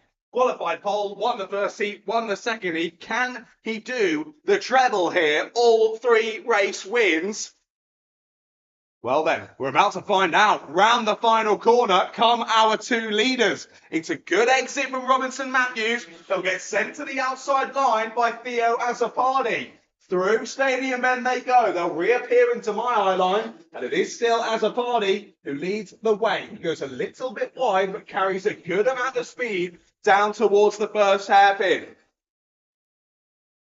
Big braking zone for these Coma Bambinos. Robinson Matthews is close down into hairpin number 2. He'll try and carry the speed through, and he has. Side by side on the exit. They rub a little bit to the exit. Are they connected together? They look like it. Side by side into the chicane. Round the outside goes Ezra Robinson Matthews. He's got it done. Round the outside goes Ezra. He's taken the lead on the last lap of the race. Unbelievable move from Ezra Robinson Matthews. They'll come round the final corner, and it's going to be the first final win for Ezra Robinson Matthews. He sees the checkered flag first and just pips Theo Azzopardi to the race win. Couldn't quite make it the perfect day out there on the black stuff, could Theo? But I couldn't quite see from my vantage point that contact that happened down on the back straight. I assume it was just the wheels rubbing and banging and getting a bit stuck together. But either way, what a move around the outside from Ezra. They went in that one side by side. I thought there's no hope on that outside line. But Ezra got it done. Fantastic. And that's the first final win for the number 18. Azzopardi will have to settle for second place, with Matthew Pearson joining them on the podium. Jacob Hayward-White, Fabian Smith and Briella Stevens round out the order. Like I said, gutting for Briella, but lots of positives to take into the next round. And Jacob Hayward-White and Fabian Smith, a great introduction to the championship as well. And a big shout out to Fabian Smith. What a first lap that was from the number 99. Well, first final done and dusted, ladies and gentlemen. If they're as exciting as that, I'm not going to have a voice by the end of today, but that's pretty typical when I come here to Rye House. Up next might be another rather shouty one, Honda Cadets. We're about to head out on track.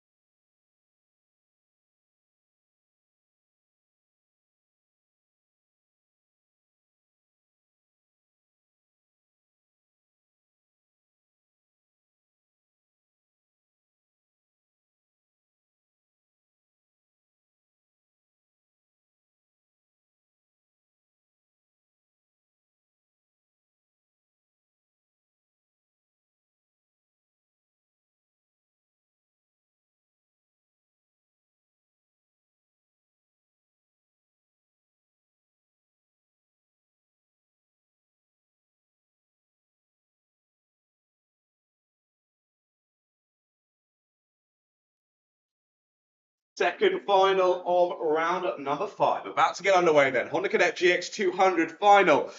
Yet another driver looking to make it a perfect day. Let's see if it can happen this time for Jensen Kula. Harry Grant alongside him on the front row. David Kyoka and Eric Grisebek on row 2. Now, David's been able to get ahead of Harry Grant on both starts in both of the heats. Let's see if it happens again in the final. Cian Delaney and Mason O'Connor there on row 3, with Jaden Bond and Freddie Williams on row 4. Harry Parker Ray and Oliver McWilliams are on row 5, with Cian Doherty, Nicholas York, James Windsor, Oakley Schultz. That rounds out the 14-car grid then for this Honda Cadet GX200 final, of course. Just like the Bambinos, the Hondas will line up on the grid for a standing start, and this will be the last standing start of the day. Every class after this will be started on a rolling start. See how this one goes. I think, like I said for Theo, same plan for Jensen as he's done in the previous heats. Have a good start, drive away. I think that's the goal really from Jensen in this one. I think it's a pretty easy one, or a simple enough one to think. Let's see if he can do it in practice. We're racing here at Rye House, and again, David Kyoka with a brilliant start.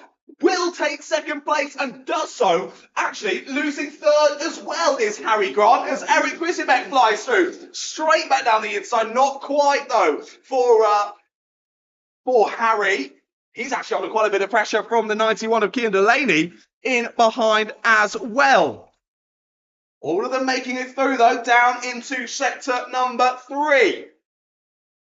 Will Kyoka be able to hold on to the coattails of Jensen Kula? It's been an almost carbon copy of the starts that we've seen in Heat 1 and Heat number 2. Only real main difference is Harry Grant not losing 1 place, but losing 2. Bit of a warning for contact then for Cian Doherty as he looks to make his way through the pack. He's gained a place on that first. That biggest loser, though, is Freddie Williams. Drops down 3 places on that first. That's sadly for Freddie. That's a massive send down the inside for 5th place. Going to squeeze the driver all the way to the wall. Just about gives enough space there. What a move from Jaden Bond. Sends his way up into the top 5. Does Jaden. Brilliant move. Down at hairpin number 1. Will relegate Cian Delaney down to 6th place. And they continue to squabble in the background of this as well. But look at that gap already for Jensen Kula. It's already over a second. Jensen going from strength to strength here at the Rye House Kart Club. He checks over his shoulder. He knows he's got loads of breathing room. He can be totally relaxed for the rest of this final. Keep doing what he's been doing all day and look to wrap up another final win. Up and under from Harry Grant. We'll try and go side by side. They make a bit of contact. A bit more contact on the exit. It seems like that's just going to happen if you try and go side by side into the new couple of corners. There's just not quite enough space. You both are trying to battle for the same bit of tarmac, and both of them losing out a little bit. Not able to make the move there was Harry Grant. Loses a bit of time as well. So David Kyoka is released ever so slightly there in 2nd place. I'm not sure it's going to be too long until they're all back together once more. 48 under pressure from 91 yet again. 91 trying to hit the inside, and they do make contact at the apex. Just about a glancing blow there between Cian Delaney and Jaden Bond. Bond managing to hold the slide after he gets clobbered into the side. And both live to fight another day.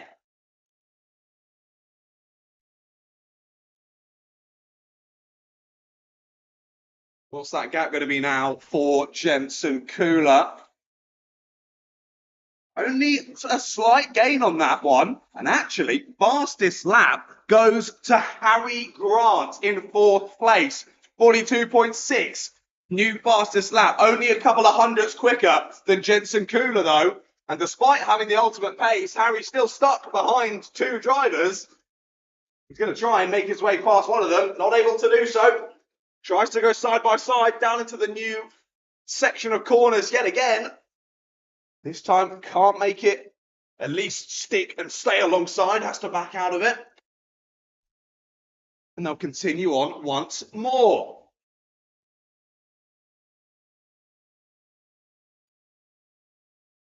From the cadet class, just seems to always have to have someone dominate. Of course, we had Ronnie Jones really siding through to be the top driver in Honda Cadets here at Rye House over the last year or so. He was for the first few rounds this year as well. Clearly, he's been prioritising other national championships for the rest of this season, and we haven't seen him for a couple of rounds. Jensen Kula was there and thereabouts, the closest challenger to him. And now that Ronnie Jones, the O-Plate champion in Britain, Honda Cadets, has moved aside, Jensen Kula now the one dominating Honda Cadets here at Rye House, and none of the other drivers quite able to bring the challenge to him.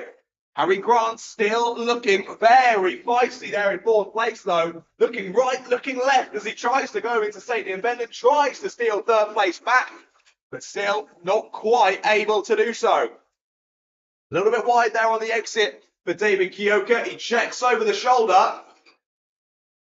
He knows he's got those two drivers nipping at his heels. But again, only 7 minutes plus 1 lap these races. They're not the longest races in the world. So just over 2 minutes left to go. Not a huge amount of opportunities here. One, for moves to be made, and two, for them to maybe think about catching the leader. I think that's probably not much of a possibility, even with 2 minutes to go.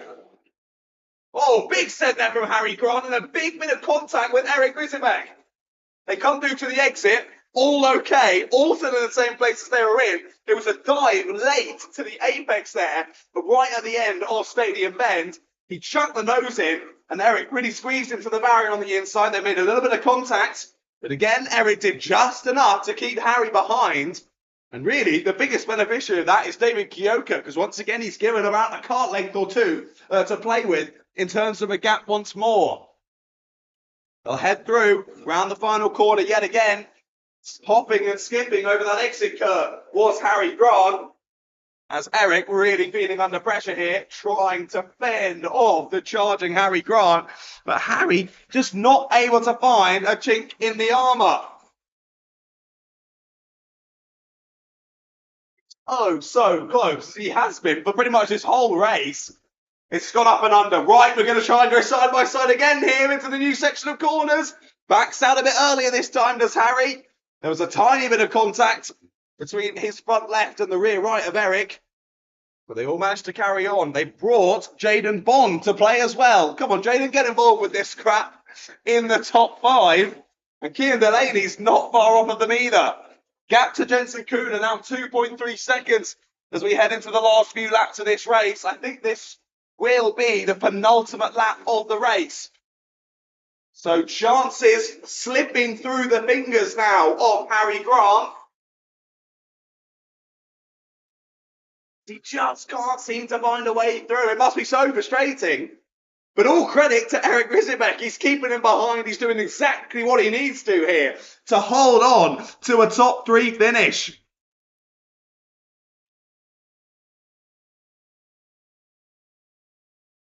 Through they go then. Will this be on to the final lap? Yes, it is. Last lap board is out then. And I do believe if Eric could hold on to this, yeah, this would be Eric Grisebek's first podium. I think this is David Kioka's first podium as well. Through they go though. Late on the brakes goes Harry Grant. They make a bit of contact at the apex, but again, Eric's able to hang it round the outside and hold on to the top 3. Brilliant, brilliant racing between these 3 drivers. And yeah, it is indeed. This will be David Kioka and Eric Grisebek's first podium of the season. However, round the final corner, it's going to be Jensen Kula's second win out of 2. 2 on the bounce for Jensen Kula. He wins in Honda Cadets. David Kioka gets second place, and Eric Grisebek holds on to a fantastic P3. 2 first-timers on the podium for David Kioka and Eric Grisebek. And look what that means to Eric, pumping both fists in the air. He did a brilliant job to fend off Harry Grant there and hold on to a top 3 finish. Harry having to settle for 4th this time around, with Jaden Bond there in 5th place, Cian Delaney in 6th, Mason O'Connor, Freddie Williams, Oliver McWilliams and Harry Parker Ray your top 10, followed by Nicholas York, Cian Doherty, James Windsor and Oakley Schultz. all 14 drivers, once again, all making it to the checkered flag. That's always what we want to see, particularly when it's our young racers out there getting to grips with things. It seems like a lot of them have already got to grips with things. That was fantastic. Right then, 2 finals down. Quite a number still to go. Micro Maxes will be up next for their final.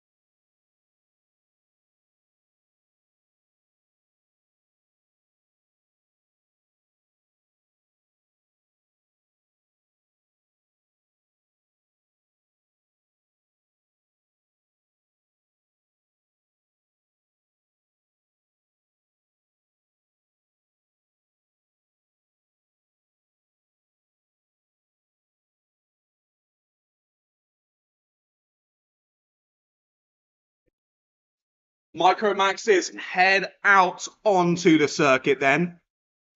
And we're 3 from 3 for someone trying to complete a perfect day. We've had 1 do it, 1 sadly not do it. Adam Galudi. Which one will he be? We'll have to wait and see. He starts on pole position. Leo Hunt is alongside him on that front row, with James Carver and Theo McLeish on row 2. Leighton Brandon and Rio Pocock on row number 3. Oscar Masquel and Hugo Senna Echeverria on row 4, with Henry Perrin and Charlie Cale rounding out the 10-kart grid. Right then. Well, I think it's safe to say these finals have been rather exciting so far. Hope that continues on. Like I say, a number of finals still to come. I think it's 5 more in total. 5 more finals. Can we get this one on the way first time of asking? Yeah, lights are green and we are racing. Adam Galudi will lead us down to the first corner. And Adam Galudi will lead us out. James Carver, yet again, has got second place away from Leo Hunt. The first time of asking. Immediately slides through into second place. It's a bit argy-bargy between Carver, Hunt and McLeish there. And look who's trying to get involved as well. Rio Pocock trying to make up for earlier shenanigans. We saw him having a good battle with Theo McLeish earlier on. Rather close. And now nose to tail once again. Let's see how this goes. What a move that was. I didn't even see that one coming from Leo Hunt. What a brilliant overtake that was. Steals away second place from James Carver. Relegates Carver down to P3 then. And now McLeish and Pocock are right on his rear end, but McLeish is down the inside. Theo McLeish with the late send to the inside there. A hairpin number 1. Nicely weighted on the brakes there from Theo McLeish, and he moves his way into the podium places. But again, a perfect start from Adam Galudi. He was 8/10 clear almost after lap number 1. I think it's probably going to be even more when they get here to the end of lap number 2. Through they go then, under the gantry once more. And yeah, only slightly a new fastest lap of the race from Adam Galudi, but only extends the gap by just less than 1/10 of a second.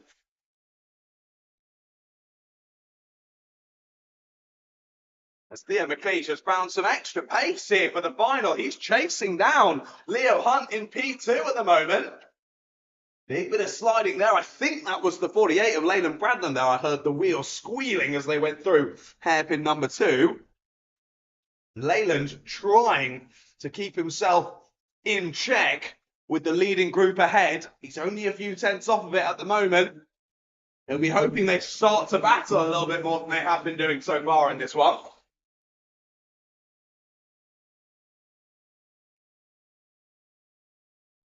Down to hairpin number 1 we go once again. None of them able to think about a move. None of them quite close enough to set anything up just yet. We've got 3 drivers in behind nose to tail as well. That's Oscar Masquel, Hugo Senna Echeverria and Henry Perrin. You can see Henry getting involved as well. Another, I believe, new name to the Rye House Kart Club for round number 5. I'll continue on to the end of another lap. Sadly, Lady Brandomees, I think, just falling slightly further and further back from the challengers ahead. There was a few tenths on that last lap. He's just falling off the back of them ever so slightly. Of course, he's very much out on the toe there in 5th place. Sorry, 6th place. Wasn't very good at maths at school, ladies and gentlemen. 6th place, that is, for the number 48. I will say, I was expecting for Galudi to extend this gap a bit quicker. Well, actually, he's been losing time ever so slightly over the last couple of laps. I really mean it. It's 2,000s on the last lap. And this one, it's a 10th. So a little bit more. New fastest lap, though, from 4th place of James Carver. He looked for a move there on the exit of Stadium Bend. Couldn't quite get far enough alongside. This is a difficult one as well, because obviously the drivers want to move ahead as quickly as possible. If they want any chance at this race win, they need to work together. They need to put the swords down and say, let's be friends, at least for the next few minutes. Whether that will happen or not, though, I'm not so sure. We'll wait and see. We'll wait and see. They need to work together. They need to press each other back towards Galudi and try and envelop Galudi into this leading pack of 5. The only way they're going to have a shot at this victory. Well, that gap's closed again, visibly. Yeah, it was another 2 tenths on the last lap. Theo McLeish is leading the charge here towards Adam Galudi. We said, which way is this one going to go? We've seen one perfect day not go all the way, but we've seen one that has go all the way. It was a toss-up between which one it was going to be, and I think it is still a toss-up between which one it's going to be. And we've only got just over 2 minutes left to go in the race. Round the final corner come our 5 leaders yet again. Still very close. I think even closer than they were before. It was half a second. It's now 3/10 of a second. And it's a new fastest lap again from James Carver. But James Carver, Theo McLeish and Leo Hunt all within a 10th on that last lap. Galudi 3/10 off of their pace.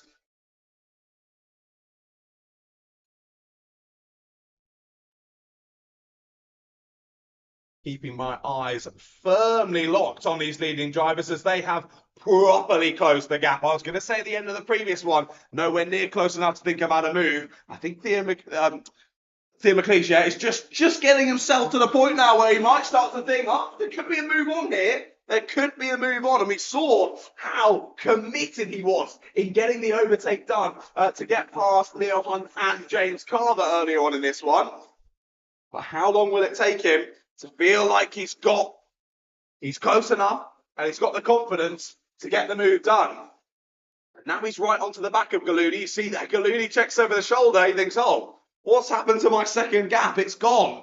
They're all on my tail. And now Galudi doesn't have such an easy day to finish off this perfect result. He's got those drivers nipping at his rear wheels. Through they go under the gantry once more, starting lap number 10 of this race.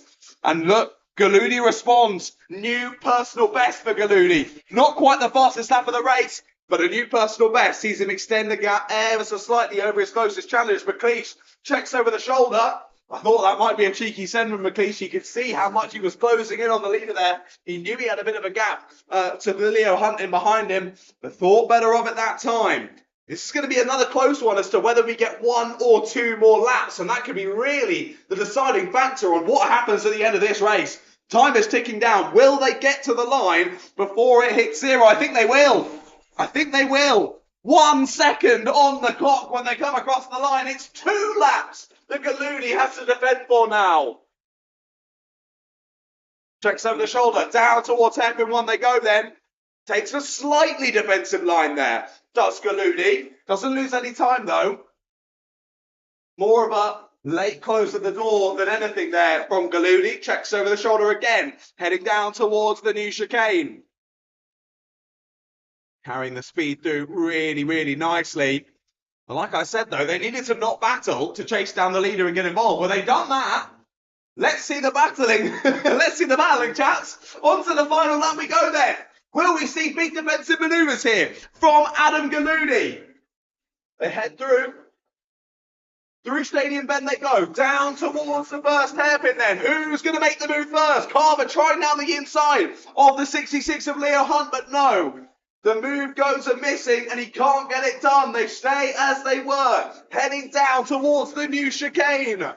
Galloudi has done everything perfectly in this one. Despite getting caught by these challengers, he's not put a foot wrong. He's not given them the opportunity to make a move on him. He's held firm, he's dealt with the pressure, and Adam Galloudi will win the final and complete a perfect day in the Micro Max class. Well done to Adam Galloudi. Fantastic bit of racing from all 5 drivers at the front there, but none of them quite able to use that pace to get further up the order. I think they stayed the same over the last 5 or 6 laps there, just waiting for a move that never quite materialised. But either way then, Adam Galloudi takes the win ahead of Theo McLeish and Leo Hunt. Those were your top 3. With James Carver and Rio Pocock then finishing the top 5, followed by Leyland Brandon, Hugo Senna-Echeverria, Henry Perrin and Oscar Masquel, your 9 drivers, all making it to the checkered flag yet again. Well, there we go then. Another final complete.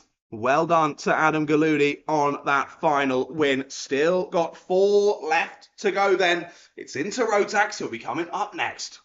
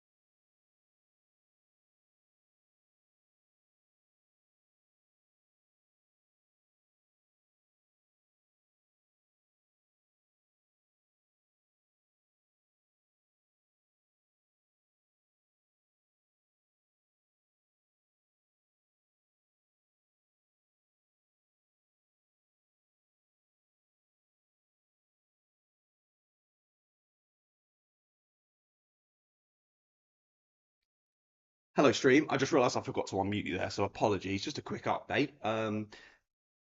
There's 2 dads who aren't the biggest fans of each other. Probably the best way of putting that on the stream. Down in the scrutineering bay at the moment, so they've had to pull marshals off track to go and basically be bouncers down there. Yes, we can't go racing for this race until obviously the staff are back on the circuit. So we've had to go to a little bit of a break now.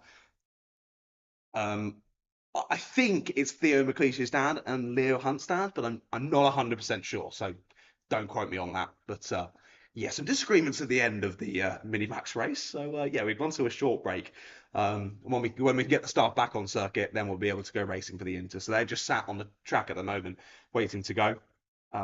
But yeah, the grid anyway. Aidan Hammond, Noah Hammond, Dylan Suresh, Freddie Ellingham, Jude Pudderfoot, Nishawn Marshall, and Santiago Simeone. They are 7 about to get started here for Inter-Rotax, but I'll be back in a few moments once this is all sorted.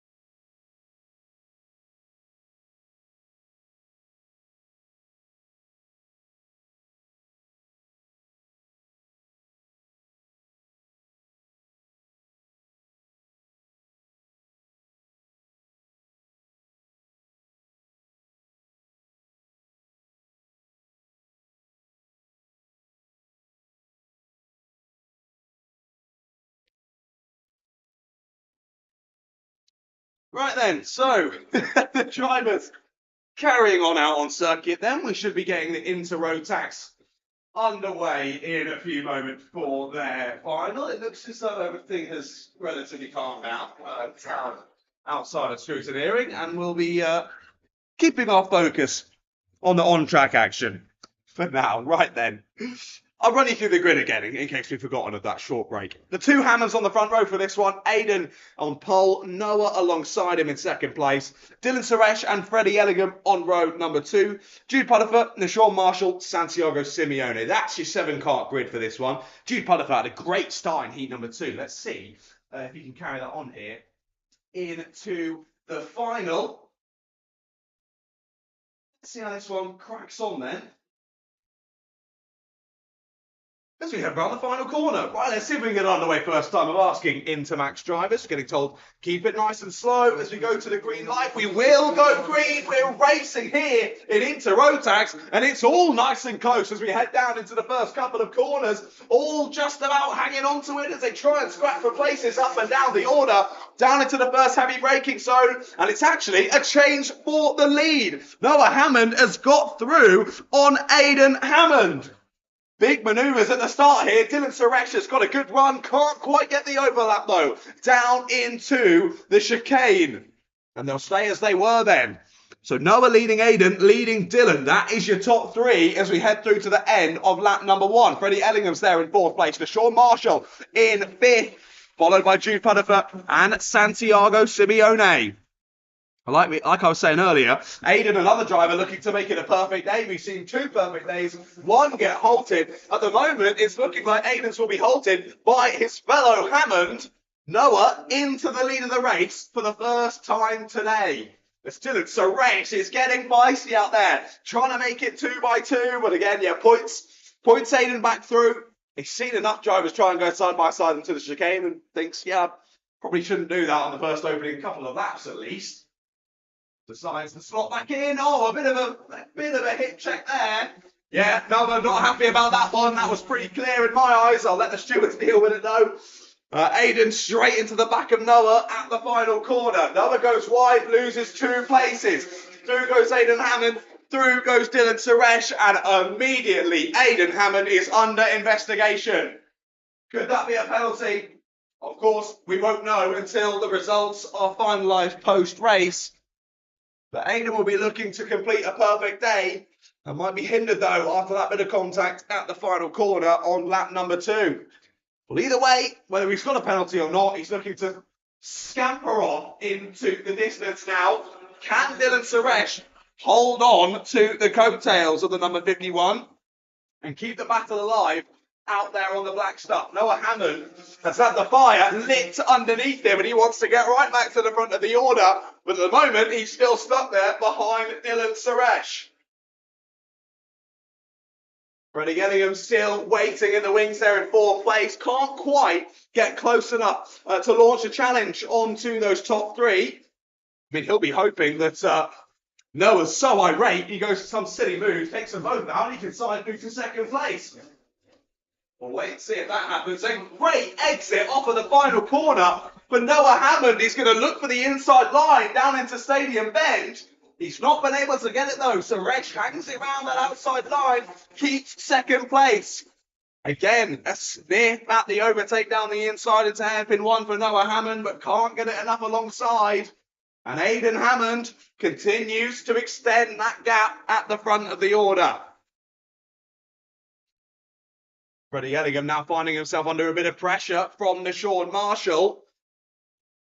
Have we lost Santiago Simeone? We have. Santiago Simeone's in the pits. Oh, he gives me a wave. But gutted for Santiago out of this race after only 2 laps of running. Looking like a mechanical issue. I know Santiago's not the type to give up if the kart's not going his way. But race over already for the number 27. Dylan Suresh continuing to keep Noah Hammond behind him. But again, the hold up in pace ever so slightly is keeping Freddie Gillingham and Sean Marshall in with a shot of a podium finish as well. Jude Putterfoot hasn't had quite the race he had in heat number 2. He's staying there and thereabouts, still within a shot of a good finishing position here. But really needs stuff to happen ahead of him for it to fall into place. Again, down to hairpin 1, Sean Marshall getting very close to the rear end of the 55 of Freddie Gillingham. Not quite close enough for any moves to materialise. Gap, though, was 1.8 seconds at the end of last lap. I think it might be over 2 now between Noah Hammond and Dylan Suresh. Comes out the final corner, does Aiden Hammond. Let's have a look. Some other ones as well. So Noah Hammond's got himself 2 contact warnings so far as well. He needs to be a bit careful there in behind. Yes, 2.25 seconds now, the gap between the leader and 2nd place. As Freddie Gillingham needing to defend. There was a big move there down the inside from Noah Hammond, but outbroke himself just a tad. And Dylan Suresh did the up and under. Retakes 2nd place as quickly as he lost it. They'll continue on through this lap. Who are our final winners then so far this season? Okay, yeah, so Dylan Suresh has already got 2 under his belt. Aiden Hammond has 1 and Zach Hunt has 1. The issue here is, so I think if Aiden Hammond gets a penalty for that bit of contact, probably be causing a collision, so will likely be 5 seconds. So we'll need to clear the field by 5 seconds. If he's got that penalty, because I don't know. We're only going to know after the race. I'm just speculating here. If that does happen, that's what he needs to do. I think that's going to be a tall order here. He's only got 4.2 seconds back to Jude Putterfoot in 6th at the moment. So really, he's hoping that they battle him behind. They lose a bit of time, and it wouldn't happen too much, even if he did get a penalty for that move. Dylan Suresh doing a brilliant job fending off from Noah Hammond. But my point from that, if Aiden Hammond doesn't clear 5 seconds, this battle between Suresh and Noah Hammond could be the battle for the win in this final.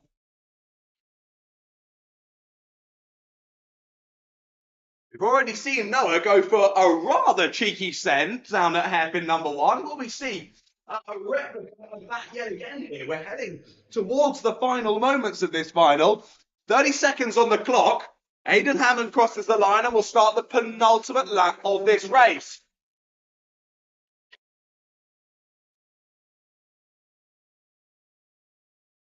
Bit of leaning there onto the rear of Dylan Suresh's car from Noah Hammond. He's going to go for it down the inside. Oh, thinks better of it at the last possible moment. The Sean Marshall's trying the up and under with Freddie Ellingham though. Freddie squeezes in, gives him just about enough room, but Deshaun goes for the up and under, gets a brilliant exit. They'll go side by side into the chicane, but it's done. Move sorted by Deshaun Marshall. And after a great effort from Freddie Ellingham to keep him behind, sadly it goes on no longer as they head on to the final lap of the race.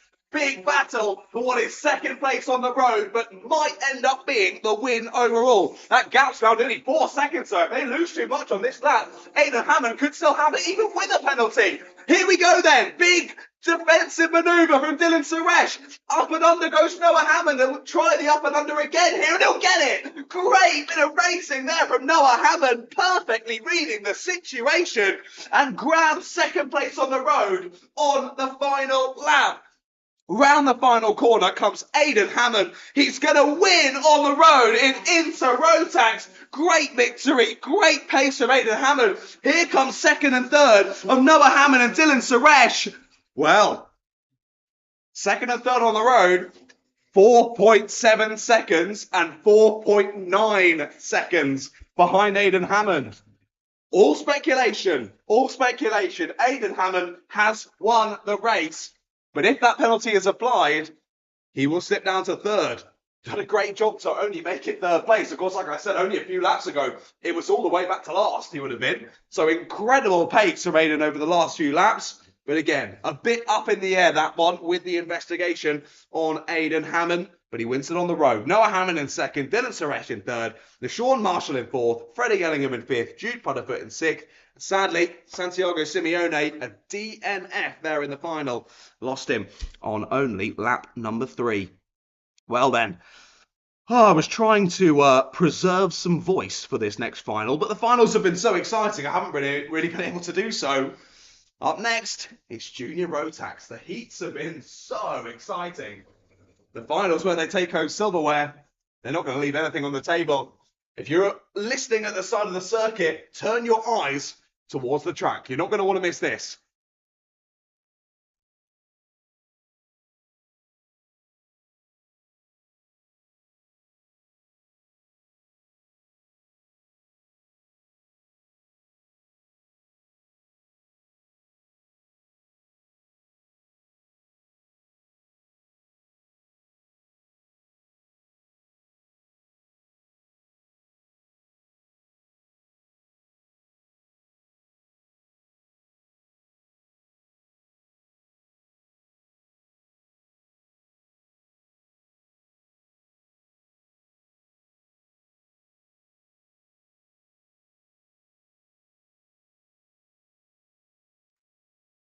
With Leon Canellas and Luigi Perlini on row 5, Tig Grand Gregorian on row 6, along with George Dale, and it's Ashton Baker and Timmy Shahini on row 7. Warwick Milam and Callum Scrivens on row 8, Edward Jones and Alice McKenzie on row 9, Franklin Masama, Alex Cooper and Christian Keohov round out the 21 karts on the grid. Who's going to take the final win here in Junior Rotax? They look to the lights. And it's not going to go green. It's not going to go green. Chevron flag is on the gantry. The drivers will have another lap to get themselves ready to go, get some heat in those tyres, and set themselves up for the best possible final. Sorry, stream, I missed the first half of the grid there, but you can see it on your screen now. I want to quickly try and check. So who we had them? Adam Turasek was your round 1 final winner. Anthony Parfitt took the win in the final in round 2. Rex Ashley took the win in round 3. And Rex Ashley took the win in round 4. Well, Rex is starting from, is it row 3 in this one? Yes, 5th place, row 3, alongside Tyler Mason Gray. This is going to be a very, very exciting final indeed. Of course, those two alongside each other on row 3, your 2 championship leaders heading into today. Could one of them win it? One of the drivers ahead, one of the drivers behind, who knows? Let's look for the lights. They do go green this time. We're racing in junior road tactics. It's quality already. Heading down to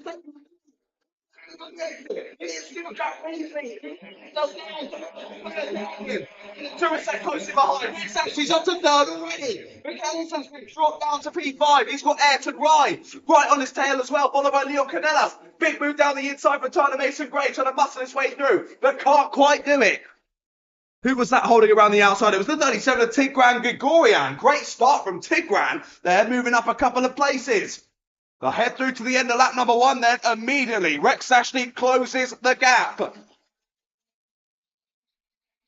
End of lap number 1 then. It's Beasley, Turicek, Ashley Kohler, Islam, Rye, Canellas, Gregorian, Mason Gray and Smith. That's your top 10. Heading on to lap number 2. Down to hairpin 1 we go then. A little bit of leading on the rear end of Rex Ashley's car there and a bit more contact on the exit. Up and under goes Mikel Islam. He'll be on the outside into hairpin number 2. He'll try to get the up and under but won't quite be able to. Sam Kohler's going to put the nose in. He just backs up that one in time. That was a close one.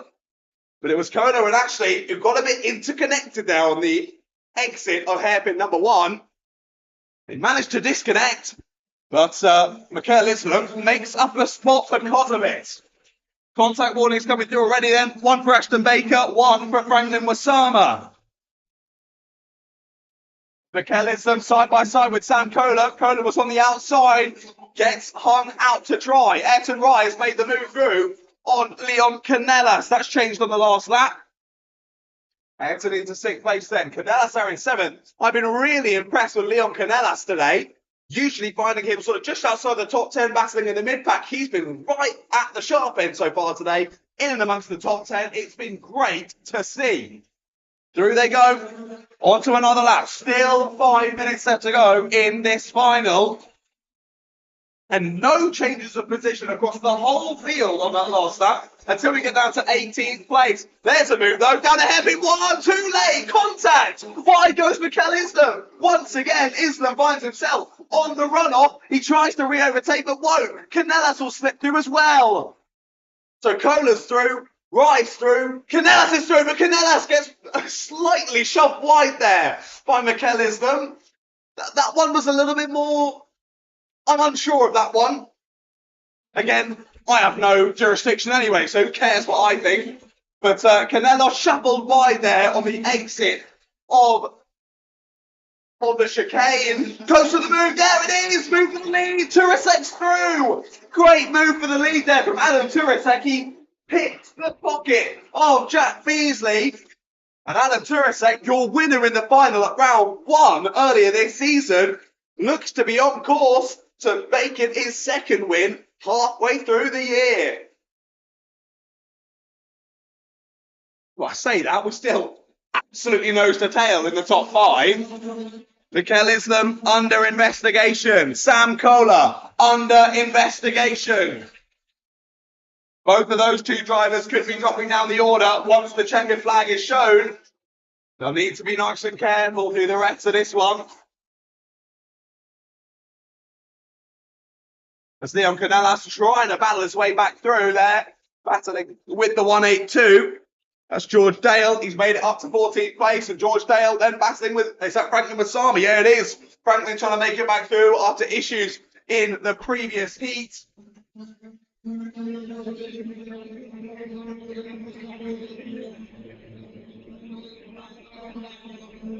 3¼ minutes still left to go in this race. Plenty that could happen.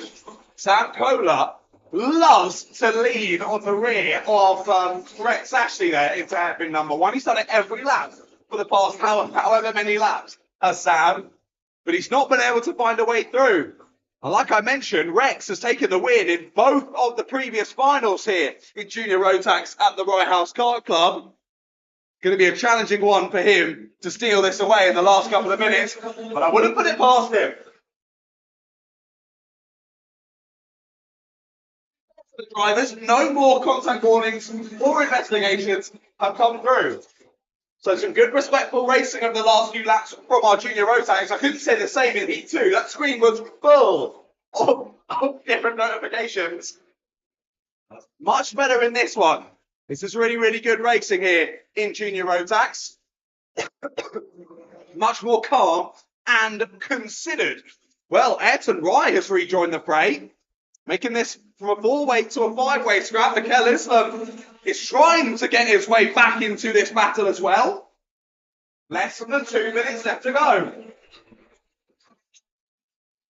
Ashley's under pressure, big pressure. There goes Sam Kohler down the inside. That's usually the move we see from Rex Ashley, but it gets stolen in, and then contact round goes Sam Kohler. Not enough space given on the outside there for Rex Ashley. Or did Rex Ashley turn in a bit too early? I don't know. Can't see from my vantage point. Either way, Kohler is around at hairpin 2 and trots down the order.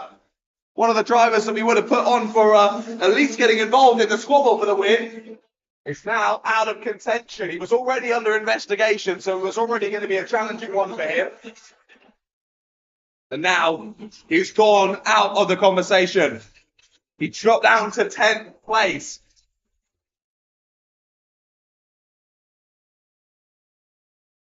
Top 9 are a good margin ahead of the rest of the pack. Oh, we had a contact down the hairpin 1. That's Leon Canellas. Oh, he's gone straight on in the wall. That's contact with Franklin Wasama. They were battling over 14th place. Callum Scrivens was involved in that battle as well, but he seems to be all right. Either way, sadly, Leon Canellas out of the race. He punches the barrier in frustration. Again, just after I was singing his praises from today, he's out of the final.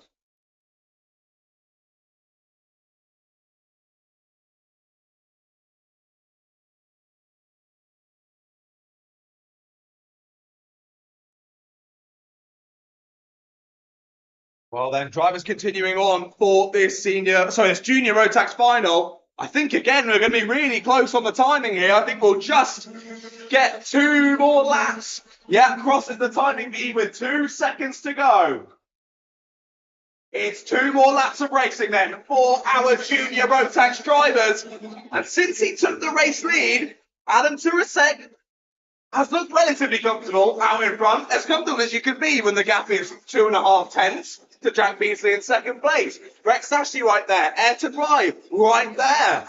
So's Mikel Islam, and so is Tyler Mason-Gray. A lot of our championship contenders are in and amongst this leading battle. But Beasley's fallen off the back of Turasek over the last part of the last lap. On to the final lap of the race we go then. And it really is Adam Turasek's to lose. If he hits his markers, he'll take this one home. Through they go into the first hairpin, and Beasley defends. Beasley defends, and that is crucial for Adam Turasek. Rex Ashley's trying to find a way through for 2nd place, but all this is doing is losing them time. And Adam Turasek is on the path to victory. Through the second to last corner he goes, into the final corner. Adam Turasek, your round 1 final winner, will win in round number 5. Brilliant racing action in junior road tax. What a move it was to take the lead, and that became the decisive moment in that race. Fantastic stuff from Adam Turasek. We've seen him back at a number of rounds after that round 1 final win, and I thought it was a blip. I thought he got that win and the pace had fallen away. Well, he's back, ladies and gentlemen, and Turasek wins the final. Jack Beasley and Rex Ashley will join him on the podium, with Mikel Islam and Ayrton Rye rounding out the top 5. Of course, remember, Mikel Islam is under investigation. Tyler Mason-Gray was in P6, followed by Mario Smith, Luigi Perlini, Warwick Milam, and Sam Kohler. That's your top 10. Of course, Sam under investigation as well. And then they were followed by Tigran Gregorian, again under investigation. Callum Scrivens, not under investigation there in 12th. Followed by Ellis McKenzie, Edward Jones, Ashton Baker, Christian Kehiov, George Dale, Alex Kuka, Timmy Shahini, Franklin Masama. And then, of course, we lost Leon Canellas with only a few laps to go there. He's getting his car back to safety and back to the paddock. Gutting Waypin to finish the day. Just after I was singing his praises. Still did a great job today, Leon. Really fast out there. Really, really impressive. Well then, only 2 more races left to go, ladies and gentlemen. So of course, the 177s that we finish on at the end of the day. But before that, senior road tax. They'll be out on circuit next.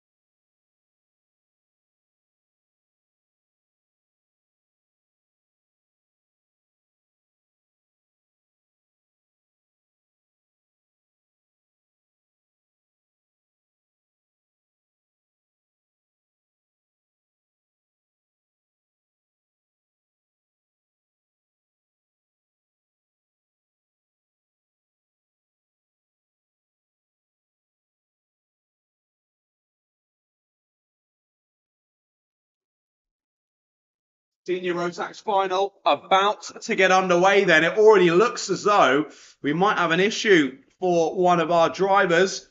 The number 50 of Reese Knight. Supposed to be on the front row, but didn't really pick up much speed out of the pit lane. I now can't see him because he's behind the gantry, but I don't think he's made it much further. No, I can just about see him pushing the kart to safety on the outside of Stadium Bend. Here's the grid though. Jacob Barron on the front row, no Reese Knight. Link Lau, Chloe Kinderzik, Keir Hobson, Daniel Kehayov, Bradley Keaton, Williams. Oh, we're staying in formation. I didn't even need to go past. Drivers, of course, carrying around again as we get Reese Knight to safety. So, as I was saying, it should only be Jacob Barron on the front row. We've got no Reese Knight anymore on the number 50. Link Lau and Chloe Kinderzik then on row 2. Keir Hobson and Daniel Kehayov on row 3. Bradley Keaton and William Smith on row 4. And then Matthew Kendall rounding out the grid. Should have 9 drivers. That has now become, I was going to say 8, but no, there's only 7 drivers out there. I don't think we've got Matthew Kendall either. So Matthew hasn't made it to the start. So we're down to 7 runners then in senior Rotax. But I think my eyes will more than likely be locked on to that rear row. Bradley Keaton and William Smith. 2 drivers having issues from pole earlier on. We've got a chevron flag. We're going round again. Chevron flag on the gantry then. And the drivers will get another lap to get settled into things.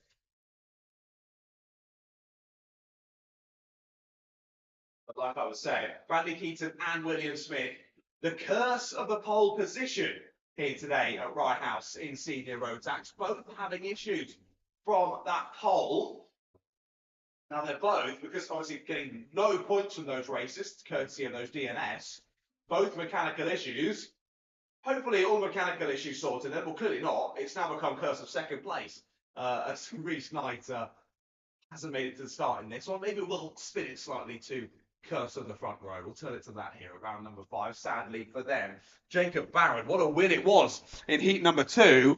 Let's see if he can do it in the all-important final. But watch out for those 2 from the back row of the grid. Red lights are on, they go green. We're racing here in senior Rotax, immediately chopping across to the preferred line there on the outside for Jacob Barron, and he's held it through the first couple of corners. Cubby Kukusic going side by side with a couple of drivers, but doesn't work out for her as they head down into the first bit of braking. So Bradley Keaton with a send up to 3rd place. Vic Bengliao's going to get hung out there. He has the inside line, a bit of contact on Bradley Keaton, sees him lose the momentum off the corner. Through slips William Smith, through slips Chloe Kunderzik. So Jacob Barron leading as we expected at the end of lap number 1. I said to watch out for Bradley and Will, but I didn't think they'd move through quite that quickly. 3rd and 4th place already. Bradley ahead of William. Now they've got Keir Hodgson just ahead of them. Keir's been battling so well throughout today. I've been really impressed with the pace and the racecraft from the number 26 so far today. But Keir could end up being Jacob Barron's best friend in all this if he could keep Bradley Keaton and William Smith at bay for at least a few more laps. Jacob will be hoping that at least, so he can try and put a bit of clear air between himself and the chasing pack. But we're not even a minute and a half into this one. Look at the pressure being applied to Keir Hodgson already. Down to everyone, he's going to go for it. Bradley Keaton, what a late move. Fantastically weighted on the brakes there. Oh, a bit of argy-bargy into hairpin 2. Lucky not to cause an incident there is Keir. Down the inside goes William Smith. So, sadly for Jacob Barron, Keir hasn't been able to keep them behind for as long as Jacob would have hoped. A little bit of a sliding moment there, off into the grass for the driver at the back of the pack. That is Daniel Kehayov. He's not too happy with his lines there, frustrated with himself as he comes across the line. But lock back in, Daniel. We've got 5 minutes still left to go. Need to try and chase down that gap. Well, gap across the line between Barron and Keaton was 0.7 of a second. What will it be like at the end of this one? I'm also interested to see the game plan between Bradley and William. I wonder if they would have had a chat beforehand or not. They're not teammates out there, so they don't necessarily even really know each other. But they would have known that they were wanting to cut through the pack. That's exactly what they've done. Now, is it a case of, let's hold down the swords for now, let's get past your current leader, Jacob Barron, and then we'll do battle? Or is it gloves off, every man for themselves? Wait and see. Well, it was 0.7. It's now 2.5 when they crossed the line last time. 4 minutes left to go on the clock.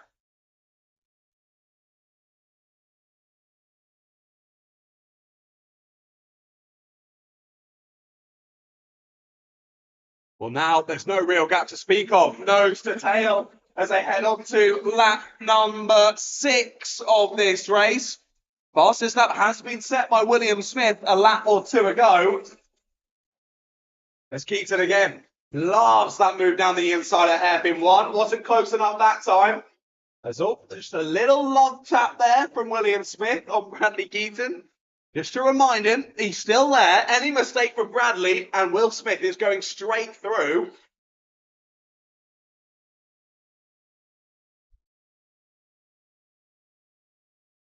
Here they go on to another lap. Bradley Keaton's got a great exit. And oh, doesn't Jacob Barron know it? Holds the inside line down into Stadium Bend and does keep Bradley Keaton behind.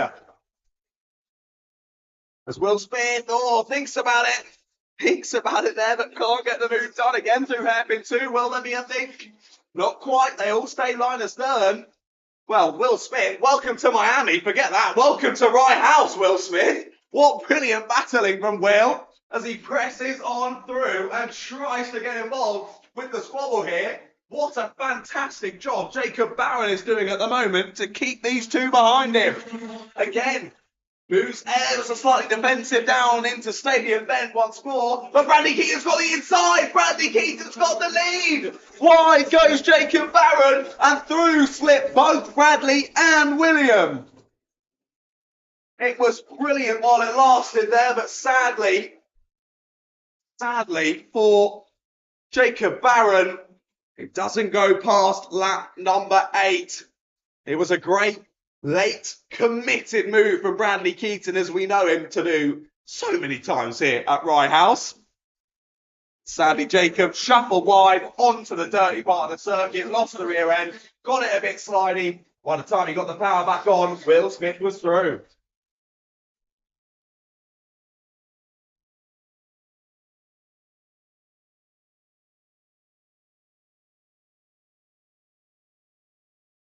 Now, we watch with bated breath.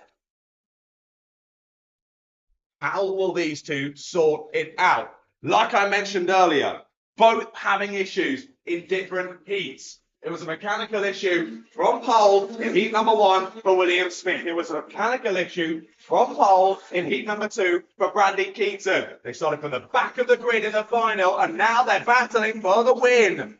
Down into the first hairpin, another little kiss to the rear bumper there from Will Smith to Bradley Keaton.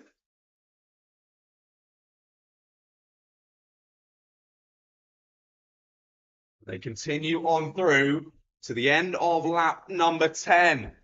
50 seconds on the clock. I think they will just eke out 3 more laps.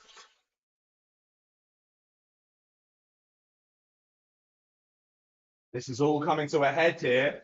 Of course, drivers, unless you can do something on your dash to tell you how many minutes you've got left in the race, there's nothing on the gantry. You won't know how many laps are left in this race. So when will William Smith decide to go for it? Or is it a case of wait until we see that final lap board, get as clear of Jacob Barron as we can, and then I'm going for it? Well, let's wait and see then. 10 seconds on the clock as they come around the final corner.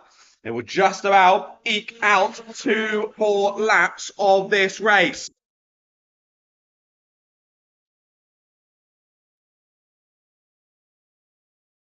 Crucially for Bradley Keaton, he's had a very nice sector 1 there. An ever so slight gap formed between himself and William Smith there. Looks as though it's closed up a little bit through the 2 hairpins, but not enough for William Smith to think about this. As they head through onto the final lap of this race, William Smith, if he wants to make a move here for the race win, he's going to have to be incredibly committed. And look at that round the final corner. Gap has gone up ever so slightly, above 0.3 of a second. I think that's the biggest it's been between the two of them throughout this race. Heading down towards the first hairpin, Bradley defends ever so slightly, holds that middle line. He checks over the shoulder. He knows he doesn't have to defend for hairpin 2, and that is perfect for Bradley Keaton. He can take the preferred line through there. And like I say, it will have to be a send here from William Smith. He thinks about the inside line, not quite close enough. Did they make contact? They did! William Smith is out on the final lap. Bradley Keaton's going to come round the final corner and win the Senior Rotax final. It was a last-minute dive from William Smith, a hero or zero move. And sadly for him, this time it was the latter. Gutting for William Smith. They were both racing through the whole pack beautifully in that one. I thought it might be a case of leave it to the last moment and go for a cheeky send. That's exactly what happened there for William Smith. But a little bit too cheeky. And he came off worse from that one. Clearly, a bit of contact on his front left to Bradley's rear right has caused something to break on the number 69 car. And out of the race, gutted. Well, Bradley Keaton wins the senior Rotax final, then ahead of Jacob Barron and Chloe Kunderzik back on the podium. Lovely to see for Chloe after what was a very challenging round number 4 for her. Lingfeng Liao, what a debut here at Rye House in senior Rotax. Lingfeng has been really impressive. Their finishes in P4 with Daniel Kehayov. They're finalising the 5 finishers. Of course, we sadly lost William Smith and Kia Hobson in that race. Well, there we go then. Seniors are done and dusted. There's only one more final left to come. Rotax 177s. Well, heat number 2 was rather interesting with an incident down at Stadium Bend on the first lap. Let's hope for no repeats of that. And let's see if another driver can complete a perfect day. Mr. Jack Taylor, he returned last month. Couldn't quite get the win in the final. Had to settle for 3rd place. Will today be the day, Jack? Let's wait and see. 177s are up next.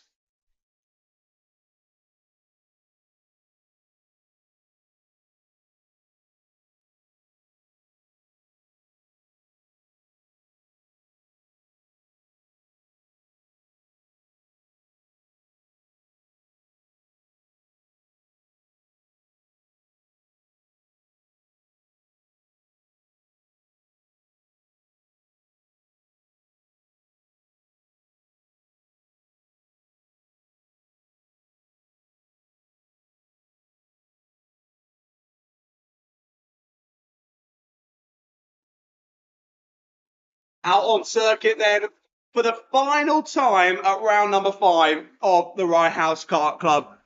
And we cap it all off with the 177s. Jack Taylor on pole position with Nicholas Walker alongside him. Malachi Morrison and Simon Bradfield are on row 2 with Richard Allison and Chris Emerson on row 3. Daniel Clark and Harry Taylor on row 4 with Jake Bradfield and Hugo Pereira on row 5.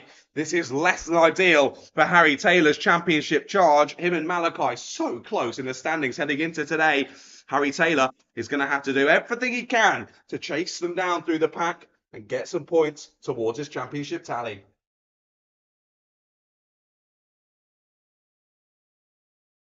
Right then, here we go for the last start of round number 5. The 177s are 2x2 to the lights.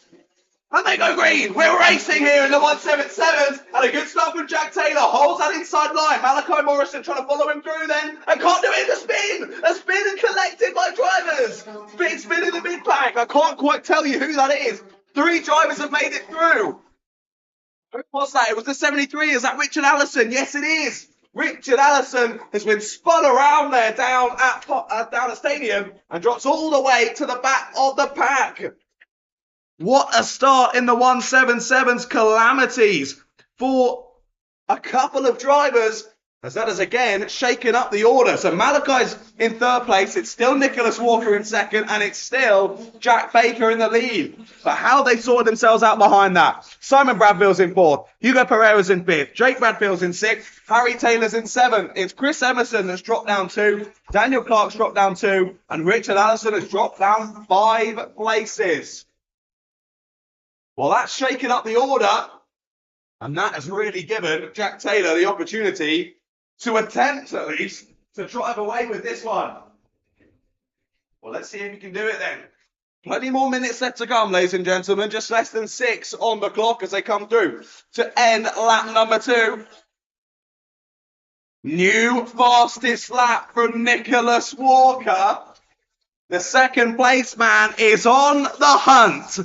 And he wants that big trophy. Some championship points would obviously be nice as well. Oh, Harry! Jack Taylor's pulled off! Jack Taylor's out of the race! I was just looking down to check my notes, and Jack Taylor has pulled to a halt. Gutted for Jack. We said he returned last round and settled for P3. Would this be the day? It's not going to be the day. Jack Taylor is out of the 177 final. And that is gutting for the man on course for a perfect day he's out of the race. And that opens up the opportunity for another driver to steal away the win in this one. And currently, it's Nicholas Walker and Malachi Morrison who battle it out for the win. But there's still a chasing pack of 4, a couple of corners behind at the moment. I was about to say if they can work together. They're not going to work together. They're scrapping like heck. They're down through the final sector. 3 wide. Oh, my goodness.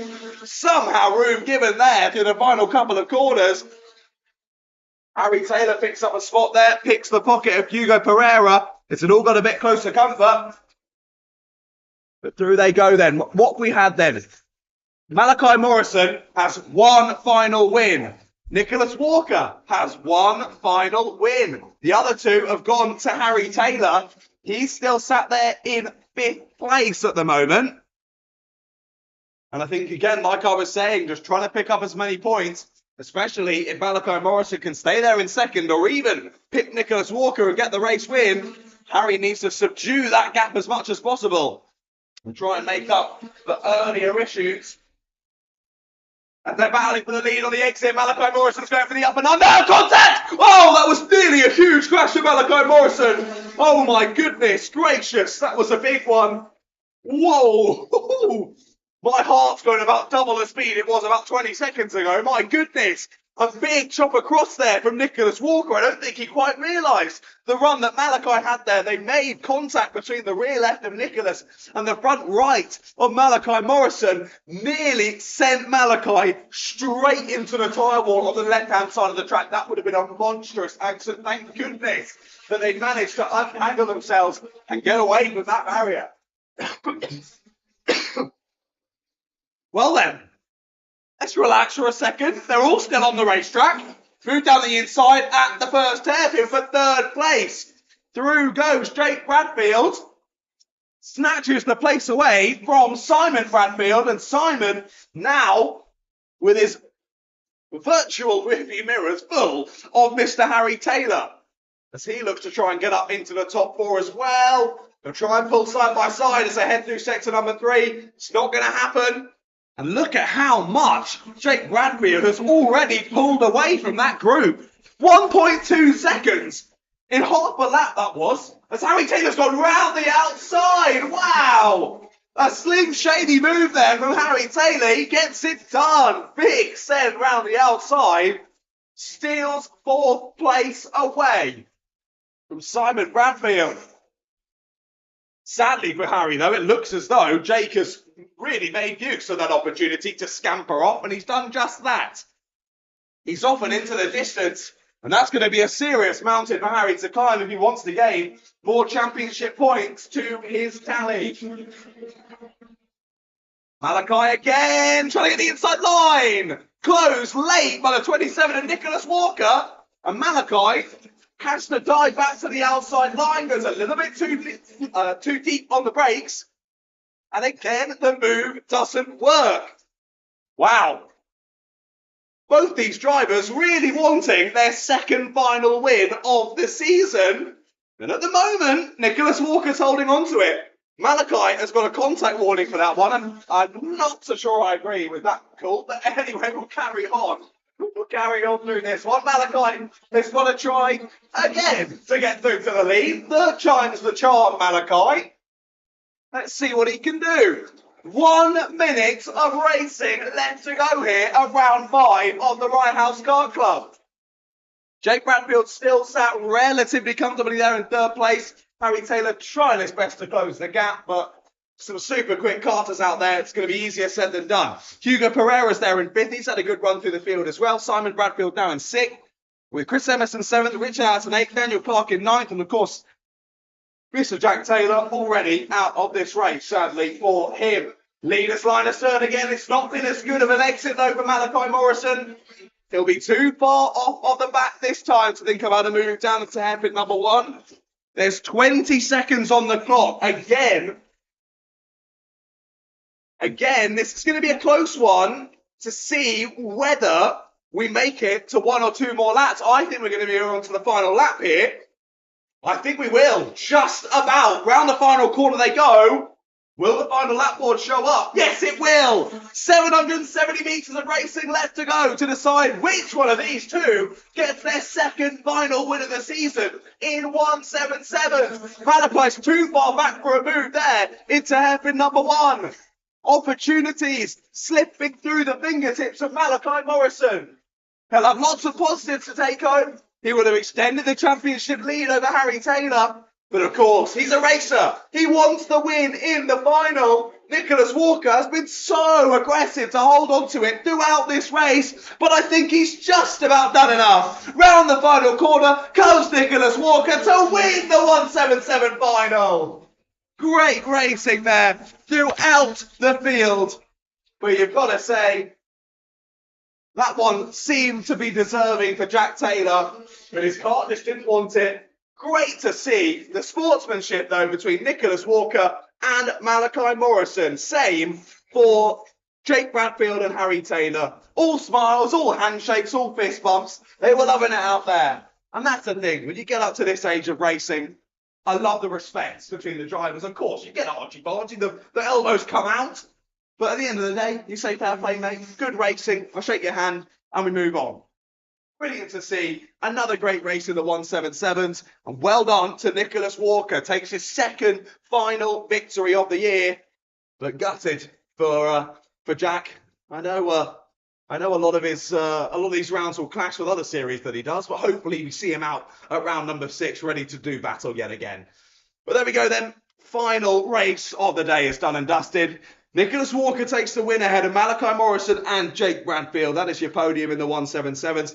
Harry Taylor just missing out, doing a good job of consolidating some points there for the championship tally, but he is going to be behind Malachi when all is said and done after today's action. Hugo Pereira top 5, Simon Bradfield, Chris Emerson, Richard Allison, Daniel Clark and Jack Taylor. Your top 10 there in that race.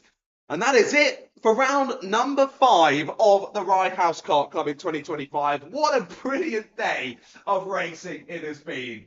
If you've enjoyed my commentary and you haven't been too annoyed by me shouting in your ears all day, go and drop me a follow at Ratters Media on Instagram. I'd really appreciate that. And of course, I'm joining you through lots of the rest of the season. Now, I am missing one round. I'm trying to remember which one it is now, but I'll double check with you. I believe it's next month, but I think actually my schedule might have changed now, and I might now be able to do that round. So I need to go and chat with Luke about that. But anyway, as we get to the end of the day then, what a fantastic day it's been. A big shout out to all the drivers that were out on circuit today. You made my job a lot easier by making the racing very, very exciting. And we definitely saw some great action out there on circuit. A big shout out to everyone. Whether you're on the podium or not, a big shout out to you. Make sure you head over to the main building in about 20-25 minutes or so time for the podium presentations. Like I say, whether you're on the podium or not, come and cheer your other drivers on, because when you get a podium, you're going to want them to come and say well done to you as well, aren't you? So make sure you head over, come and enjoy yourself, have a little natter and enjoy the podium presentation. A big thank you to Rye House, as always, for having me back in the commentary box here at what is such a fantastic circuit for owner driver racing. A big shout out to all of the staff out there. Dealing with the sunshine. I hope you got lots of sun cream on. I certainly burnt yesterday out in the sunshine. It seems to be a little bit less sunny today, but still definitely burning central. But yeah, well done to all the staff out there getting through all the action today and doing a great job. Thank you to the medical staff as well. Luckily, I don't think we needed to use you today, which is always a positive thing to say, but thank you for making going racing possible and as safe as can be for everyone. And yeah, just a big thank you. Thank you for listening to me, putting up with me over the airwaves throughout today. And hopefully I'll be back for all of the rest of the rounds this season, potentially missing one, but we shall see. Anyway, that's probably about it for me. I should sign off and leave you all alone now. So again, thank you very much. I hope you've enjoyed today's action here at round number 5 of the Rye House Kart Club. We'll see you back next month for round number 6. If I don't see you over in the main building, I hope you have a lovely evening, a safe travel home, and we'll see you next month. There we go then, live stream. That is all done and dusted. Stream over. Thank you all so much for watching. Like I say, hopefully if I'm back next month, I think my plans have changed now, so I might be able to do next month. So there hopefully should be a stream next month, but if there isn't, that's why I won't be here. So potential keep your eye out. Make sure you subscribe to the Rye House YouTube channel so you don't miss any of those future live streams, because there definitely will be for the end of the season as well. I hope you enjoyed it. Drop a like on the stream if you did. And yeah, make sure you subscribe to not miss any of those. I'll see you all next month.